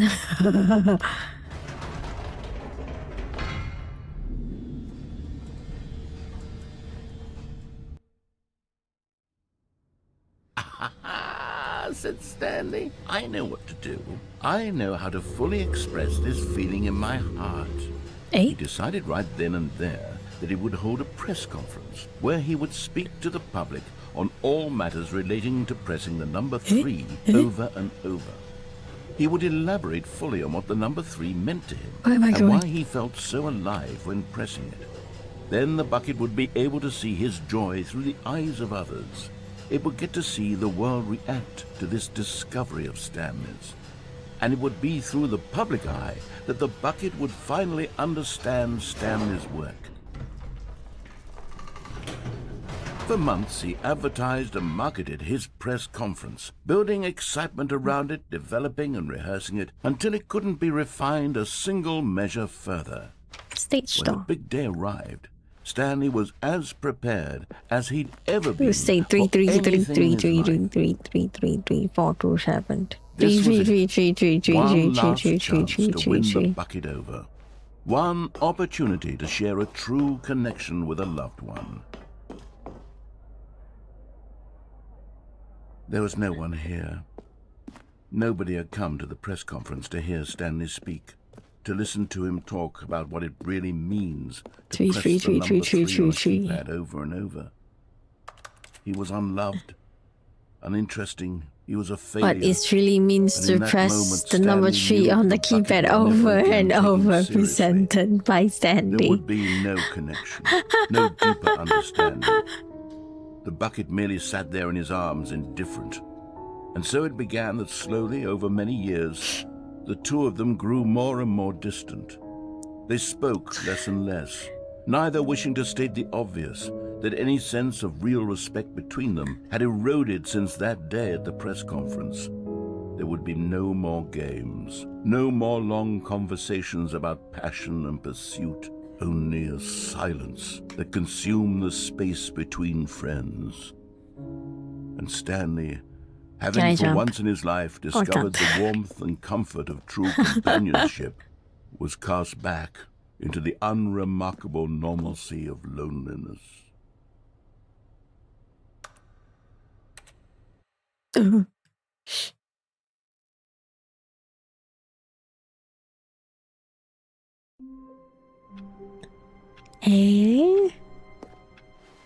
All of his co-workers were gone. What could it mean? Stanley decided to go to the meeting room. Perhaps he had simply missed a memo. Have I missed anything with the bucket? It takes a lot of humility to carry a bucket so magnificent. Stanley checked his ego and then proceeded onward. Stanley clutched the bucket tightly to his chest and entered the door on his left. This was not the correct way to the meeting room, but Stanley had felt the bucket calling to him, telling him that the employee lounge Pretty sure I already did everything. Except the broom closet is still locked for me, I don't know why. And here it was. Had the bucket turned out to be correct? Was it? No, never mind. The bucket was wrong. Stanley took the door on his left to go back to the meeting room. Already been through there, already go up front before. Don't go to the meeting room. Go somewhere else. The cargo lift, yes. Go there. Go to the cargo lift. How about this one?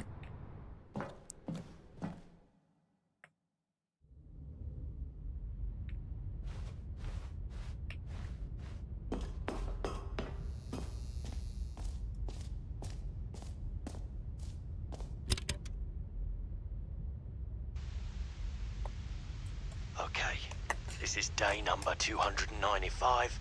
Tape number... I don't even know. I've lost track. Nothing feels real. Is it a hard game? No. The longer I study this bucket, the less sense anything makes. The sheer euphoria I feel every time I pick it up.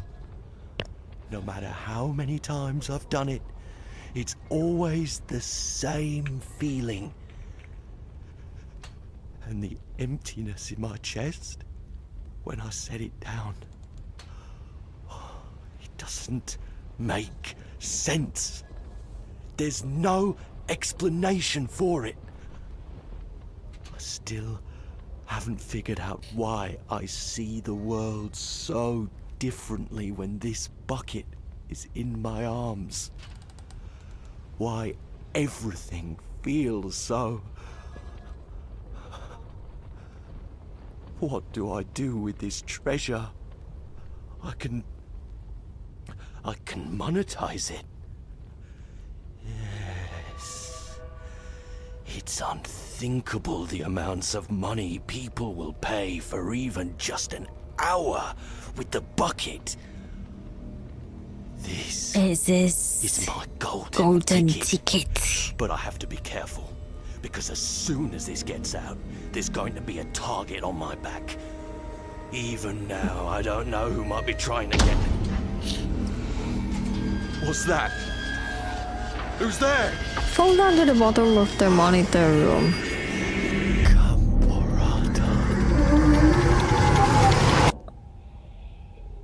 Monitor room? Where? Oh, the mind control there.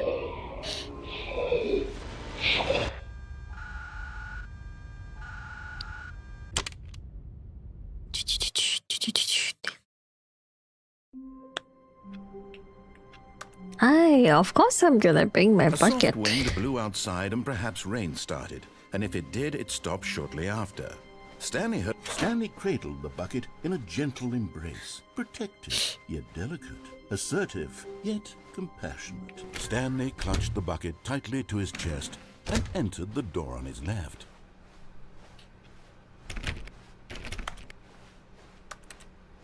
Still no one was here. Stanley needed the bucket's warmth and comfort now more than ever. Perhaps Stanley, we must move on from this broom closet, simply because I have no room. Coming to a staircase, No Stanley and the bucket stickers. walked upstairs to the boss's office.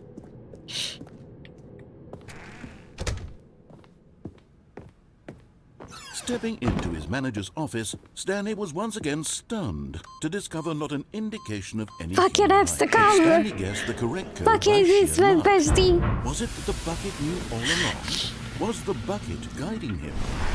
Yes, this is certainly the most logical explanation.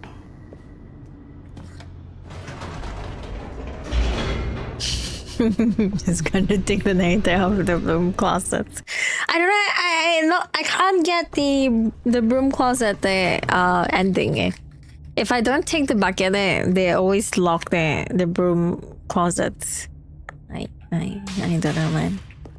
So you know what? Bucket. Stanley and the bucket walked straight ahead through the large door. I haven't been there before. Mind control facility. Oh, you mean here, right? Wait. Oh. Okay, how do I fall?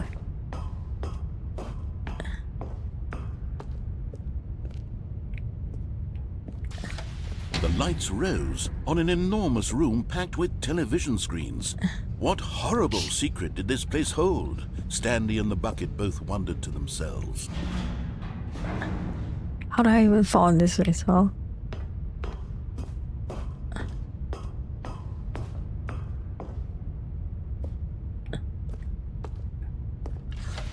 The monitors jumped to life, and Stanley nearly dropped the bucket in shock. Everyone in the office was being videotaped, monitored like guinea pigs.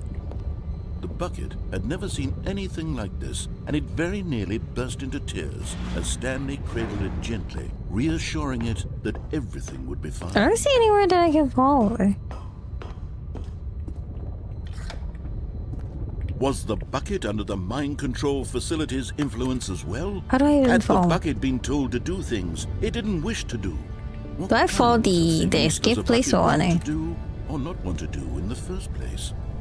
These questions raced furiously in Stanley's feeble mind. Turn on the lights, turn on the then activate. Turn on the lights to the room. Turn on the monitor screen. Then activate the elevator. No! He screamed into the bucket. He couldn't accept it. His own life in Activate someone else's enter control. Never! what? He squeezed the bucket tighter. His one friend in the entire world. At this point, he could trust no one except for the bucket. Countdown room. What the But fuck is here the was countdown proof. room? The heart of the operation. Controls labeled with emotions, happy or sad or content. Walking, eating, working, all of it monitored and commanded from this very place. And as the cold reality of his past began to sink in, Stanley decided that this machinery Remember would the never again Confucian's exert its ending? terrible No. power over another human life. For remember. he and the bucket would dismantle the controls for good. Two best friends, Stanley and the bucket, up against the world. They high-fived in a really cool way, and the bucket made a sassy comment about taking down the system.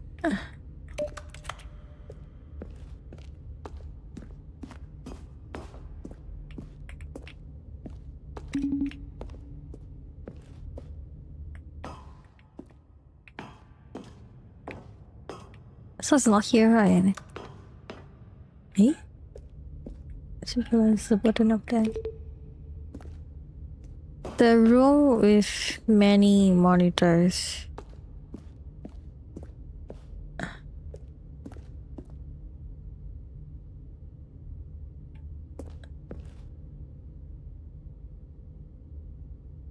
Eh?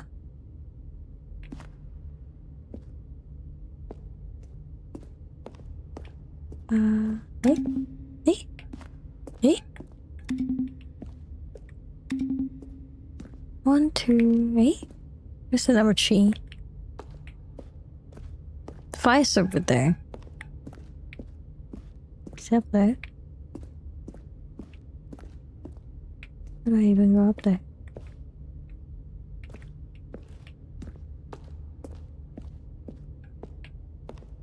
And that's where the...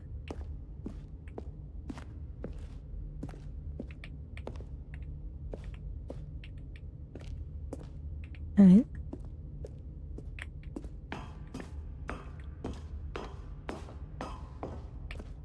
One, two. Oh, 3. The vault's up there. How do I even go up there?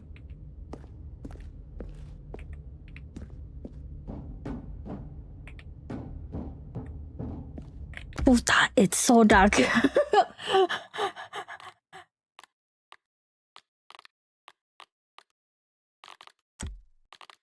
I can't adjust the brightness anymore.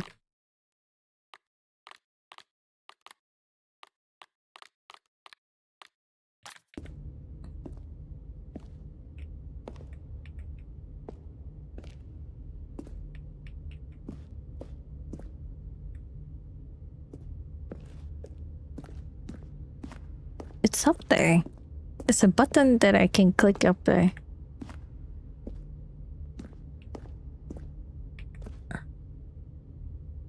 But this, the railing is here.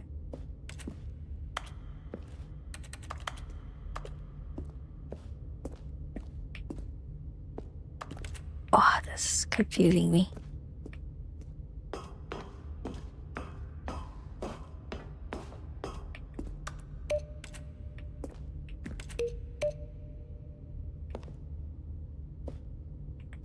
I am curious.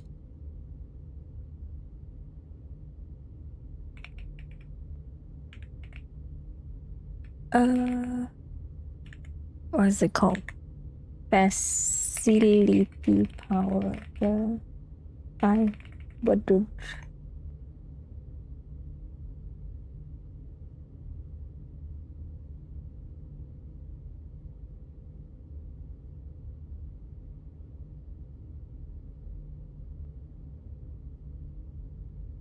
Oh, so that doesn't matter.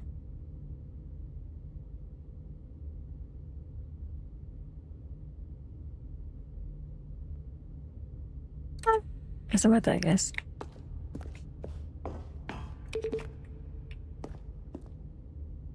That's weird though. It shows the button, but I don't know what to do with that. And I don't know what are you talking about. Turn on the lights. Turn on the lights to the room. Turn on the monitor screen. Then activate the elevator there to the countdown room. The what? Jumping over the railing. Suspend the catwalk facility PT. I can't jump my Stanley no more decided to go to the jumping meeting button. room to check on his co-workers. He never functioned well by himself and constantly needed support and guidance. Stanley's bucket, the only co-worker he would ever truly need. I don't know the confusing room. I don't know which one you're actually talking about with that one. I'm actually so confused right now.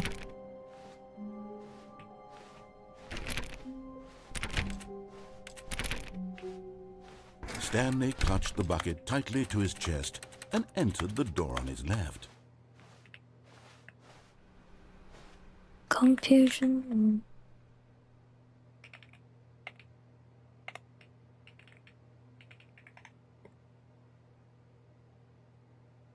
How do I enter this one again?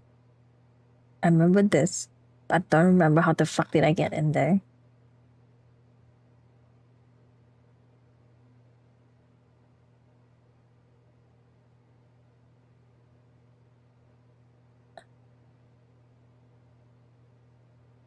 Launch into the room, the left. Is it up?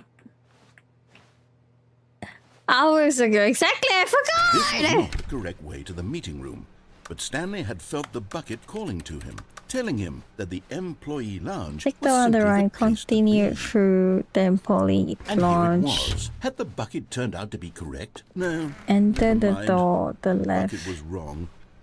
Stanley took the Oh, door on to his the left elevator. to go back, and so the two of them detoured through the maintenance section and walked straight ahead to the opposite door.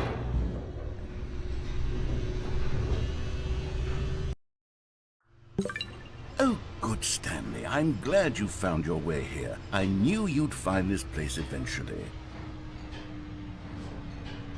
You see, your friends and I are concerned for you, Stanley.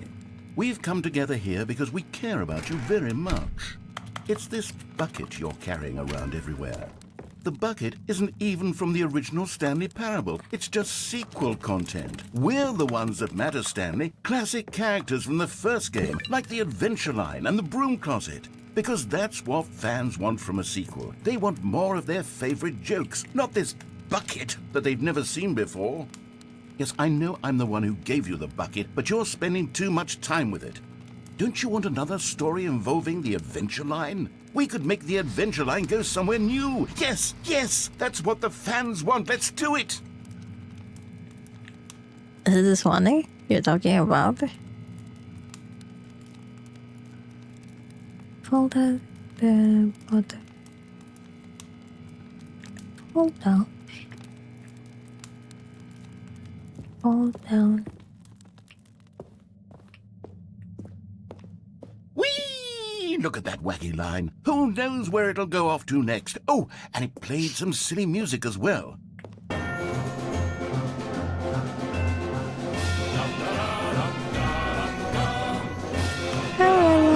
Now this is what the Stanley Parable is all about. Don't you remember all those great jokes from the original dialogue? Also, Stanley is addicted to drugs and hookers. Yes, it's as classic now as it was back then. Let's do it for the fans, Stanley. Let's give them more content exactly like this. But if we want to do that, you're going to have to give something up.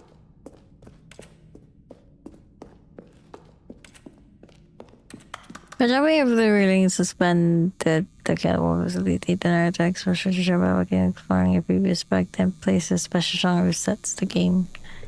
I can't jump, that's the issue. I already spent all my jump button. Don't you get it, Stanley? We need to get rid of the bucket.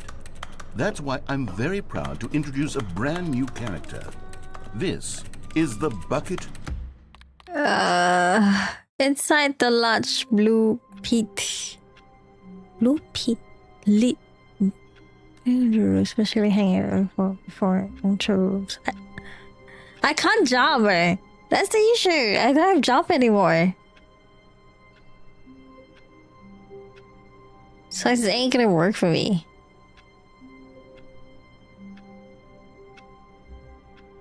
You can? My ass. All of his co-workers were gone. What could it mean? Stanley decided to go to the meeting room. Perhaps he had simply missed a memo. Is Stanley, without the bucket, really Stanley at all? No, no, surely not. I can't jump. I've been pressing my space. I can't jump. I don't know what are you talking about right now. Eh? I've never been here before. What the fuck is this? Oh.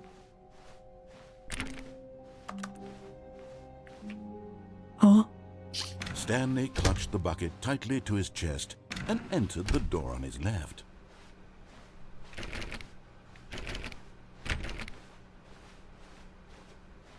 Still no one was here. Stanley needed the bucket's warmth and comfort now more than ever. Perhaps his boss's office. Stanley, we must move on from this broom closet simply because I have no remaining stickers. If I did, coming to a staircase, Stanley and the bucket walked upstairs to the boss's office.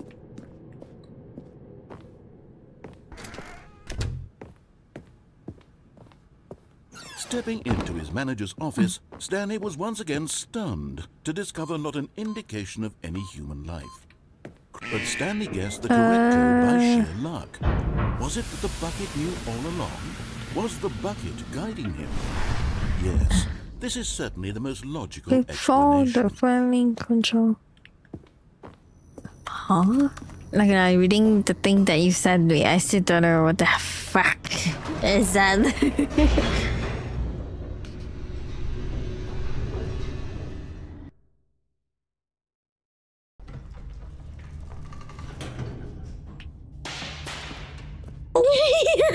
I still don't know what the freak you're talking Stanley about. and the bucket walked straight ahead through the large door that read, Mind Control Facility.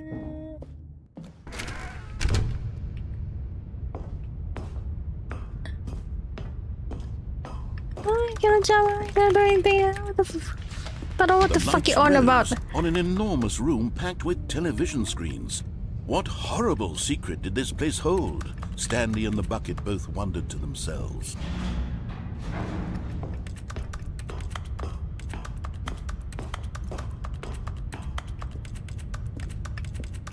Wait? Eh? Eh?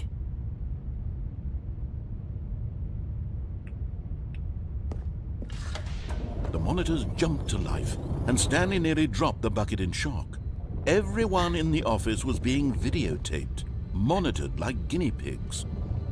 The bucket had never seen anything like this, and it very nearly burst into tears as Stanley cradled it gently, reassuring it that everything would be fine. All you say is jump, jump, jump, jump. Your mom, fuck your mom. I'm gonna make you call me Happy Father. Tell me Happy Father's Day next month, for fuck's sake.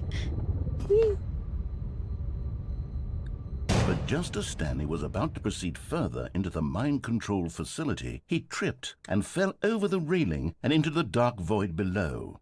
Thankfully, he fell directly onto the bucket, which safely cushioned his fall.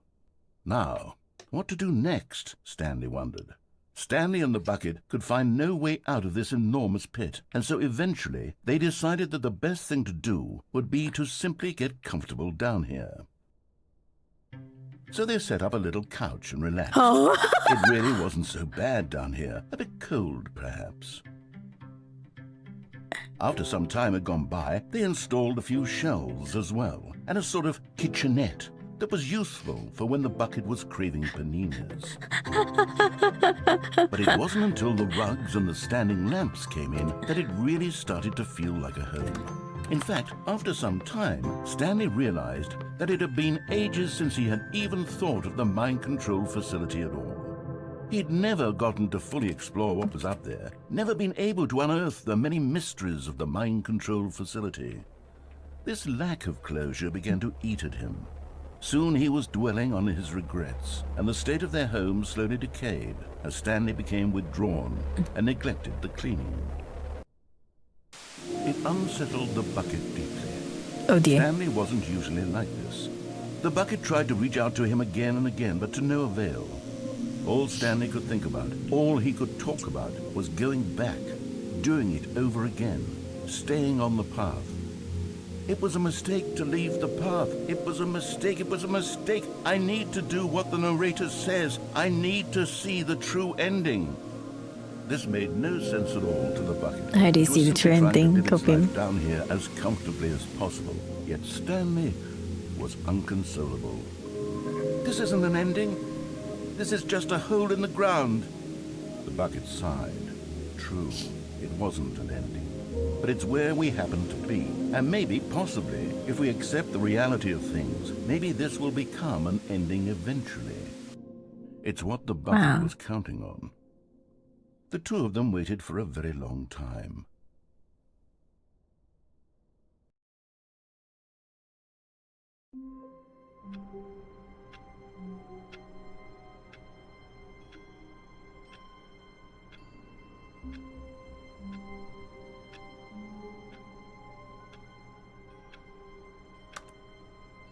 Huh?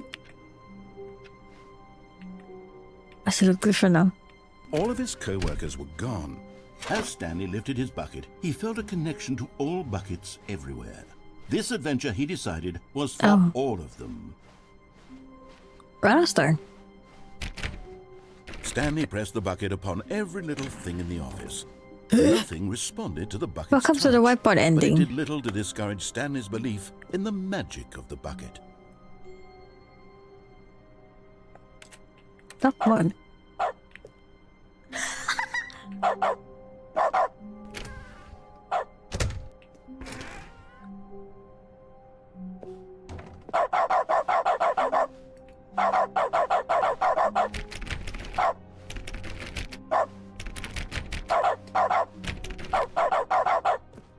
Stanley clutched the bucket tightly to his chest and entered the door on his left.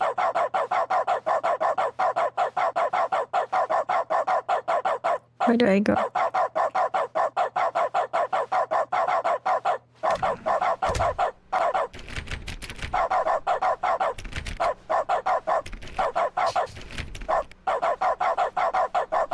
Still no one was here. Stanley needed the bucket's warmth and comfort now more than ever. Perhaps his boss's office was where he'd find answers.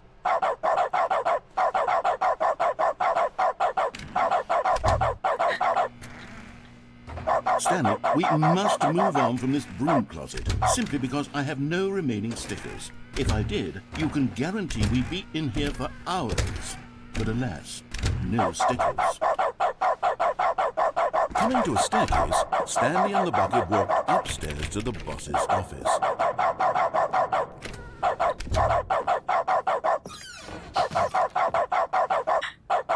I got the feeling money's for stealing, but not yours, of course, says the lovely bird.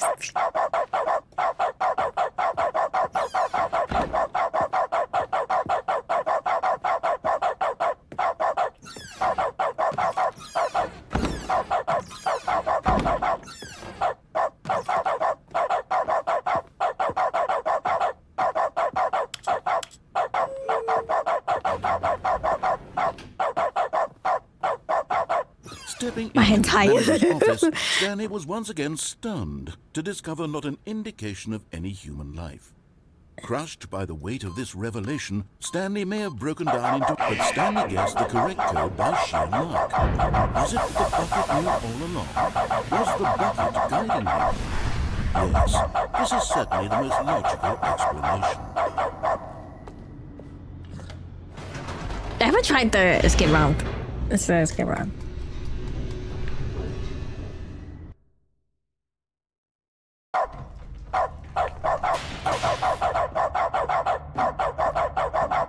Stanley and the bucket walked straight ahead through the large door that read, Mind Control Facility. Although this passageway had the word escape written on it, the truth was that at the end of this hall, Stanley and the bucket would both meet a violent death.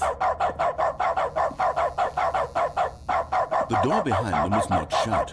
Stanley and the bucket still had every opportunity to turn around and get back on track. At this point, Stanley and the bucket were knowingly walking forward into a very painful death for each of them. You know what? Hold on. I want to do some funny thing. I don't know how is it gonna sound like. What was it? Okay, 1 millisecond.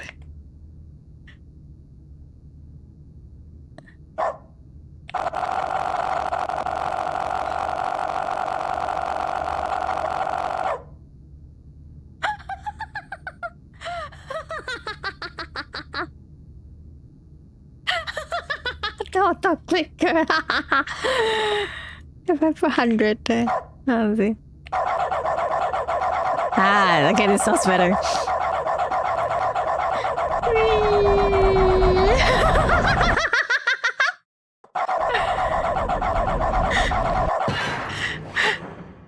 Hey. Hey, I can't click here. Yay! Damn it.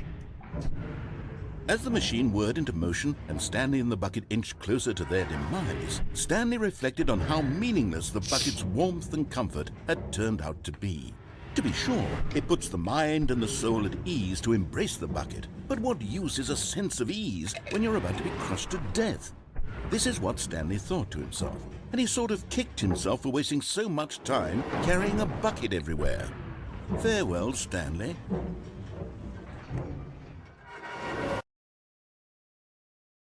Farewell, Stanley, cried the narrator, as Stanley and the bucket were led helplessly into the enormous metal jaws. In a single visceral instant, the bucket's life came to an end, as it was crushed violently to death. Oh, we can do it again. It was a shame, the death of such a magnificent bucket. It's true that all buckets are radiant in their own way, but this one stood above the rest. It was a glorious bucket to behold. The bucket. Wait a minute. Welcome. Welcomes you to the grand exhibit. You're standing at the receiving knowledge much like a bucket itself. The human's mind is regularly empty within thee.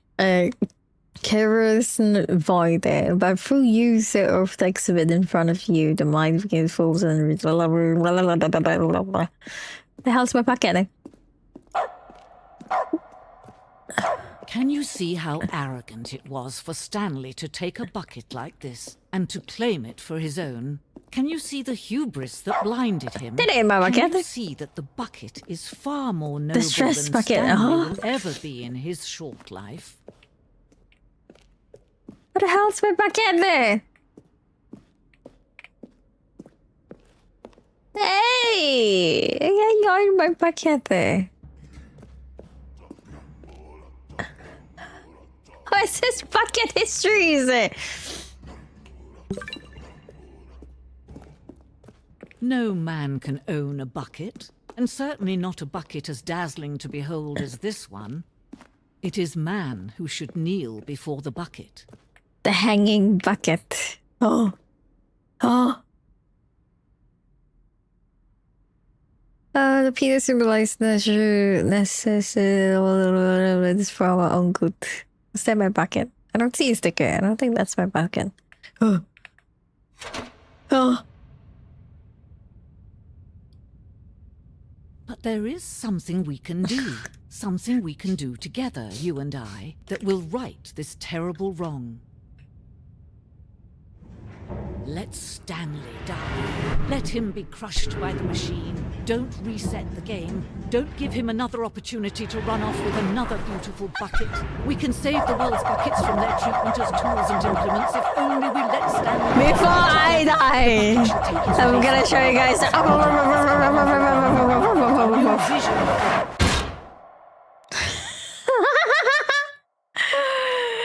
Oh, back off the book. That's funny.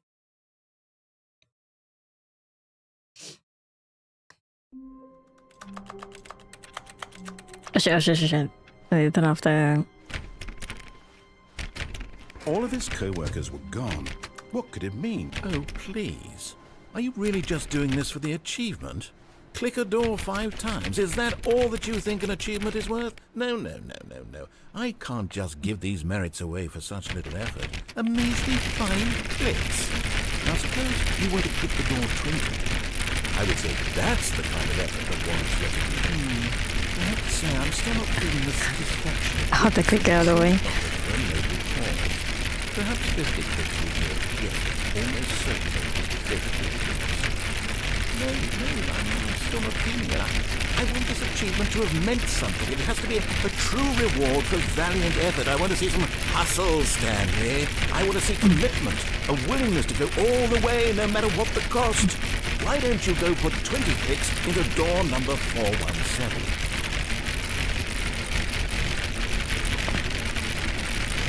417. 4, what? Wait. Where the fuck is that? 417. 417. What the hell is that? Oh, 417. Oh, great. Now, go click a few times on door 437. 437. What the hell is that? This one, it's... Oh, 437. Excellent. I think we're getting somewhere. Now, door 415. Let's give it 10 clicks or so. 415. 415 417 Now, back to door number 437. Easy to turn it off, sir. Let's see. How about you click on, well, I don't know, the copy machine? Where the fuck is the copy machine?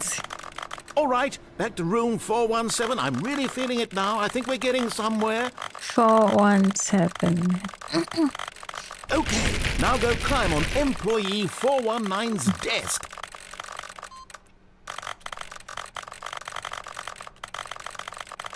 How do I climb?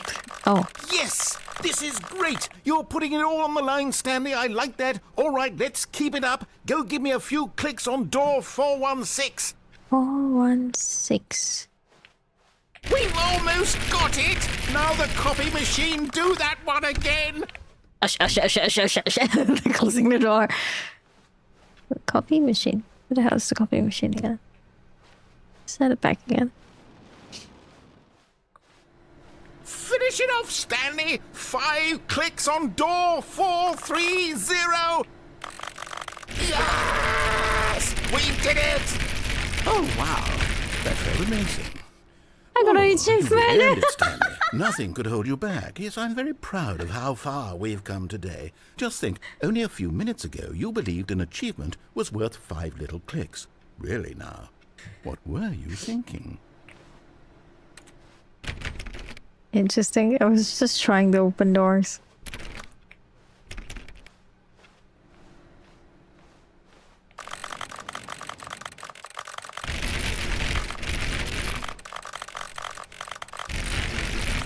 Stanley clicked on literally every single door in the office because he doesn't pick up well on cues from his environment.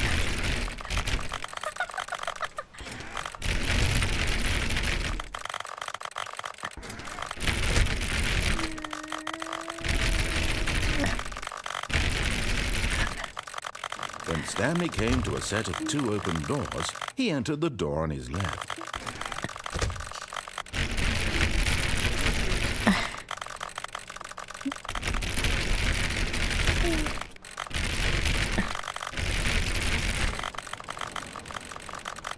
Yet there was not a single person here either.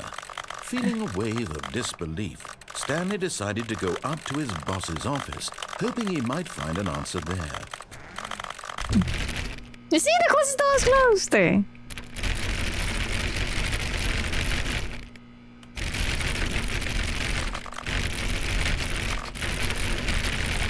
Oh no.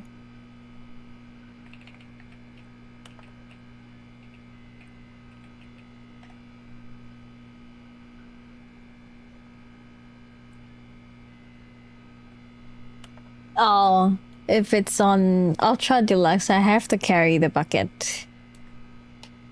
Never mind.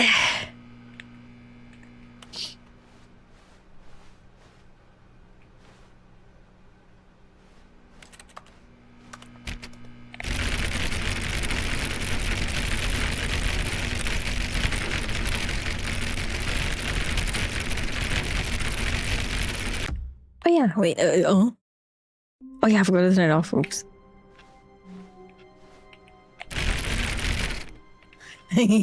All of his co-workers were gone. What could it mean? Stanley decided to go to the meeting room. What new mysteries lay in store for our bucket-loving heroes today? Let's wait, I shouldn't take the bucket, wait. All of his co-workers were gone. What could it mean? Stanley decided to go to the meeting room. Perhaps he had simply missed a memo. I remember the place, no bucket allowed, sorry. When Stanley came to a set of 2 open doors, this was not the correct way to the meeting room, and Stanley knew it perfectly well. Perhaps he wanted to stop by the employee lounge first, just to admire it. It was okay.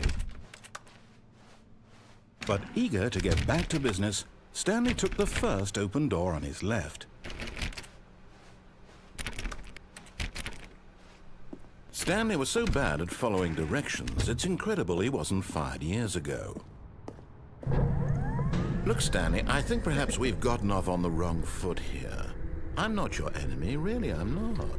I realize that investing your trust in someone else can be difficult, but the fact is that the story has been about nothing but you all this time. There's someone you've been neglecting, Stanley.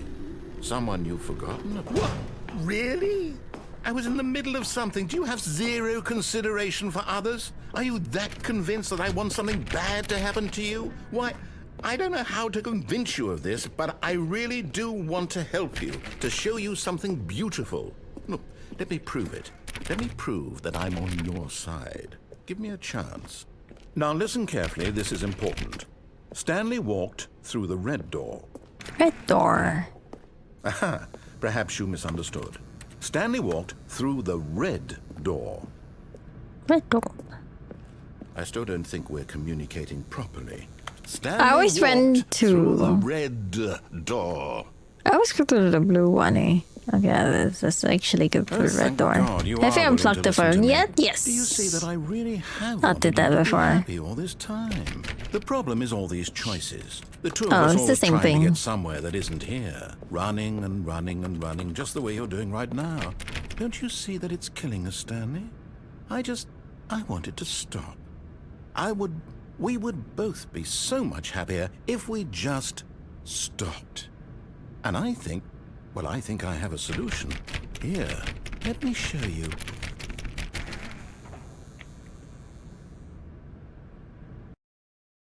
What's this gonna? What do we want? What are we looking for? Here. Yes. Oh, it's beautiful, isn't it? If we just stay right here, right in this moment with this place... No, wait. Where are you going?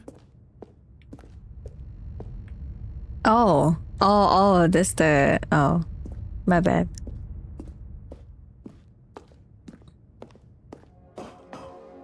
Right. Where were we? What do you mean, where were you?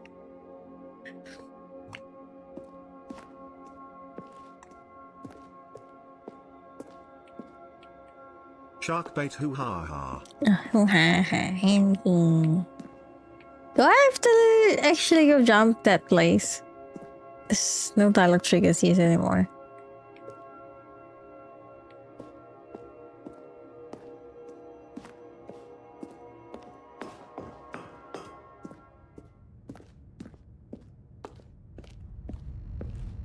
Oh no! Stay away from those stairs. If you hurt yourself, if you die, the game will reset. We'll lose all of this. Please, no, Stanley, let me stay here. Don't take this from me. Please, Stanley, think... No! Okay. Oh, thank God. You lived. You had me worried there for a moment. Now, can we please get back to the other room? There. See? This is what you want. This is where we can both be happy. We really can. If we stop moving, we just have to stop moving.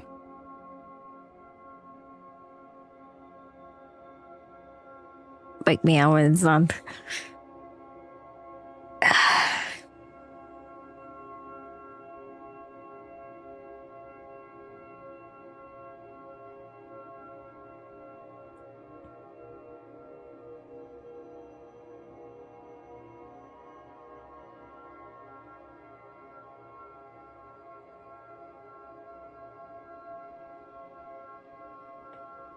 Oh, yo.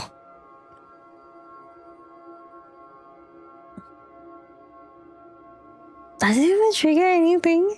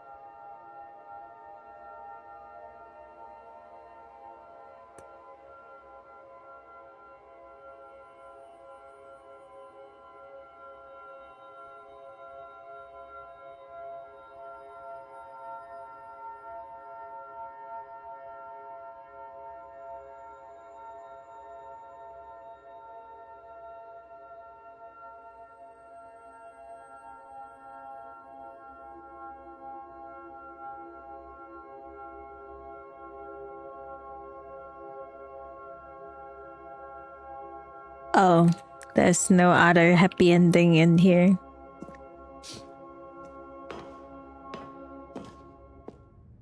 Stanley, go back. There's nothing good that can come from this. Is this the end, guys? No, what are you doing? Do you just not believe me? What can I say to convince you?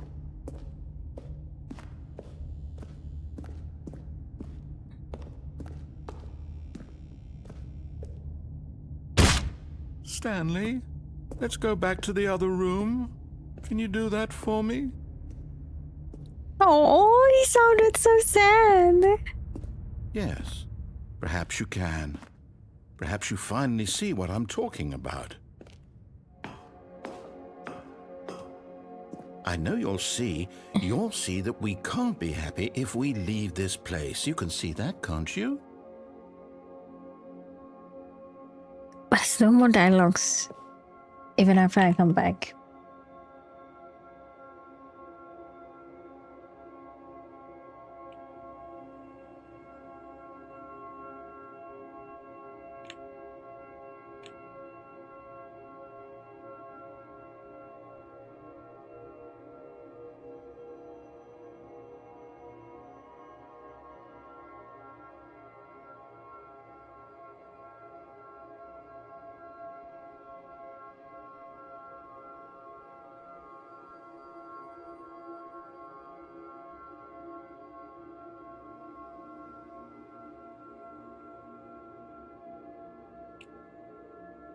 They have a happy ending.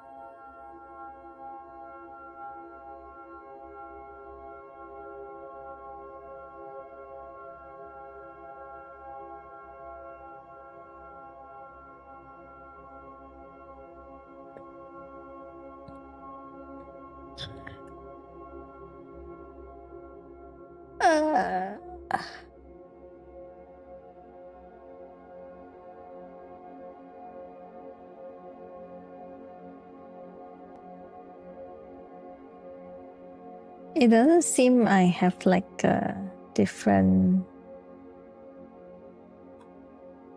things to do.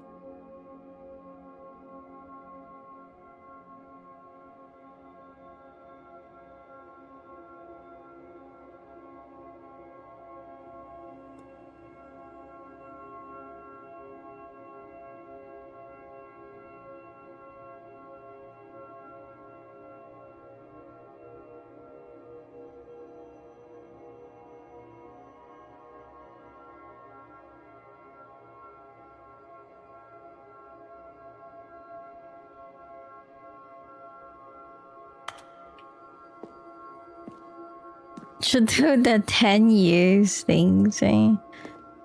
We'll see how it goes.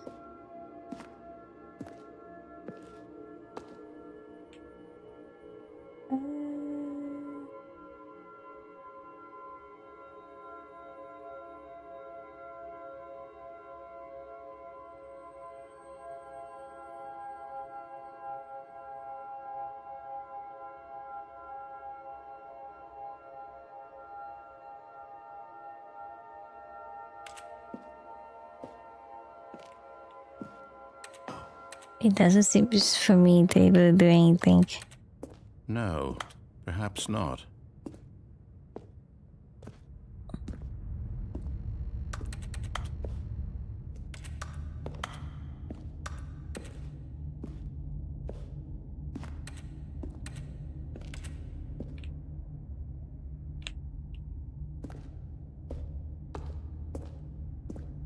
My God, is this really how much you dislike my game? That you'll throw yourself from this platform over and over to be rid of it? You are literally willing to kill yourself to keep me from being happy. Am I reading the situation correctly? He sounded so sad. Or maybe you're just getting a kick out of it. I don't know anymore. I just wanted us to get along. But I guess that was too much to ask. It looks like you wanted to make a choice after all. Well, this one is yours. Do you actually want to stay alive? Or are you just teasing me? Are you just teasing me? I wanted us to be happy here, Stanley. I really did. I still thought that was possible. And then there's nothing else. I have to. He's catching on. There's no actual ending for standing in here.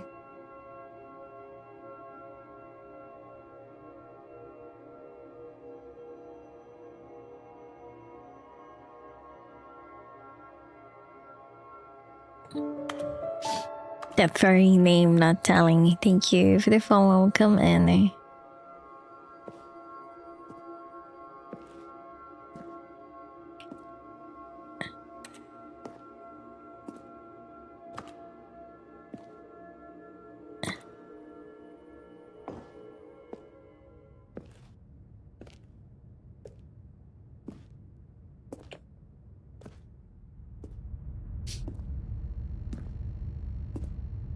I'm walking super slow now.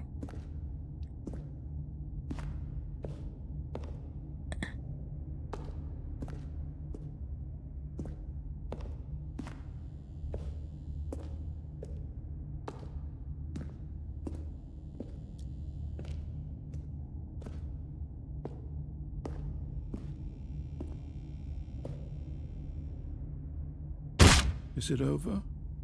It's going to restart, isn't it? I'm going back.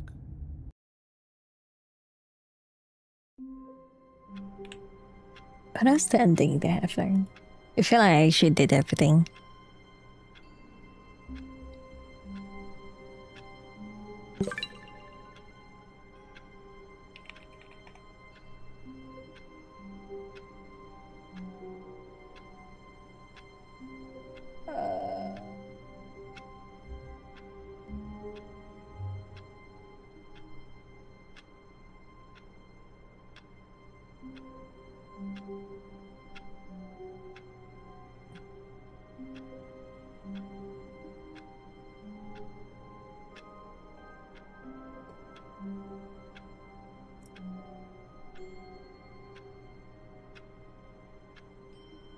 I already did that one. Left, right.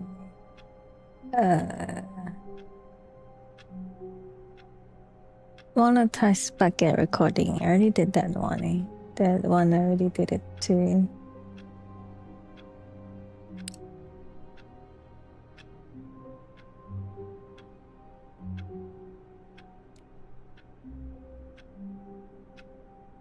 Wrong bucket, insane. I did that as well. Goodbye bucket. Yeah, I did that too. Conference. Yes, I did that. Memorial bucket. What's that?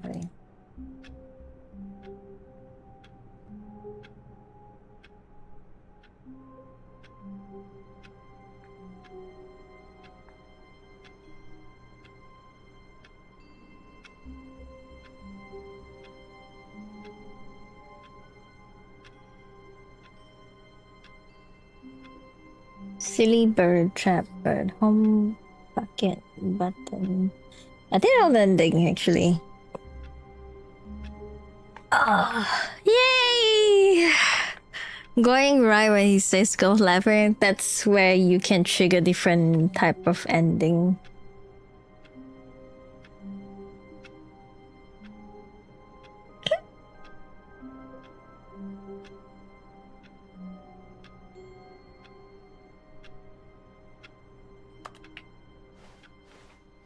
All of his co-workers were gone. What could it mean?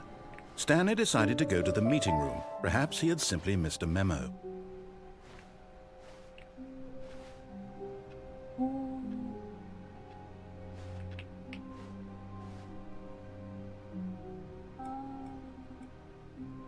Special endpoint.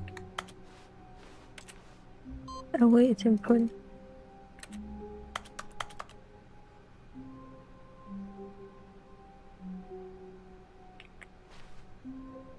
Name? 419.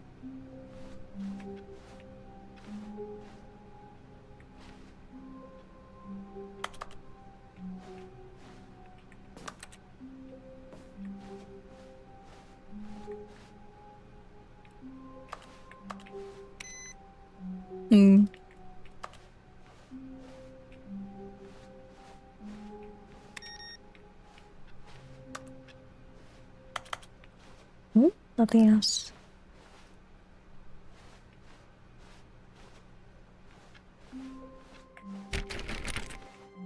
Oh, I like 4, 2, 3, 4, 3, 4. Is there something special about it? It's just the input receive. You can climb on the desk just outside Stanley of a jump out the window. Oh. No matter how hard Stanley looked, he couldn't find a trace of his co-workers. Kobe.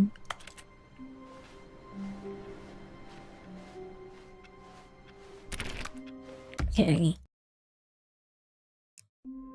There's a window? There ain't no window! Outside. All of his co-workers were gone. What could it mean? Stanley decided to go to the meeting room. Perhaps he had simply missed a memo. No matter how hard Stanley looked, he couldn't find a trace of his co-workers. Hey, oh.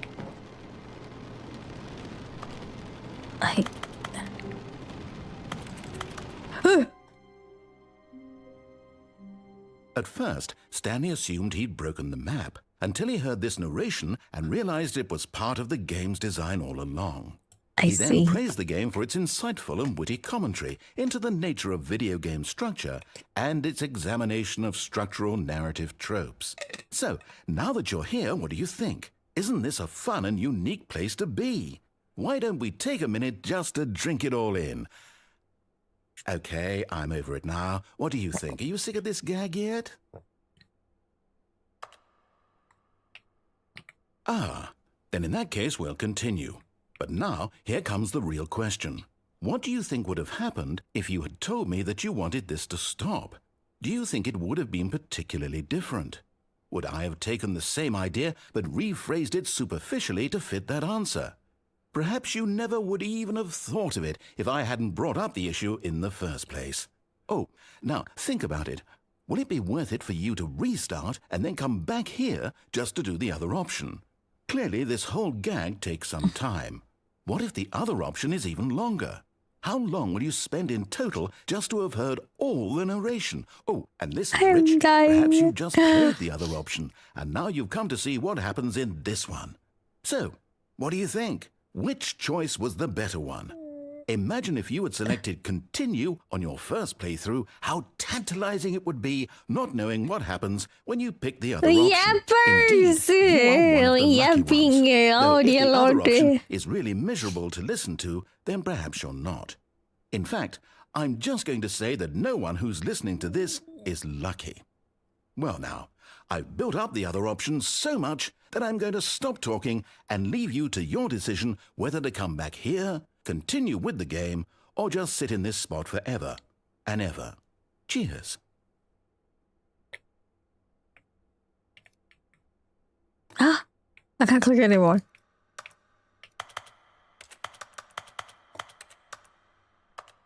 Ah, ah, ah, ah.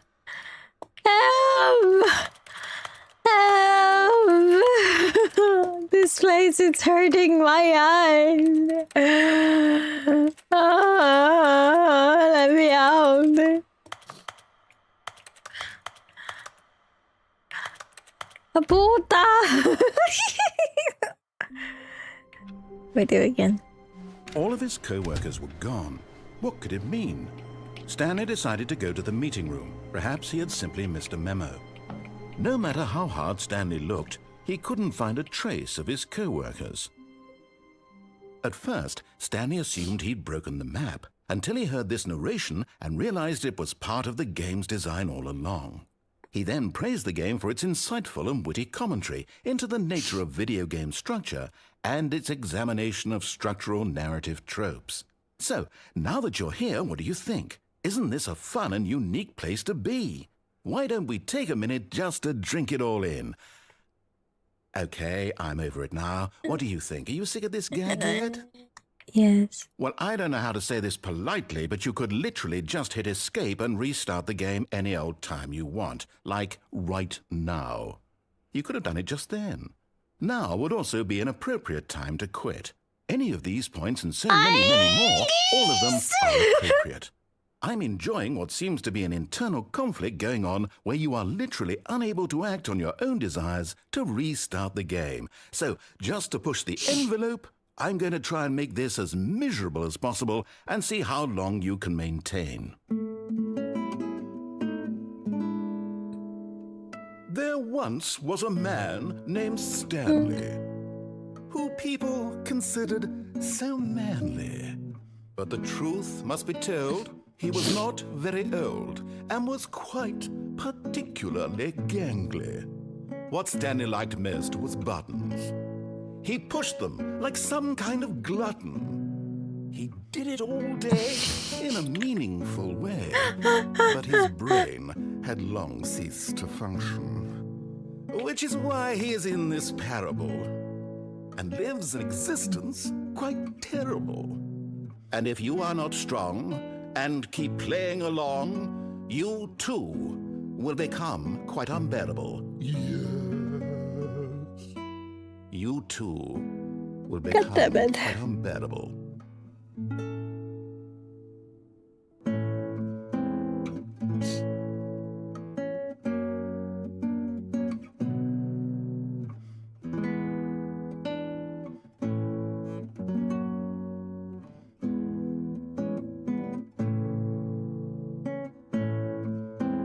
Dun, dun, dun, dun, dun, dun, dun, dun.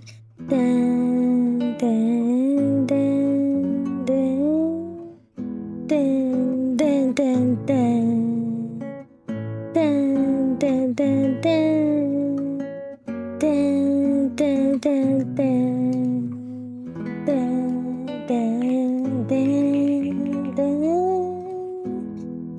dun, dun, dun. Dun, dun, dun, dun.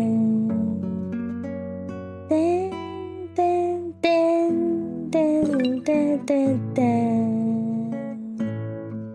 Dun, dun, dun. Dun, dun, dun, dun. Dun, dun,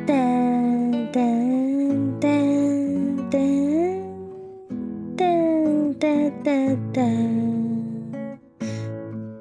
Dun, dun, dun. Dun, dun, dun, dun, dun. Dun, dun, dun, dun. Dun, dun, dun, dun.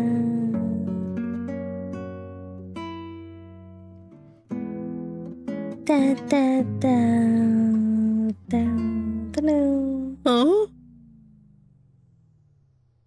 Hey! It stopped.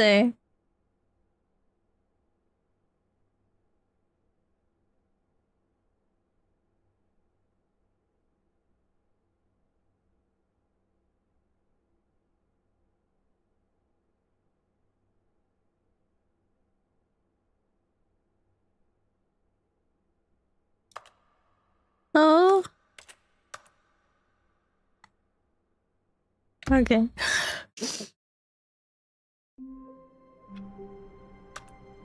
Okay, what else? See?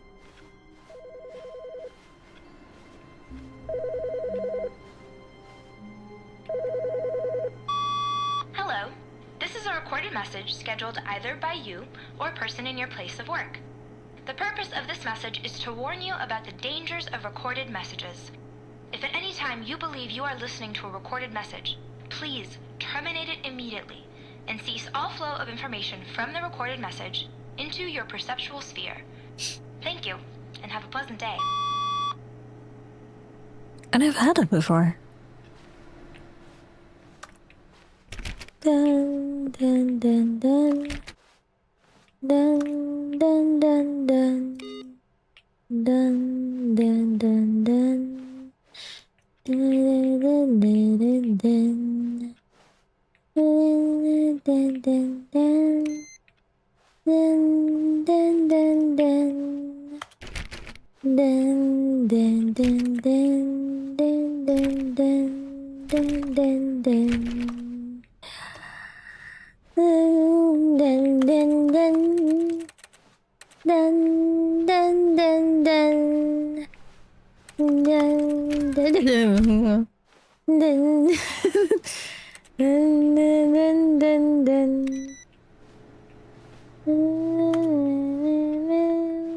Okay, I have no PC. What the fuck?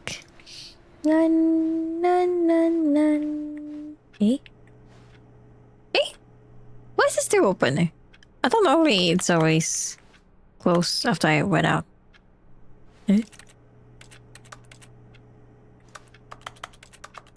Nun nun nun nun nun nun nun nun nun. Nun, nun, nun, nun. Nothing here though.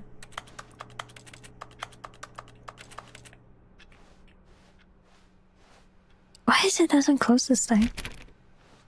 Oh. Huh? Oh, I closed the door just now. Dun dun dun dun dun dun. Dun, dun, dun. When Stanley came to a set of 2 open doors, he entered the door on his left. And then what else there? Let's see.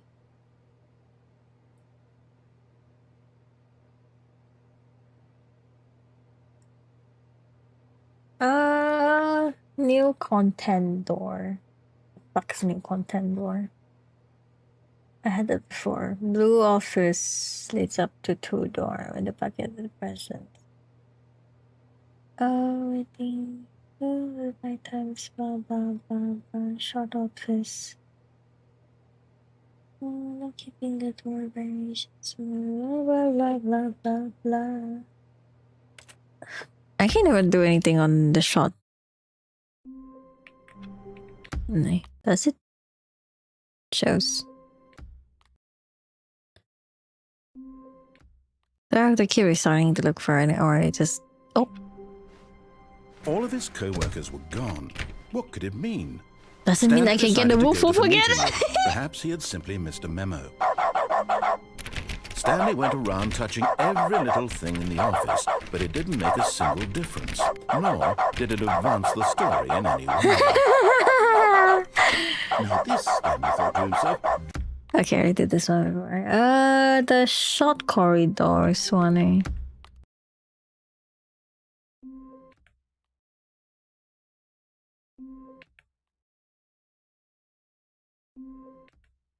I don't think I ever seen the short corridors anymore. Is this still available?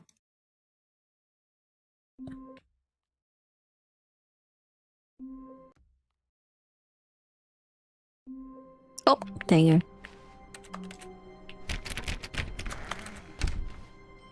go.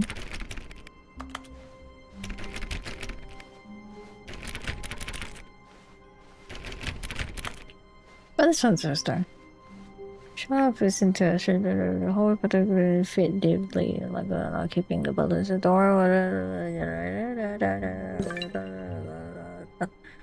Color inches of the variations, blah blah blah blah blah. Long office to additional room. Huh? Huh?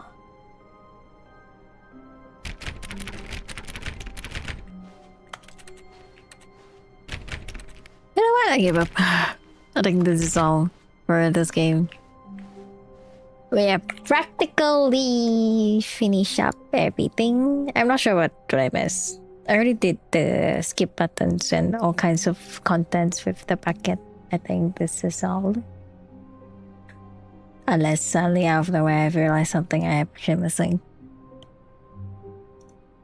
But yeah, thank you so much for joining in. We finished the game! Yippee! Yippee, I love you. It was still on the parable too. Yippee! Yippee! Yippee!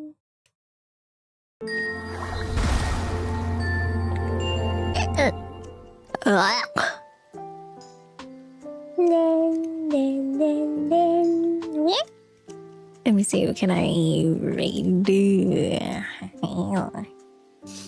Dun, dun, dun, dun. Dun, dun, dun, dun, dun. Bam, bam, bam, bam. Dun, dun, dun, dun, dun.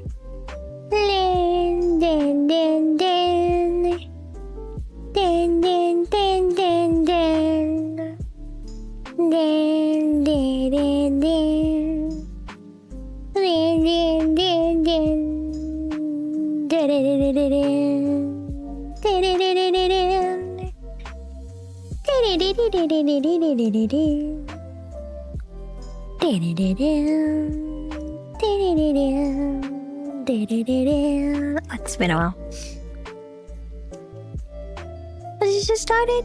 Just nice. Thank you so much for joining. I'll see you guys tomorrow. Tomorrow will be starting at night instead of, normally on evening. See you guys tomorrow. Thank you so much for joining. I'm actually hungry. I haven't eaten my dinner yet. Also, so here's the Discord. If you haven't joined the Discord yet, mostly of my announcement and other things will be Discord and things. See. So if you're wondering why am I not streaming, so if I stream my late and things, feel free to check out the Discord for an announcement. He's from YouTube. I have a React channel and a gaming channel, and you can check out my social media here. Here's the message. Thank you so much for joining. See you guys tomorrow. Good night, though. Bye.